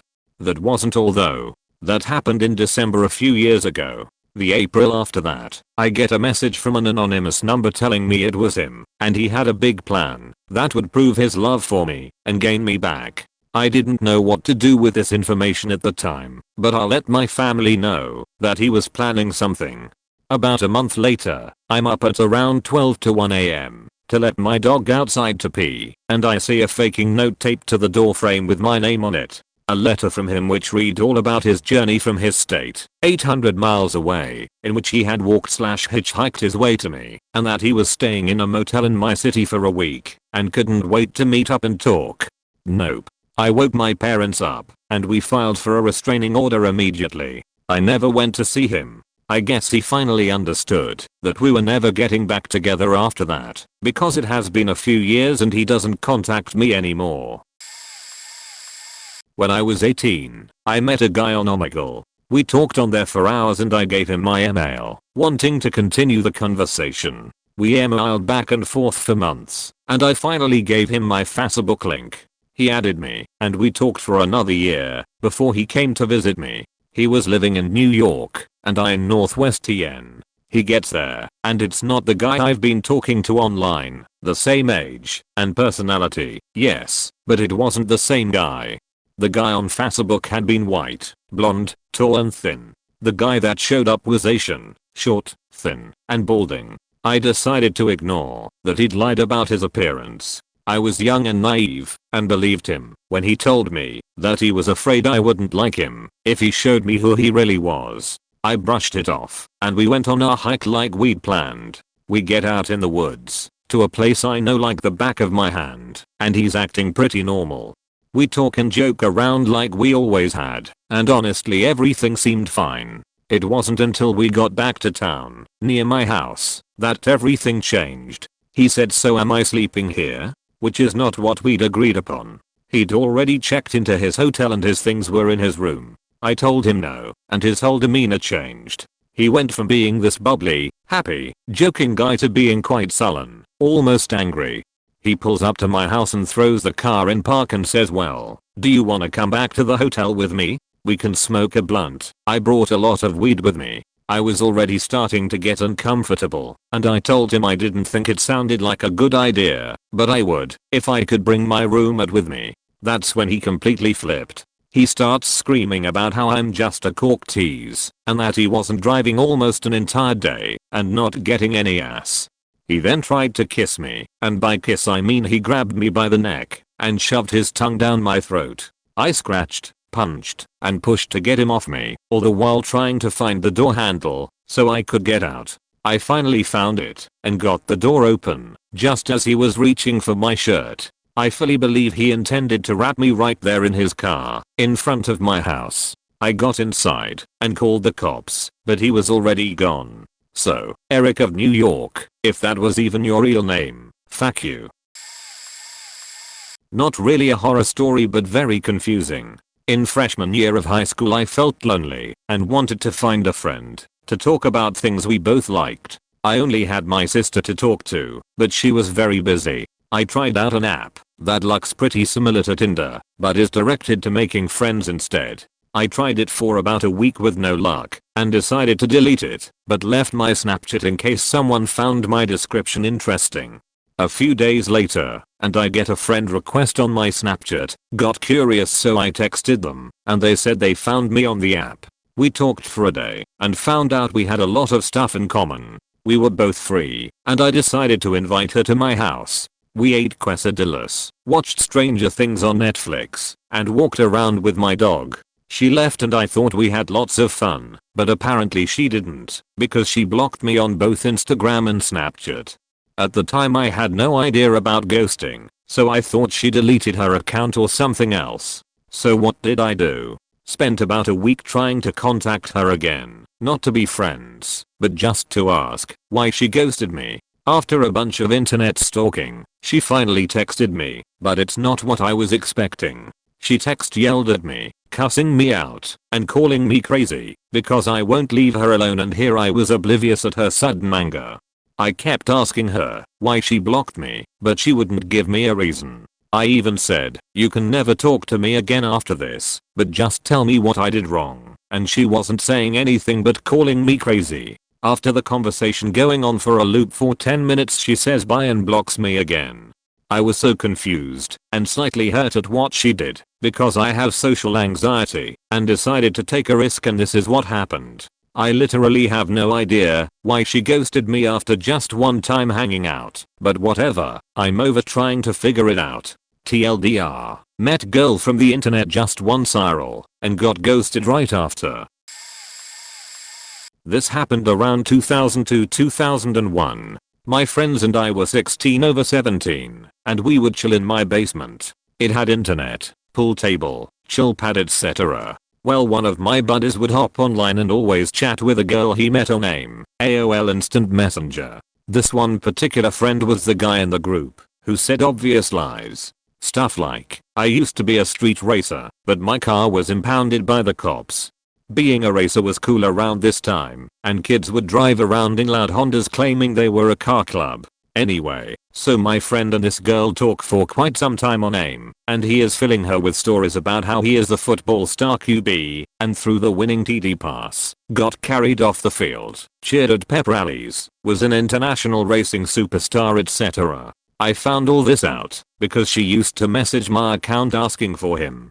I just thought he needed some self-esteem boosting, and was using her as that. Never in a million years did I think he was actually going to go see this person, because of all the lies he told her that would obviously render not true the second she met him. Well, about 3 months later he asks my buddy and I if we would drive him down to South Ganiamakan to see this girl. I told my buddy immediately about the lies of my other friend, and to my shock he was like, we have to go. And so we went.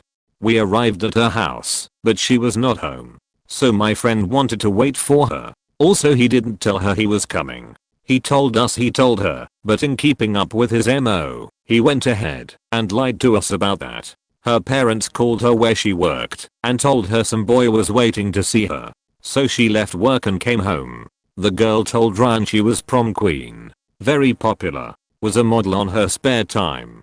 You know, pick some imaginary made up bullshit about what and who you want to be, and then type it out on AIM. She pulls up and gets out of the vehicle. She is no less than 270 pounds and wearing Gigolo makeup. My other friend and I quite literally break down laughing. It's uncontrollable. Ryan, the girl says with a pause, looking scared. Ryan immediately starts yelling at her. You lied to me, was literally the first thing he said out of his mouth. I can still remember his distraught tone. My other friend and I are literally crying on the driveway on our hands and knees because the entire scene was such poetic justice. Two pose catfishers caught in each other's net. Ryan never even spoke to her after those words. She went to stop him from getting in the car, and he told her to go away. We got in the car and drove back to Atlanta laughing the entire way. Ryan continued to lie like a post for the rest of his life. This is late, but boy do I have a story. Long af, so TLDR below. Several years ago I was heavily enmeshed in a fandom surrounding a band. I had a Tumblr for it, and it was a lot of fun. One of my mutuals was Music Lover for Life. She was pretty cool, around my age, 23 at the time, and into the same theories and interests surrounding the band. One of the things fans in our corner bonded over was the atrocious way the band's management, PR reps, label and handlers were treating them. Like most fandoms, there were fans who went really deep in, seeing everything as a coded message or secret sign, going in depth with what may secretly be happening behind the scenes too. Anyway, Music Lover for Life was a mutual. She'd posted pictures of herself and about her life on several occasions, and we'd sent messages that were posted on my blog. Nothing heavy. When I put out feelers looking for people to go to the band's next concert with me, she bit. Seemed great. 2 other fans, in their 30s, bit as well, even offering to drive. I bought tickets and Music Lover for Life paid me for hers via PayPal. I was getting a ride to a city an hour away to meet up with her, and then she would drive to the next city where the other 2 ladies would drive us the next 2 hours. All was good. We started talking more and more up to the day. Nothing seemed unusual or strange. First red flag. A few days before the concert, we were talking about fashion/beauty and I mentioned wanting to lessen the obviousness of my upper lip hair before the concert. She recommended I try a wax strip and a particular brand of them. Said they work great and don't hurt the skin. So the day before I go out and buy them, follow the instructions to a T. The strip ripped off a layer of my skin. It was horrific. By that night I had huge oozing scabs all over my upper lip. In desperation I bought an expensive cover-up foundation. It did little to hide it, but I wound up going to the concert looking like that. When I mentioned what happened to her, she said, yeah, that's why I never use those. And that brand is known for ripping skin. But she recommended it, even the brand, saying it worked great. Normally I'd do a lot more research, but I really didn't want to think she did that on purpose, knowing it would probably hurt me. But red flag 2. When I get down to meet her, we are supposed to meet at her apartment. After driving around ages unable to find her place and not getting any response to my texts, me and my ride getting more and more anxious. She calls, she says meet me at the Starbucks on street name. I start feeling uncomfortable. It was weird. I get to the street, grab my stuff, and I'm about to walk over when a woman approaches me. Same race as my internet pal, but more than 100 pounds heavier than the pictures she had posted in the past. Different facial features too. She introduced herself. Hi, I'm Music Lover for Life, aka Caitlin. Okay. Weird that she's been misrepresenting herself. But I was young and anxious and wanted to see this band, so I go with her and we meet the other women who were exactly as represented and really lovely. Red flag 9000. We get to the venue and this woman starts acting nuts. As anyone at a concert, we talked about the band and its music. I mention my favorite member and how I think he's got a great sense of humor and I like the lyrics he comes up with. She tells me you don't know him like I do. He's a faking little rat. You don't even know the things he's done. Okay. She said more uncomfortable, if or even bizarre things, and I decided I was just going to try and enjoy the concert and never speak to her again after this because I was feeling really creeped out and uncomfortable. Red flag 6 billion. When we got to our seats I gave her ticket. I didn't even think. One ticket was so much closer, even though it was a seat away. She grabbed that seat so fast I thought I had whiplash. Mind you, I bought the tickets, found the seats, and she just paid me back. She would wind up spending the whole concert crowing about her seat, purposefully blocking my view, and if I even stretched my neck to get a good look she'd start yelling that I paid for my ticket too. I paid for my ticket and deserve a good seat. If I didn't think she had some mental health issues, then I certainly did after this next one. Red flag 7 trillion. My favorite member of the band had been hanging out with a guy recently, and they had been photographed/seen on what could look like dates. To the public my favorite member was dating another person, a woman. Some fans were thinking she was a beard for him, or maybe he was cheating on her with this guy. Well, we had pretty good seats, and this guy, the friend of the band, happened to walk by us. I was kind of excited, I won't lie. He's friends, or whatever, with my favorite member, and it was neat to see someone I'd only seen in pictures in real life. I did not approach him, or say anything though. Music Lover for Life went nuts. She started screaming, "There's the homewrecker. I'm going to slit his throat and run him over." Ho point lie s point it. He kept walking, and I'm sure he had to gave her it. I was shocked.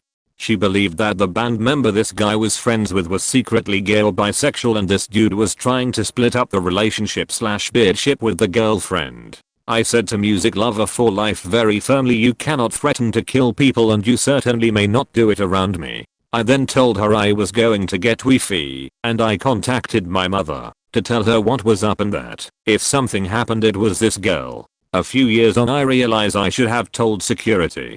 When I got back, Music Lover for Life was texting on her phone on full brightness with an extra large font telling someone that I was the crazy one and I'd stormed out after I had caused issues. Not only that, but she met up with the owner of a large blog I knew of while we were there. The blog owner showed up and absolutely refused to acknowledge me, so I knew Music Lover for Life had spread these lies to her. It was nuts. Music Lover for Life proceeded to tell me she believed that this bigger blog was an insider who could get her in on the secret behind the scenes band stuff, and that was all she cared about. More than that happened afterwards, involving her acting more and more erratic. After the concert she spread lies about me to many blogs in the fandom. She claimed I was nuts and dangerous, and that I had gone crazy at the sight of this friend of the band. I'm sure she said more, because I was swiftly blacklisted. I noticed a drop in messages to my blog. Online people I would talk to about the band stopped answering my messages / texts. It was really upsetting. I decided something that should be a fun hobby should stay that way, and eventually left Tumblr and the band fandom. I do still sometimes listen to their music, though. TLDR, internet friend turned out to be mentally unstable, didn't look like her pictures, may have recommended me a beauty product she knew was dangerous on purpose to hurt me, and threatened to kill a friend of the band at the concert we attended when we met. Also got me blacklisted from the fandom we were in. Not mine, but an ex-coworker told me this story. His son, A, met a kid, K, online playing FIFA. K lived about a 5-hour drive from Phoenix. Somewhere near Vegas, I think. Anyway, they became really good friends and K asked A to come visit. Coworker decided fuck it, why not, you're old enough. So they went out on a Thursday to meet K and his mom. Everything went fine for the visit and Coworker felt good enough to leave his son there for the weekend, and he'd be back the following Monday. Well, everything was fine for the first half of Friday, until the landlord went to the house closer to the evening. He was demanding rent money and the mom exploded, dragging K into the fight too. Landlord didn't get money and left, super pissed, and K's mom and K kept fighting. I was in K's room the whole time, with his headphones on, playing games. Some time passed, and K went back into his room, crying his eyes out. He explained the situation, and asked A for some money. I was like 18, and had just graduated high school. He didn't have much money, so I awkwardly had to call my coworker, and explain the situation. He didn't say yes or no, he said I'll be right there. He was thinking that they were going to harm A if he said no, so he immediately drove out, and went to get him. When he got there, the mom was like, oh my god, thank you so much for helping, but my coworker told A to get a sheet, because they were leaving. The mom realized that she wasn't getting the money, so she ran inside, and tried to bar A from leaving, and when he ran past her she got a knife from the kitchen. Luckily, by the time she came back, I was already in the car and they were driving off. They don't talk anymore. Met this guy on a Cupid. The context is that I had just been very painfully rejected by a guy I was deeply into, and was still in a funk months later over him. I was trying to date again, and this guy started messaging me. I was basically an open book, and we had some long ML threads mostly talking about me and how I felt. I appreciated the attention and I think I missed the red flag aspect of it. Because I was still feeling vulnerable about the previous rejection. So I was totally okay with this guy telling me how great I was and how much he liked me. Some of his messages in hindsight were a little over the top about how much he related to me and felt he knew me, how we were the same, and how he was having these revelations when talking to me, and things like, wow, I can't believe I've met someone like you. This is just so unbelievable that you have this interest, that I also have, etc. This went on for a few weeks, and we decided to meet up in person. I had met up with people I had talked to much less in a shorter time frame off there before, so I didn't really feel too nervous about it. Well, we agree to meet at a restaurant in my neighborhood. Guy shows up and immediately he's acting very weird, twitchy, strange mannerisms. He's telling me how he hasn't slept in 3 days because he was so looking forward to meeting me and apologizing for acting weird because of it. I'm already kind of on edge because I definitely didn't have strong feelings for this guy. I was expecting a normal first date where you both kind of feel each other out with no real expectations. It just gets weirder and weirder. He's acting very strange and finally we order some food after he's acting overwhelmed by the menu. Then he is telling me about how he is certain that the dating and timing of when we messaged each other was of cosmic significance because the date and time were some number that had special meaning to him or something. At this point, I'm guessing he has some sort of schizoid personality type and I feel deeply uncomfortable and don't really know how to talk to this guy. We get our food and he isn't eating any of it, keeps saying he's too nervous to eat because he had been looking forward to this so much. So I'm sitting there eating my food while he's talking about how amazing and great it is to finally meet me. He basically takes 2 bites of his food the entire time I'm there.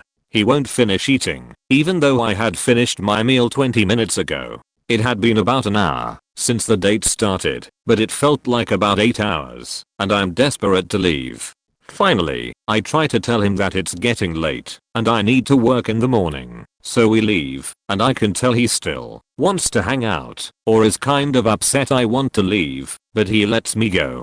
Later on, he messages me about how great he thinks the date went and is excited to hang out again. I told him there would be no more dates because I found his behavior really bizarre and I didn't feel comfortable. He goes on to say he knows he was weird, but if I just gave him another chance, he swears he would be totally normal. He wrote me probably 5 hugely long messages that were essentially essay length following up. I still don't know if this guy was just incredibly anxious and was basically acting weird, or if he was seriously mentally unwell, but he creeped me out in a way that I've never experienced again. Not me, but a close friend of mine loved to stay with and host people through that site couchsurfing. She was having 2 guys come stay with her coming through our town from Portland the weekend that TurdyFat was going to be happening here. One guy was traveling around working on a documentary about something. The other guy was someone he'd picked up in Portland, who said he'd been robbed at the airport. Suitcase, ID, ticket, everything was gone. All he had was the clothes he was wearing, which included khakis, a button-up shirt, and some like dollar store flip-flops. Guy said he worked as a producer for PBS and seemed super normal and nice. So we meet up with these guys and our friend and go to TurdyFat so the one guy can film people for his documentary and the other can hang out. This other guy, the one who was robbed, was totally broke, so we bought him some beers and lunch and even a new pair of shoes and some toiletries. We all felt so bad for him. The guy stayed in town for the weekend and then moved on, and we didn't think anything of it until a couple days later someone contacted my friend on couchsurfing to tell her to check and see if any of her stuff had been stolen. Turns out the guy had been traveling around romancing single girls on couchsurfing and dating websites, moving in with them, convincing them to support him and his career, stealing their stuff, and then leaving town. He was eventually caught and arrested, and once in a while I Google to see if I can find any more about him. Luckily he didn't steal anything or do anything creepy to us or our friend, but this guy came to our home for a meal, accepted our charity, etc. What a creep. Here's an article about when he was first arrested and when he was released. I never met this dude, but when I was in late high school, maybe 16, I had a group of friends I played games online with. I had been playing games with a few of these guys for 6 years at that point. We had a newer friend who we had only been friends with for a few months, and who I wasn't super close with, but he was good at the game, and he was friendly, so we accepted him. We will call him Casper. So for reference, I at the time was a 16-year-old drama nerd, weighed like 100 pounds, and I'm female. This man lived in Louisiana, but was from Russia. He had a very clear accent. He was in his early 30s and worked in a mine. One day I was playing and he joined my game and we got to chatting, just the 2 of us. He added me on Facebook through our group chat and began messaging me through Facebook all faking day.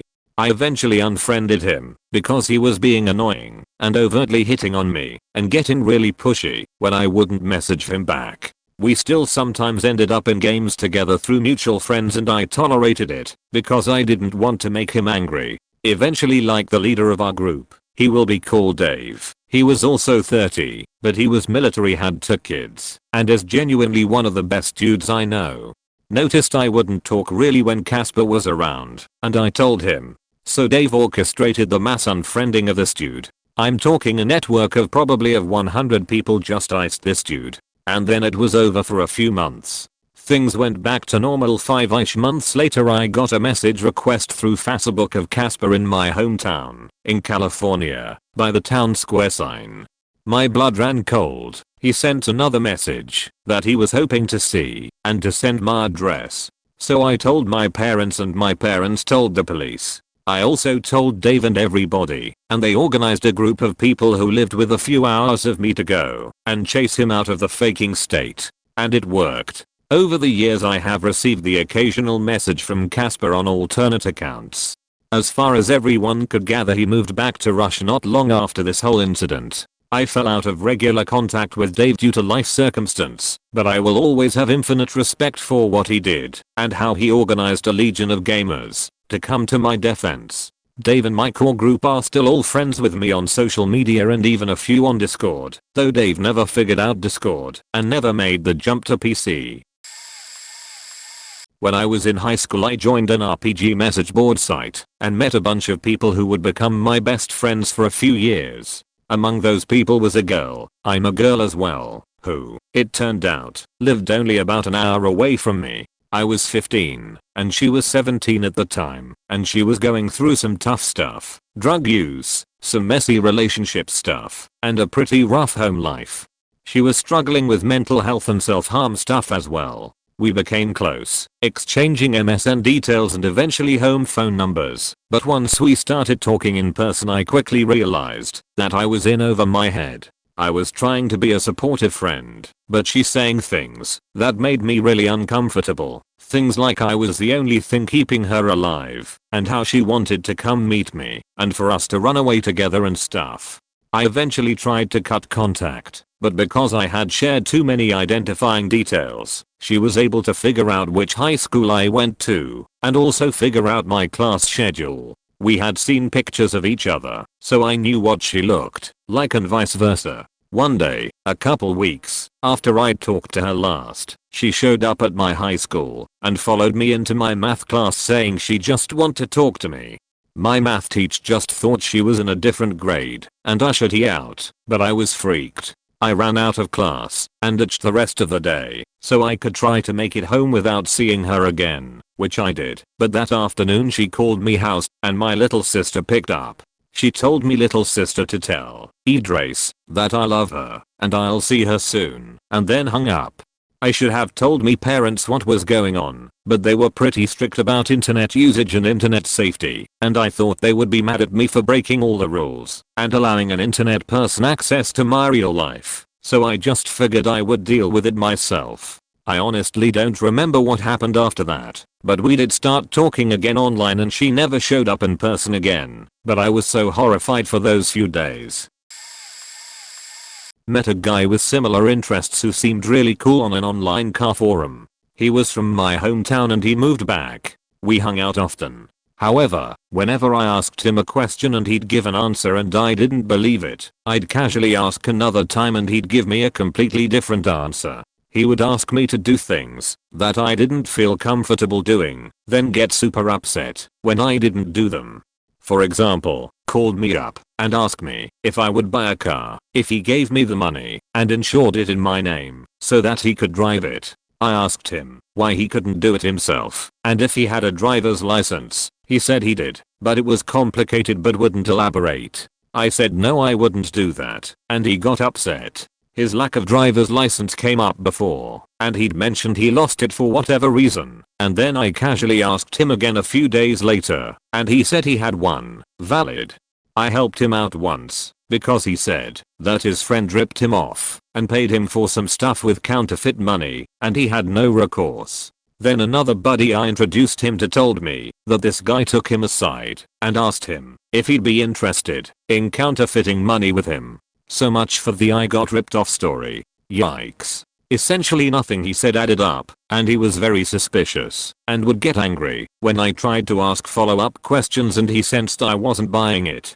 Changed his number frequently, as in once every 2 weeks or so. One time he showed me texts from somebody he said was harassing him from an online buy and sell. This guy said he got ripped off and was going to the police. This buddy dismissed the buyer as crazy and promptly changed his number. His backstory was dubious, always changed, and his source of income was suspect. I got the impression he was scamming people online. I promptly noped the fuck out of spending time with him. This was over 10 years ago.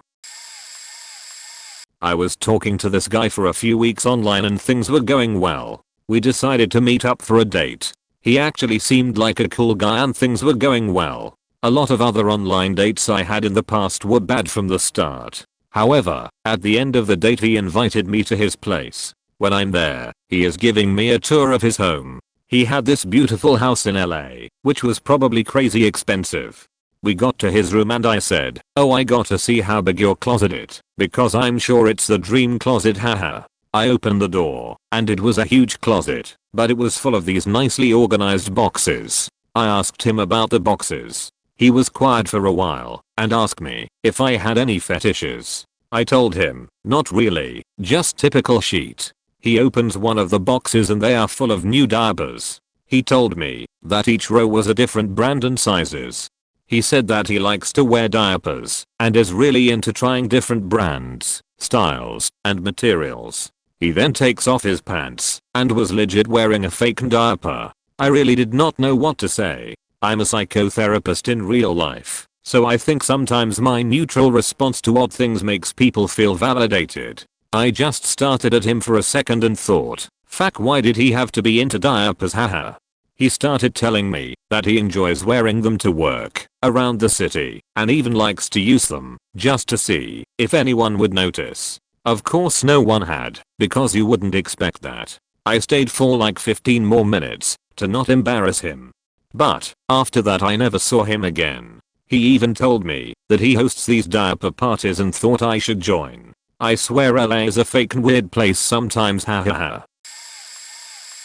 Not so much a horror story as just it turned out to be a shitty friend story. When I was 14 my family and I moved to another state for almost 2 years. While I was gone I kept in contact with my cousin who lived where I was from. One day while talking on AIM she mentions she had been hanging out with a girl that reminded her of me. She was really into fantasy and anime. She gives her my AOL name so we can talk.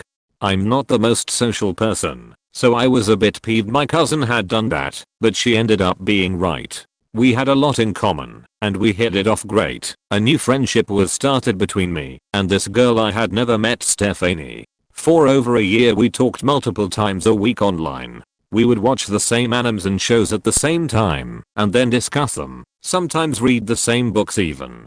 It was fun. Then my sister had a baby and my parents wanted to move back home to be closer, so right before my junior year we moved back to my old town. Naturally that meant Stephanie and I could meet up and hang out now that we would be local to each other. And so we do. And it was awkward. I'm a naturally awkward person by the way, so for me to call someone else awkward is saying something.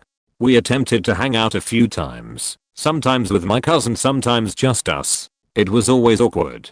None of that great friendship chemistry from online translated in person. And I guess, because it wasn't working we even fell off talking online too. Well, I just checked it off as one of those things and gave up on the friendship. Now Stephanie attended a private school, so I never saw her anywhere else. I figured we were done after not talking for 4 months until one afternoon she shows up at my house out of the blue. I was surprised. She had wanted to borrow some anime I had. I didn't really know what to say, but there she was in my room looking through my box sets asking to borrow 2 series. I just kinda shrug and say sure. Maybe there was still hope for the friendship after all, if she felt comfortable asking that. So these were two big series so I wasn't calling her a week later asking for them back or anything because I knew it would take a while to watch. But weeks turned to months and nothing. After a few months I started sending emails and texts, just friendly little messages like hey, wondering if you finished those DVDs yet? She never responded, not once. I tried going through my cousin too, but she admits they hadn't talked in months either. Great. I never knew where she lived. All I could do was call and leave voicemails that she never returned. I was pissed because it was almost $200 worth of DVDs she had borrowed, but after a while I just let it go. Eventually I sold off all my box sets anyway.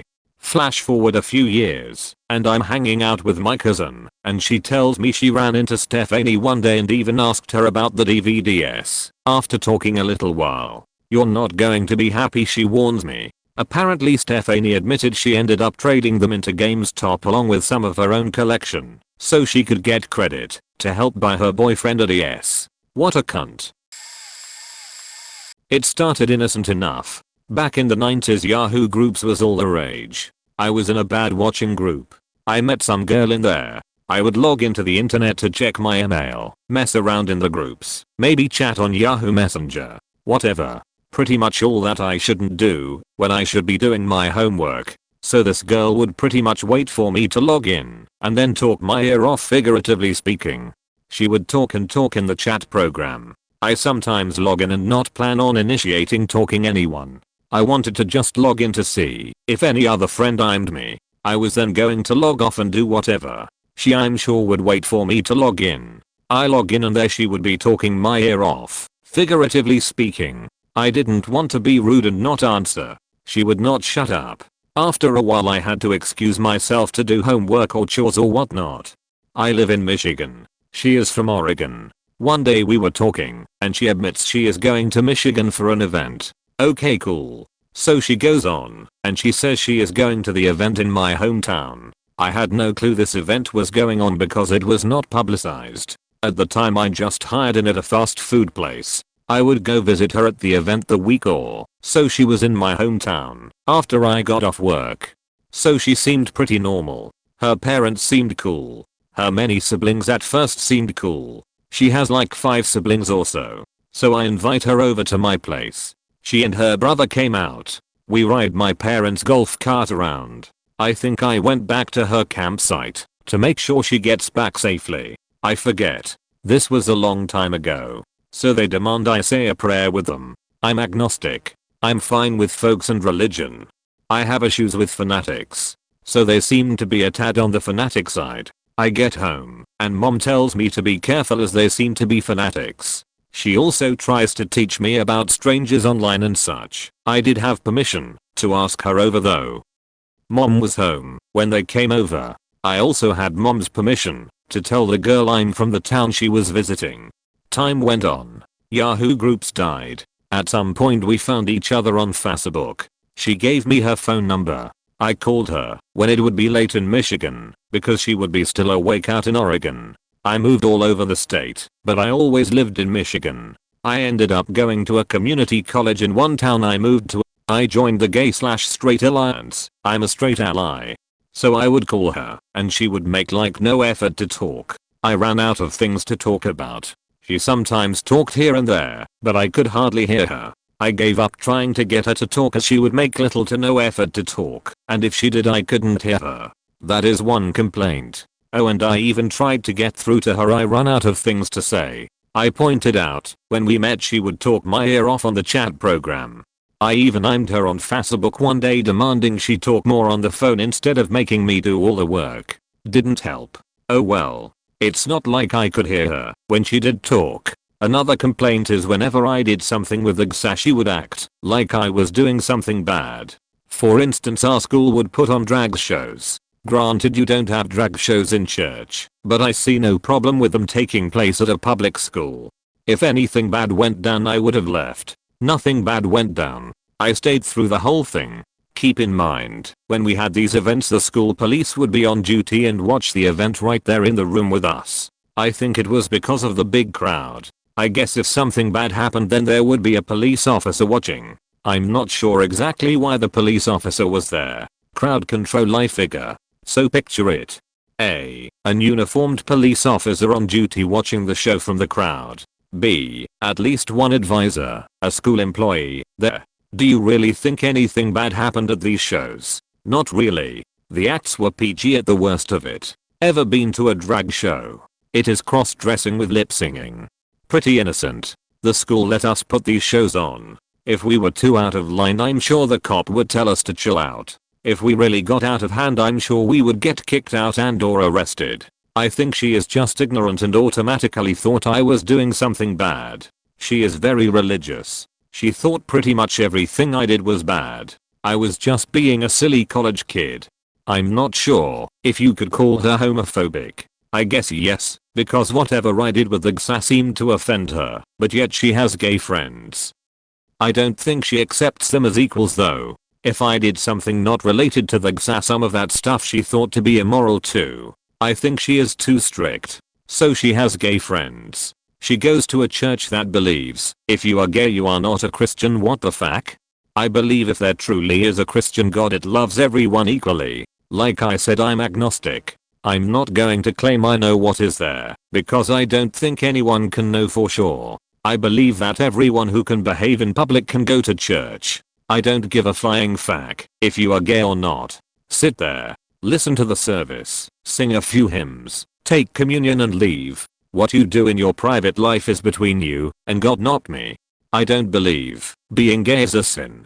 I believe that one does not choose to be gay. It just happens. Some people are gay, some aren't. No big whoop.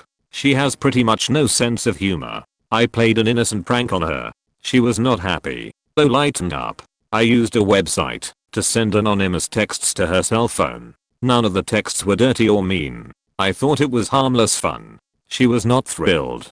So I outlined all my complaints I have with her. This was the straw that broke the camel's back. So I got back from school after a drag show. It was pretty late Michigan time. I was pumped because I love the arts, be it visual or performing. The drag shows are pretty fun. I have been in a few plays. As a performer, I can honestly say the amount that goes in to do one of those is amazing. It truly is an art. Not only were students allowed to be in the show, some professional drag queens from the gay bar in town donated their time to perform as well. Sure, they got tips as they performed, but we didn't pay them beyond that. Classy people, those professional drag queens. I was so grateful they were so kind to us to help us out. I called her that night pumped. So I go to tell her about the show, and she flips out and cuts me off. Well, I didn't really have anything to talk about except the drag show. I was mad she cut me off, and she was not willing to hear me out. I hung up. I then unfriended her husband, her mom, and her. Oh, and when that girl and I were friends, her mom got my email, and every week would write these long email updates on the family. I found it to be really weird. I asked her why she did that. She had a legit reason, but I only knew that girl well, and I hardly knew the family. Why would I care about the rest of them? So from then on I refused to call her, email her, im her or anything. I cut her out of my life. One day I was working out with my personal trainer, and I got a text as the trainer and I were going out for a walk. She said she got an email from me, but she thinks it's spam. People keep hacking Yahoo accounts and sending spam to folks in your contact list. She seemed to think we were still friends. I texted back, no email. That was the last thing I ever texted her. I did get spam from her account one day. I sent her an email stating she should change her password as I got spam from her. That was the last time I said anything to her. I have nothing against religious people as long as they don't think everything I do is a sin. They are not fanatics, they don't push religion on me. They are not bigots, not weird. She fit some of those things in that list, plus she was so boring. I couldn't get her to talk hardly at all, and loud enough I can hear her. When I was going to that school I was pretty stressed out due to some people in that town, the one I was living in, making my life a living hell. She was adding to it. I wasn't getting anything out of our relationship. She was adding to my stress. She was judging me pretty hard. She had no sense of humor. She was adding to stress and not fun to interact with. Why should we be friends? I see no reason to. Glad our relationship is over. I'm a lot happier now. Probably a mild example compared to what most of you guys posted, but after I turned 21, I took a Greyhound to Charlotte to meet my best online friend of 9 years on Steam. There was nothing wrong with meeting them, and the actual trip itself was fantastic and still one of the best times of my life, but the journey back to Detroit was when she just all went horribly wrong. There was a bunch of confusing stuff that happened once I got off the bus to wait for my connecting one to arrive at the Charleston station, but due to some kind of unforeseen circumstance, the bus didn't show up, and I was stuck waiting at the station for a little over 15 hours. The place was filled with sketchy people, and I had anxiety medication I needed with me to take. Then you can imagine how it feels when the power briefly goes out, and I'm in the restroom. When I left to go find my stuff, everything was as it should be. And then I find both of my medication bottles were gone, and I hadn't taken any that day. I'm searching through my bag and I always put the bottles in a specific pocket of it. They weren't there, and I know full well I didn't have them on my person. It was my prescription for the rest of the month and the rest of the 18-hour ride home, not to mention the 2 weeks, until I got my prescription refilled, tried filing a report, talking to my doctor, etc. No dice, was probably some of the worst withdrawal I've ever had in my life. TLDR, someone stole my drugs in a Greyhound during a brief blackout on my way back from spending a month with an online friend, and the ensuing month was horrible. So I joined a pretty massive CS gaming community. They also had other games, but CS was the big one. They had several servers always at the top of the custom browser, full and waitlisted. The website was done very nice and had a very organized leadership. It was all ran by this one dude that basically funded everything. I happened to move from college to the city where they were based out of just by coincidence. They did meet and greets every few weeks, so I finally decided I would go and check one out. It was a cookout out, and I actually had a good time. Met some people IRL that enjoyed games as much as me, and I eventually met the leader and we talked a bit about what I do. Some time goes on, and I stay active in the community. I guess because I had visited an event, it automatically raised me in the ranks, and I was given more responsibility. After a while the leader kept pursuing me and wanted to talk about some side work for the website using my skills we had discussed. I go to meet at his work office one day and we start talking more about myself and if I had a personal life. I started to get a bit uncomfortable thinking I knew where this was going, and I think he sensed that and quickly cut to the chase. Basically he was running this little scheme where we would attempt to find lonely gamer guys and hook them up with Chinese girls whose families were trying to get them in a US medical school. He wanted me to marry this girl and would give me a couple grand and then more when she graduated. He advised I could divorce just after 2 years, but who knows, you may get yellow fever like me. I was seriously in what the fuck mode. He then showed me this picture of what I'm sure she was a very nice girl, but was so ugly. I don't consider myself hot stuff, but if I was going to have to change my whole life and only get paid 10k, they could at least make it worthwhile my while. Anyway, I kind of bullshitted my way out of it. I also found out this guy was bringing in Chinese families and charging them rent to run donut shops. The families basically work 23 hours a day to be able to make enough to pay him back and could barely save anything for themselves. I slowly removed myself from the group and gaming community. They are still around. Not sure if the guy is still in charge or not. I hope he is in jail. Disclaimer, I live in NC. I met this girl on POF, decent looking, nice, polite, kinky, wanted to try exploring my submissive side, and she liked being dominant, so figured fuck it, why not, right? From the second I showed up the horror started and didn't end.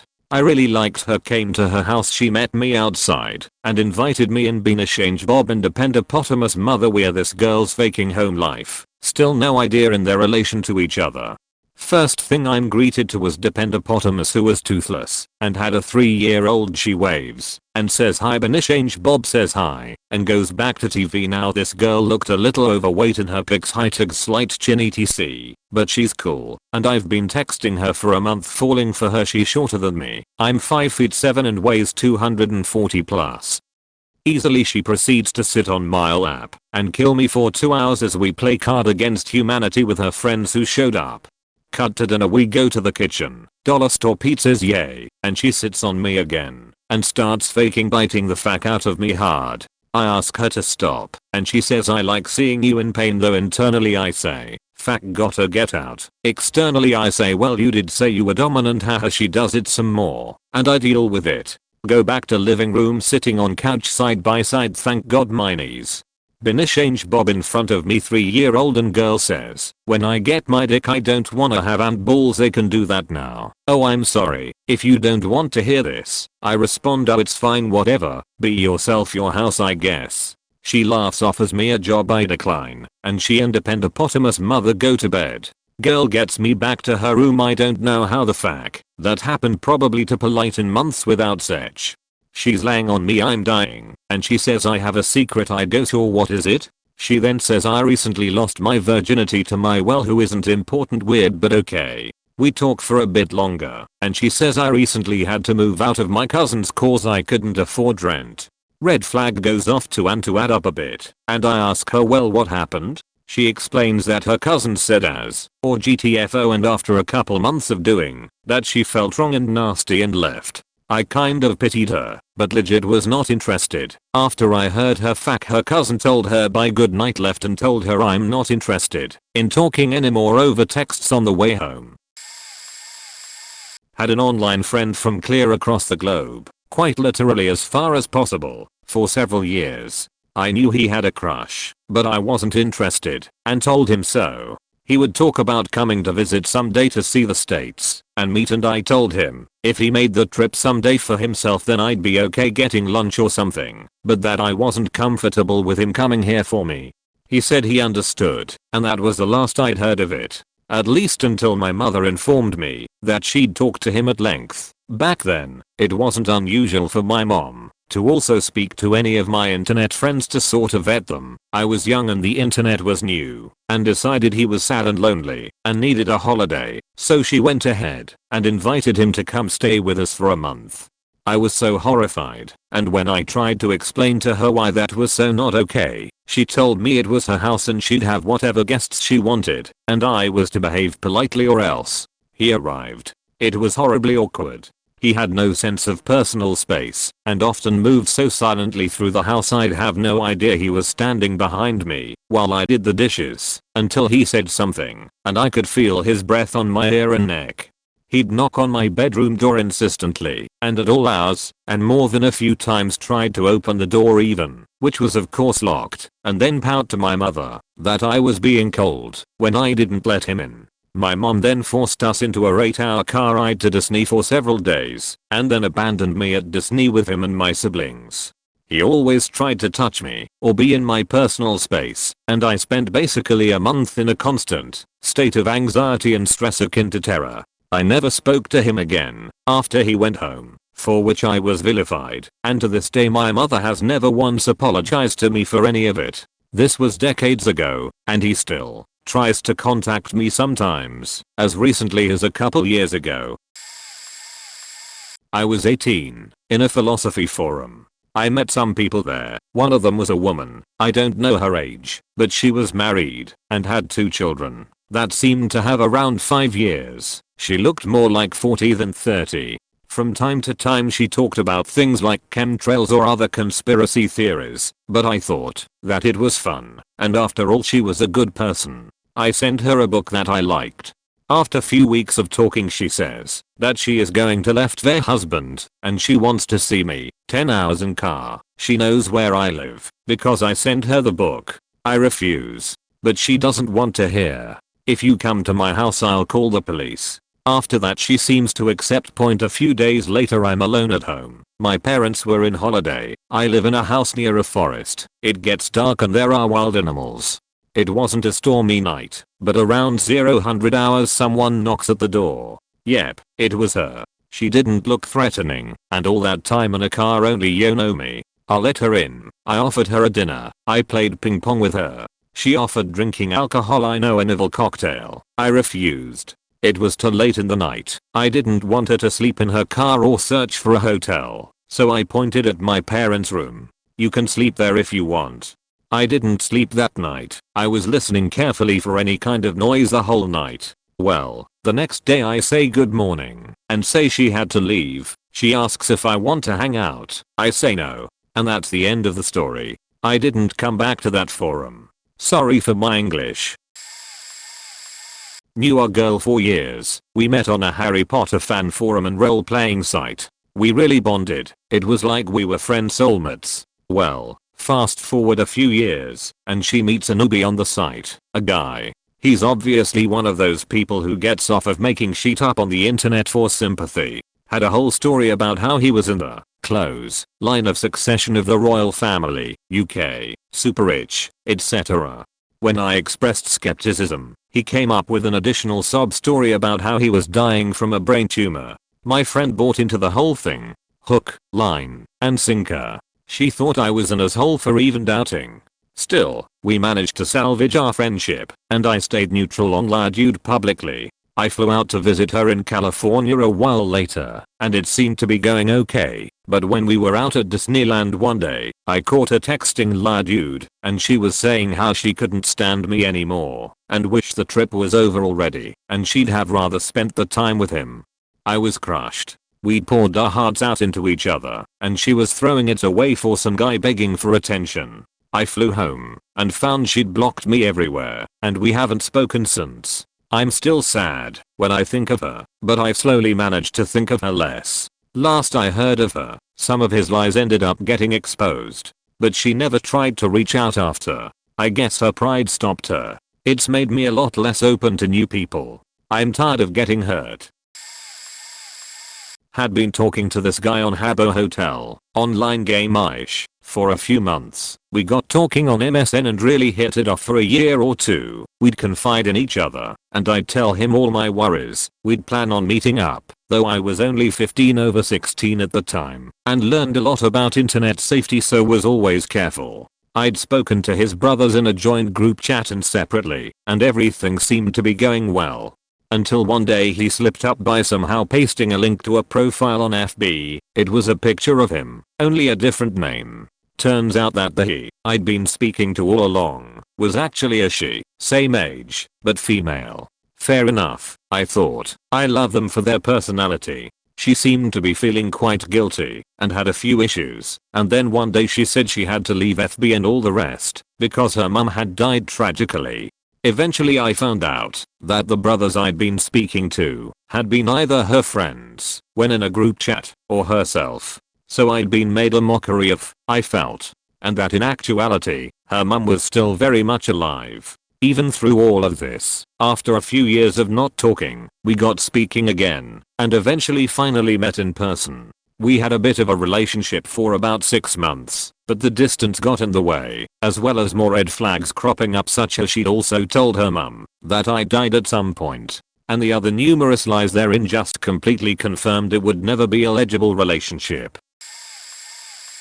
I had a group of friends that all met through the same couple of games. Over time you learn things about them through the side chats, and found that one person had a lot of same interests as me. On summer break a few years later, a few posted about doing a meetup somewhere depending on where we lived. One of the people lived near New York City and had a place to stay for any traveler.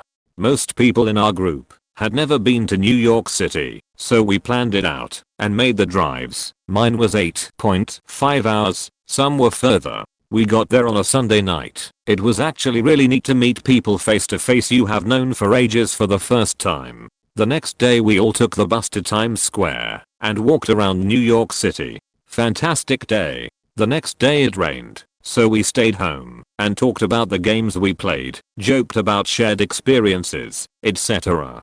Completely casual. The hosts at some point started asking philosophical questions just like this sub about religion as a curiosity driver. Discussion started getting kind of deep to the point a few of us were just quiet and listening. To me it was the feeling of at what point did the conversation go from some buds hanging out enjoying company to this is getting a little creepy, why are we talking about this? By the end of that day, just night 3 of a week-long planned stay, we found out that the hosts were a part of a cult, and their goal in getting us all together was to convert as many as possible and get us to relocate near New York City to help expand the teachings. Some kind of laughed it off in a no way, but this is funny, but it creeped me out. These were people I've talked to on these games and in chat, Some 4 years and you would have never guessed this situation going in. The stereotypical warnings about people you meet online. 2 of us, myself included, left the next afternoon. I'm grateful I got to visit Times Square and see the city, but I was forever changed by that experience. Hello. So I have township and joined this community with one other person. We became really close. Others would come in and out of the community, yeah. So I didn't give the other person my name. I haven't been on township for years since this incident. So I gave her my email address. And being an idiot, I gave her some details on how I looked. My mom warned me that it could be a creepy old guy online grooming an 11-yo. I was 11 at the time, 14 now, girl. Or something. As usual, I didn't pay 100% attention to that, but wasn't stupid enough to give the address. But that person did know what city I lived in. She lived in Saudi Arabia, I think. If she was a she could be lying about her whole identity. Anyway, I got really close to her. One day, a guy who was at least 20, she told me she's 13. He was like, hi, I'm from township. I was like, what the fuck, this guy's not 13, not a girl, not from Saudi Arabia. I actually said, hi, you mean, you're her dad or uncle, right? Nah, I'm her. I had to kinda lie cause I wanted you to like me. You want to visit? I got a nice place. And I never did learn your name. What's your address? Maybe I could visit your place. Anyway, then my mom came by and was like, who's this guy? And I said, a guy from township who totally lied about his identity. Anyway, let's go. And we left. My younger sister was pretty creeped out, and my baby sister didn't even understand what was going on. Not much of a horror story, but yeah. It is creepy when a guy totally lies about his identity online. I was a total idiot though. The guy kept calling out to us until it got to threatening and cursing, and we just ran away before anything else happened. So yeah, that's my horror story. Or horror-ish. A while ago I had an account on a small social media platform. I posted something, got a response from a smaller account, and we get to talking. Turns out she lives just south of the capital of my state and I live north by around 1 hour and 20 minutes. We talk for a while, start dating, and I invite her up for sushi and a movie with some friends. She grabs my hand in the theater and we share popcorn.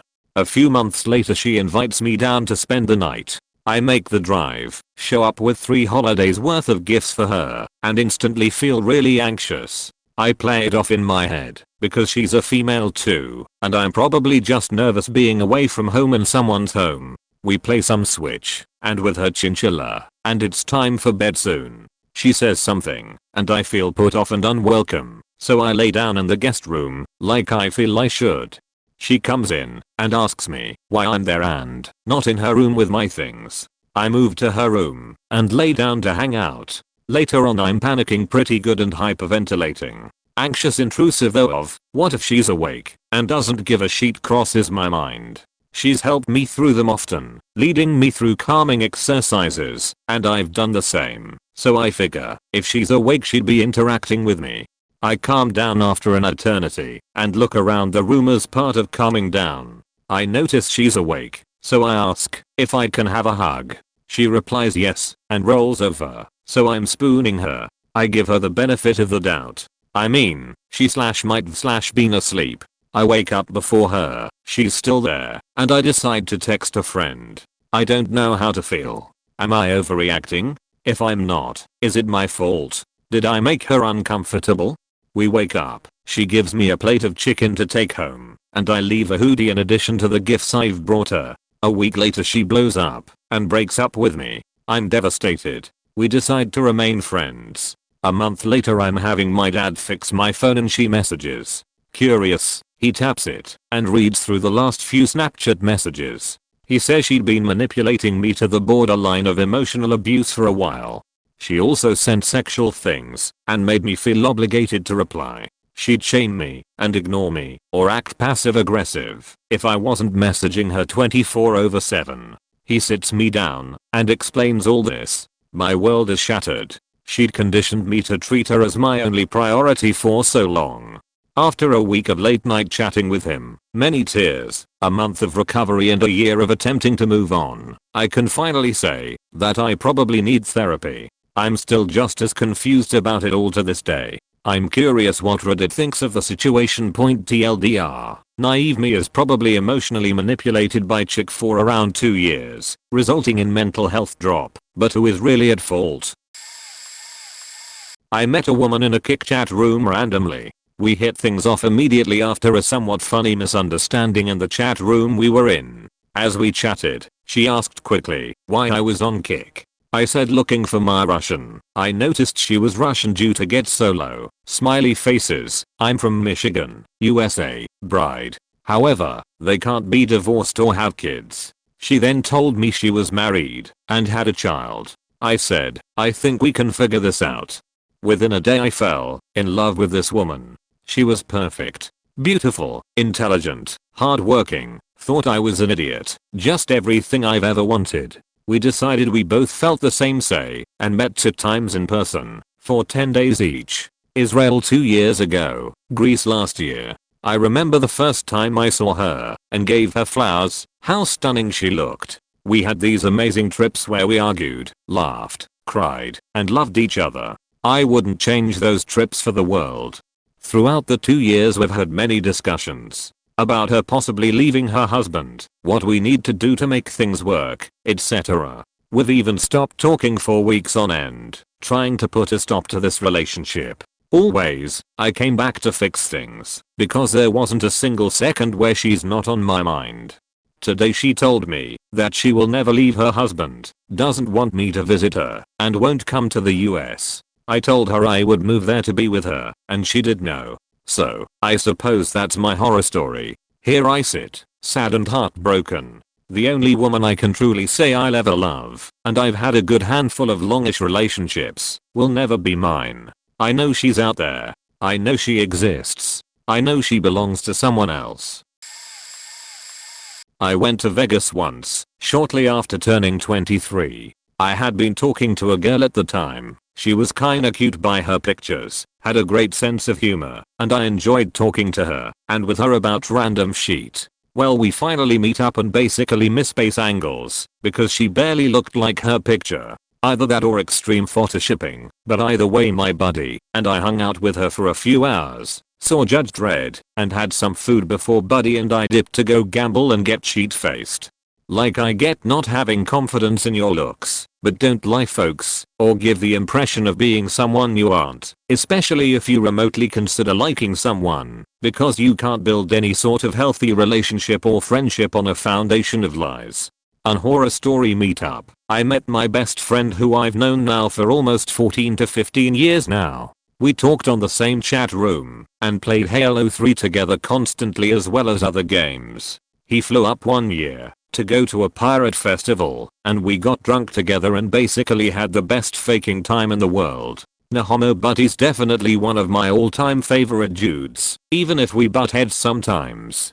Another one is I flew across the US from the west coast to the east coast to help a buddy install a set of French doors. We had only really ever talked via Facebook Messenger and in Destiny. Him and his wife are pretty awesome folks and treated me like I was part of the family. Not to mention their doggo was absolutely precious. So basically not all online meetups can be horror stories, but many can be.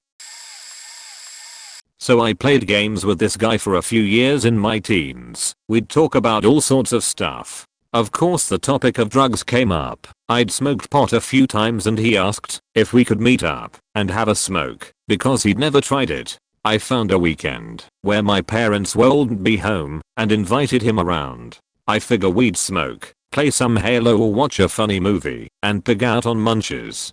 Seeing as he was a bit green behind the ears, I wanted to give him a couple tokes of a joint, though I preferred bongs at the time. He rocks up, we chat for a bit, I show him around the place, and then decide to light up.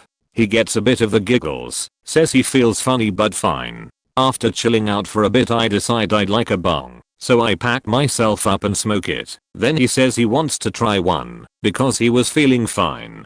I'm hesitant because first time bong smokers usually have a bit of trouble but he seemed alright and convinced me he really wanted to try one. Okay. I pack him a little cone. He smokes it without too much trouble besides a bit of coughing and sputtering. All is well for about 30 seconds. Then he straight up goes limp and crashes on the floor. I'd never seen anyone react like this. Is he dead? Did he have an aneurysm? Should I call an ambulance? Fuck. I grab his arms and start dragging him out to the garden to dispose of the body. Just kidding. I thought some fresh air might help. He was breathing. It's pretty tough honestly. Corpses must be surprisingly heavy. I prop him in a chair and go for some water to splash him. I slap him in the face lightly and eventually he comes to. Dude, where am I? What happened? Thank fucking God. You fainted, man. You're alright. It was a bit awkward after that. We chatted for a bit about weed and what it can normally do to people. I think he hadn't eaten, so I got him to dig into the snacks and he was totally fine. He left like an hour later or so and I haven't seen or talked to him since. Wow, this brought up some repressed memories. I was only about 12 years old and cell phones were pretty new at the time, but I had one, since my parents wanted to make sure I called them after school, to let them know where I was. I was into online games back in the day, and was playing Perfect World, don't judge me. Well, I ended up chatting with two people Fat Boy was in a party with. Turns out they were roommates. Let's call him Kyle and Kelly. At some point, we ended up trading phone numbers. Keep in mind, I was just 12 and stupid. Kyle and I talked all night for several nights, and then told me that he wanted to meet me, and I wanted to meet him too. I had mentioned what city I lived in, and our conversations lead to him asking me for a picture, and of course I asked for a picture of him as well. Welp, the picture that I was sent sobered me up real quick as I realized that he was well into his 20s and looked creepy AF. By this time, I had already sent him a picture of me and was freaking out because I told him what city I lived in and ended up freaking out and ghosting him, hoping that nothing bad would happen. After he gave up on trying to talk to me, several weeks later I get a text from Kelly warning me that he was a terrible person and to never answer any of his texts or calls anymore as he was a wanted criminal. I didn't reply, didn't tell my parents, because I was too scared, and was super paranoid for several months before totally forgetting about what had happened. Keep your kids safe, y'all. TBH, I don't know how I survived my middle school years, considering I went on Omegle as a kid, and did stupid things like this thinking that people just wanted to chat and hang out with an 11 over 12-year-old. TLDR. Had a repressed memory of being groomed as a child by an online predator, and found out he was a wanted criminal later on. I never met her in person, but I spoke to her for a year and a half every day through video chat and texts. When I first met her, her classmate, not a close friend, they hadn't spoken since they were kids, had committed suicide, which is sad, but she took it really to heart, and would talk every day about how she wanted to kill herself. She would get drunk every day and gave herself alcohol poisoning twice over the phone while we were chatting. She would keep me up till 3 AM crying and drunk and talking about how she was going to kill herself. I went kind of insane during the time I knew her, and I couldn't stop knowing her since she would threaten to kill herself every time. She eventually cut contact from me because she decided that I had become toxic, which I kind of had, but towards her I was mostly just telling her how the things she was doing were negatively affecting me. She would message me sporadically every few weeks, and it was always the creepiest stuff. The last text she sent me was 3 days ago where she tried to tell me that she was trying to get rid of her phone and she needed my full name, address and postal code so she could send me letters. I shouldn't have responded, but I said no and called her a stalker, and then she sent me this long thing about how she'd hoped for a better response and that she was finally giving up on our friendship. I haven't had a conversation with her in almost a year and she says she's gonna stop contacting me every time she contacts me with her creepy weird messages. A couple weeks ago she went on a public writing space she knows I use and spoke about how she wants to kill herself and murder other people as a way to get my attention because I was ignoring her phone calls. I knew a girl from several states away. Let's call her Gigi, was married and 12 years older than me. We played online for years and we were very close friends. G started having marital issues and swore she was going to get a divorce, but that didn't change anything. We still played together and didn't have any problems. But then out of nowhere she wanted to come see me. G drives 600 miles to come see me. She stays at my house sleeping on the couch. My current girlfriend was very concerned that something was going on, but I reassured her that nothing was going to happen. G was married and well out of my dating range. G talked a lot about getting a divorce and moving to my town. Then after 5 days she grabbed all of her stuff and moved back home. Didn't say anything, didn't call, she even waited until I was at work so I wouldn't see her go. It is clear G has some social phobias. Several months later my other friends online tell me that G had a huge crush on me. I was completely oblivious to it. Even if she did, she is married and too old for me. She is almost 50 years old. My dad is 55. Besides, I'm loyal to my girlfriend, so sorry. Well, years pass and my current girlfriend becomes my wife. When we finally are blessed with our first child, G wants to come visit to help with the baby. I talked it over with my wife and she thinks it would be fine. But G shows up 2 days after the baby is born, but then sits around and does nothing. The baby cries and she just sits on the couch playing on her phone. Over 3 days she only holds the baby once. All the diaper changes and feeding is done by my wife or myself. I guess she really wasn't interested in helping, she just wanted to get away from her life. I asked G if she wanted to go anywhere while she was visiting and she said no. My wife and I are still interested in being good hosts, so we take G to the zoo. And of course we bring our days old infant with us. We had to pack a whole bunch of stuff and of course I paid for everything. After it was over and done, G didn't say a word. In fact, I'm not sure she even cracked a smile the whole time we were there. Eventually my wife gets upset that G is not helping around the house. Worse than that, G has a really bad cough. My wife is very concerned that G will get our infant child sick. Fevers at that age can cause permanent brain damage. G says it is allergies, but regardless of how much allergy medicine she takes, she still coughs. Finally G gets ready for her trip home, and I apologized for it being a rather uneventful 5 days. With a hug and a smile, G says she had a great time. Then she leaves.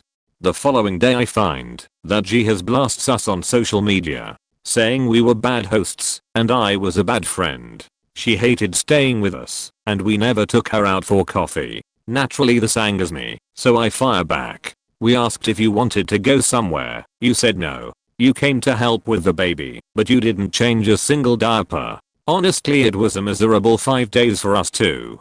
This only caused G to delete me from her life. She even went so far as to try to turn my other friends against me, including my family members, telling them that I locked her in a room for 5 days. I can understand that you're mad about coffee, but that is taking it way too far. Several years later she contacted me and asked if we could still be friends. I did not respond.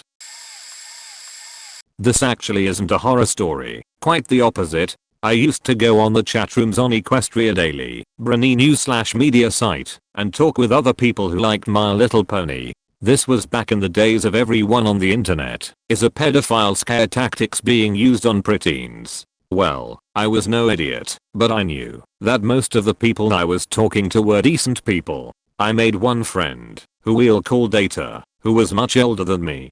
I was maybe 12 or so at the time. He was an adult. Sounds like a recipe for disaster, but this guy was actually really great. We had some cool conversations, mostly about the show and our predictions for the next season. He was a metal worker, and he made some really cool MLP wire art designs. He was headed to the Brony convention in my city, where I was also going. We were excited to meet and say hi, maybe hang out in the arcade for a while. They had one in the convention center. Unfortunately, one night while we and a couple other friends were watching old episodes on a streaming site, my mom demanded to see my screen. She insisted that these people were only trying to take advantage of me and called them all perverts in the chat under my name. I was terrified. My parents took my computer away for upwards of a year, and I thought I would never hear from Data again. Fast forward a few years, I'm headed back to that same convention that Data and I were talking about way back when. Little did I know, Data was going to the convention for a different reason than me. Turns out he was a merch vendor, and he had a stand in the merch hall along with all the other artists and vendors there. We never touched on this detail, so you can imagine my surprise when I walked into the merch hall to see my friend of 3 years selling his metalwork mere feet away from me. I nearly sprinted to his display stand and introduced myself. To my surprise, he recognized me. We stood at his stand and talked for a good 20 minutes until my dad got bored of waiting. I bought one of his wire sculptures, we hugged it out, and I went on my way. Really awesome guy, definitely very good at what he does. If you're reading this, Data, you're the man. I hope we run into each other again someday.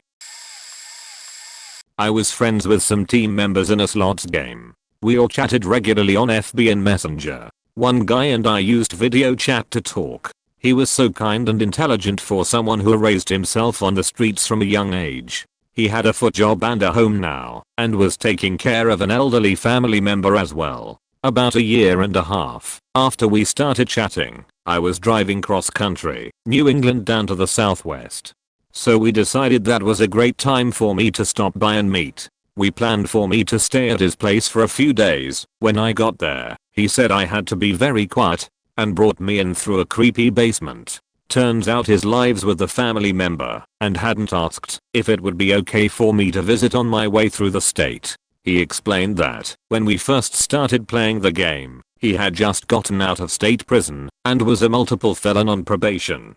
Said that was from when he was young, had anger issues and partied a lot, was in and out of prison for a total of 15 years. He casually mentioned being diagnosed with paranoid schizophrenia with pathological tendencies. He didn't like taking his medication because it was a plot by the penal system to control felons. I left and lucked into a motel on the other end of town somehow. He showed up around 3 AM acting all jingle/jangled and see. He had a friend drive him around until he found my car. He asked me if I wanted to go get a drink and if I liked to party. He proceeded to pull out meth and smoke it. He was so spastic and scary. I had to nope out of there fast. I was terrified. I had never experienced anything like this before. I slept in my car in a rest stop on the highway before finishing the last 500-ish miles of my drive in record time the next day. I was so sad and disappointed. I had really cared about the guy I met online, but oh my god, what an eye-opener. Can really only be mad at myself for believing in what people say. Never again. First off, I'd like you all to know that 1. This is considered an NSFW post as it could potentially trigger a few fellow redditors. If you're sensitive to the mention of harassment or sexual manipulation or anything of the sort, then please spare yourselves, as this story depicts a similar situation. Second off, there's a bit of a cast for this story. Red, the online friend I met. Jay, Red's ex-sociopath, an ex-friend that I'm not exactly fond of. And now, a bit of backstory. I met a boy over Instagram through a few other friends from my hometown. Let's call him Red. Turns out after I had moved from Florida to NC, he'd moved to somewhere near my old neighborhood and attended my old school. Red had made friends with my old friends and was a year older than me himself. The year he moved was 2017 to 2018, and as of this coming year, 2019 to 2020, he will be a sophomore in high school. My ex-boyfriend and a few of his friends had added me to a group chat months prior, and I had barely spoken to Red. This was when I was 13, and he was 15. I was in the habit of smoking cigarettes because they calmed my anxiety, and by this point, since summer I'd gotten myself addicted. One night sometime late I was in the group chat with a pack of Marlboros or some other brand at my side, and smoking one of them while using an Altoids tin as a makeshift ashtray. Lol.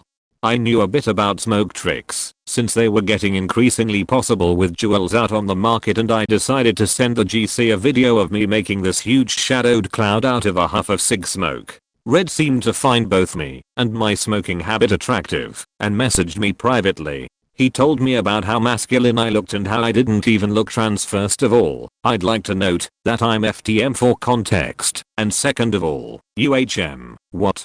Close bracket. And other heartfelt cutesy romantic stuff about how cute I was. In retrospect he was literally only doing this because he was horny, and this dude proceeded to attempt to get in my virtual jeans and even sent me a dick pic or two. Mind you, I hadn't known him at all before this night and had only been speaking to him for an hour or so. I don't recall sending him anything other than maybe an undershirt pic or something because he kept asking me for lewds.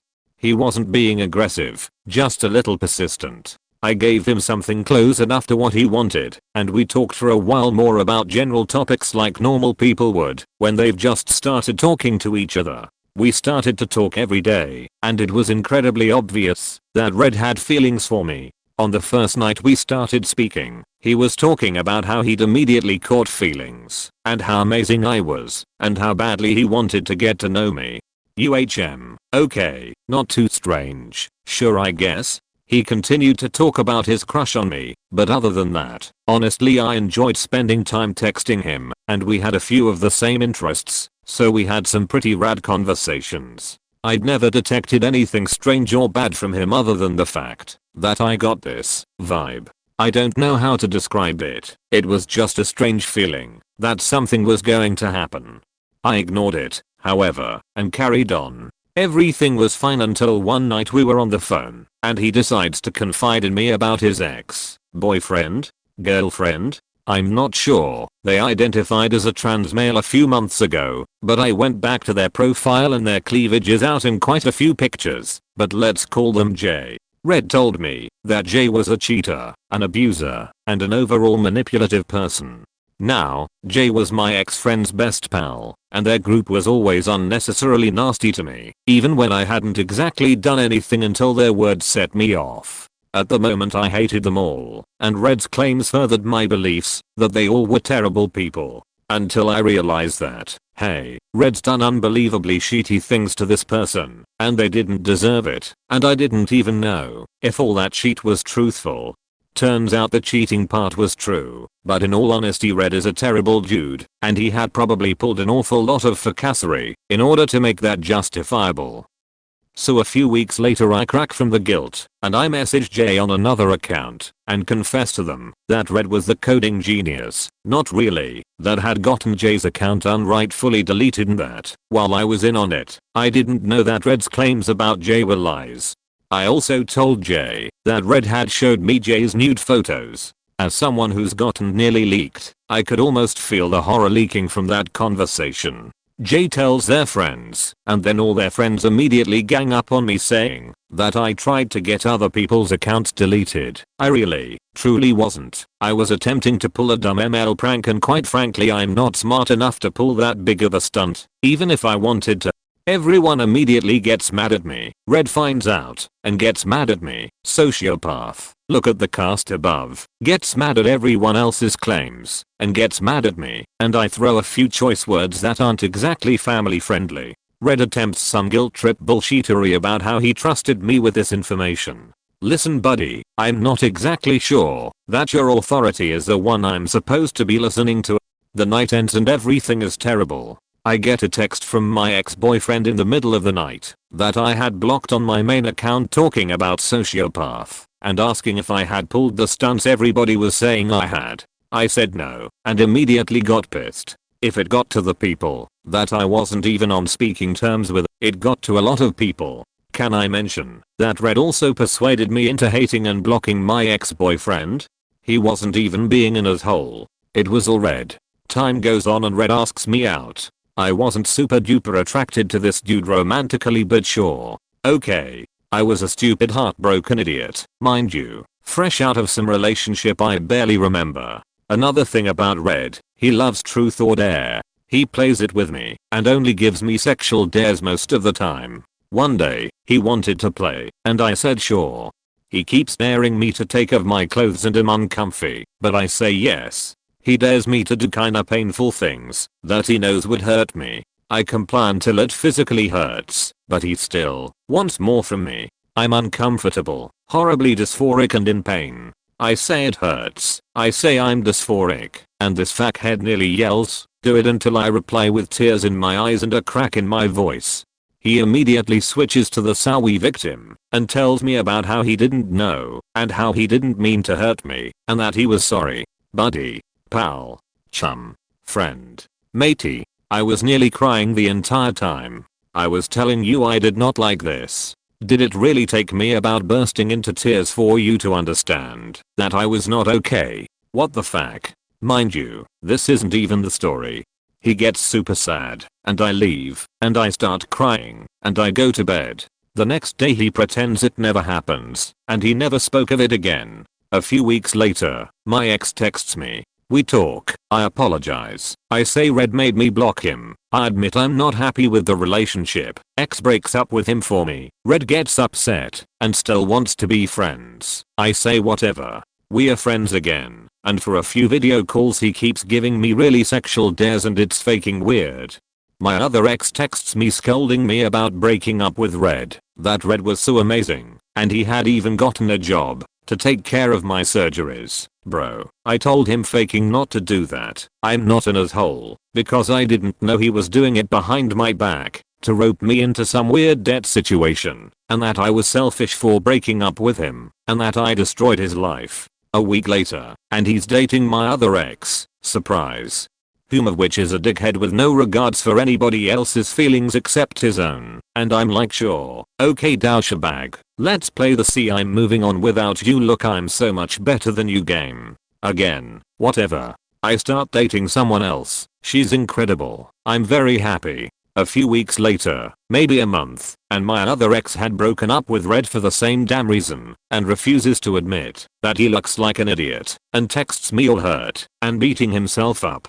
I'm gonna sound like an asshole, but I faking cackled at those text messages. What a damn joke. Fast forward a month or so later, I visit Florida once or twice every year to surprise old friends and satisfy my homesickness, and my family had planned an Easter trip over my spring break. Red wants to meet up. That's just great. In all honesty, I still hadn't seen who he actually was as a human being, so I was kinda excited to meet this dude. I lied to my parents about us being classmates. Before I moved to NC, they bought it, and we go to the mall the day before Easter. He shoplifts a ton, even though I had around $80, and keeps slipping things into my bag. He even took a box of Yu-Gi-Oh cards or some shit and just walked out of the GameStop we were in, while the cashier was on his break. I'm kinda having a good time even though I'm anxious. He's being a little too handsy. He keeps asking me strange questions about himself, and I'm ignoring how much I was low-key breaking down and trying to have a good time. An hour later he takes me out of the mall and leads me up to the roof of a parking garage. He didn't tell me that we weren't supposed to be up there, and he didn't tell me why I had to get out of the way of the elevator cameras. Other half of the story below. Less of a horror story, and I don't know if this counts. Point English ISN _T my forced language, so SRY for any spelling or grammar errors, SRY for bad formatting. I _M on mobile. When I was 15ish I met a guy and a girl in an online game. We had very similar senses of humor and had a lot of fun together. I had them as friends and we stayed in contact and found out they were members in an online gaming clan. We become good friends, and after a few weeks I joined said clan. After some time the girl, E, confessed that she had a crush on me, and from then on lead an online relationship. Sounds pathetic, I know. They both live in the same city, and we decided that I would visit them IRL one day. We had a great time together, and I stayed at E_S house for the night. Now the guy, M, had depression and anxiety, and he wasn't the most mentally stable person either. One day, M_S sister, who was also in the clan, told us that M had hung himself in his room. E was the last person to ever speak to him, and she blamed herself for M_S suicide. M apparently also loved E, but when I was visiting, he learned that we were already together. E blamed herself, saying it was her fault. She noticed something was off about him the evening before, etc. I tried convincing her that it wasn't her fault, but it didn't help. 4 days after M_S suicide, he sent me a message saying I_M so sorry, goodbye, and to M_S sister she sent a message saying I_M sorry what I did to M, and went offline for the last time. I have no idea what happened to her, because I only had her Discord info and her phone number, but she didn't pick up. I had forgotten the address from when I visited, so I couldn't send M's sister to check. We figured he also committed suicide, and like that I lost the two best friend I they ever had.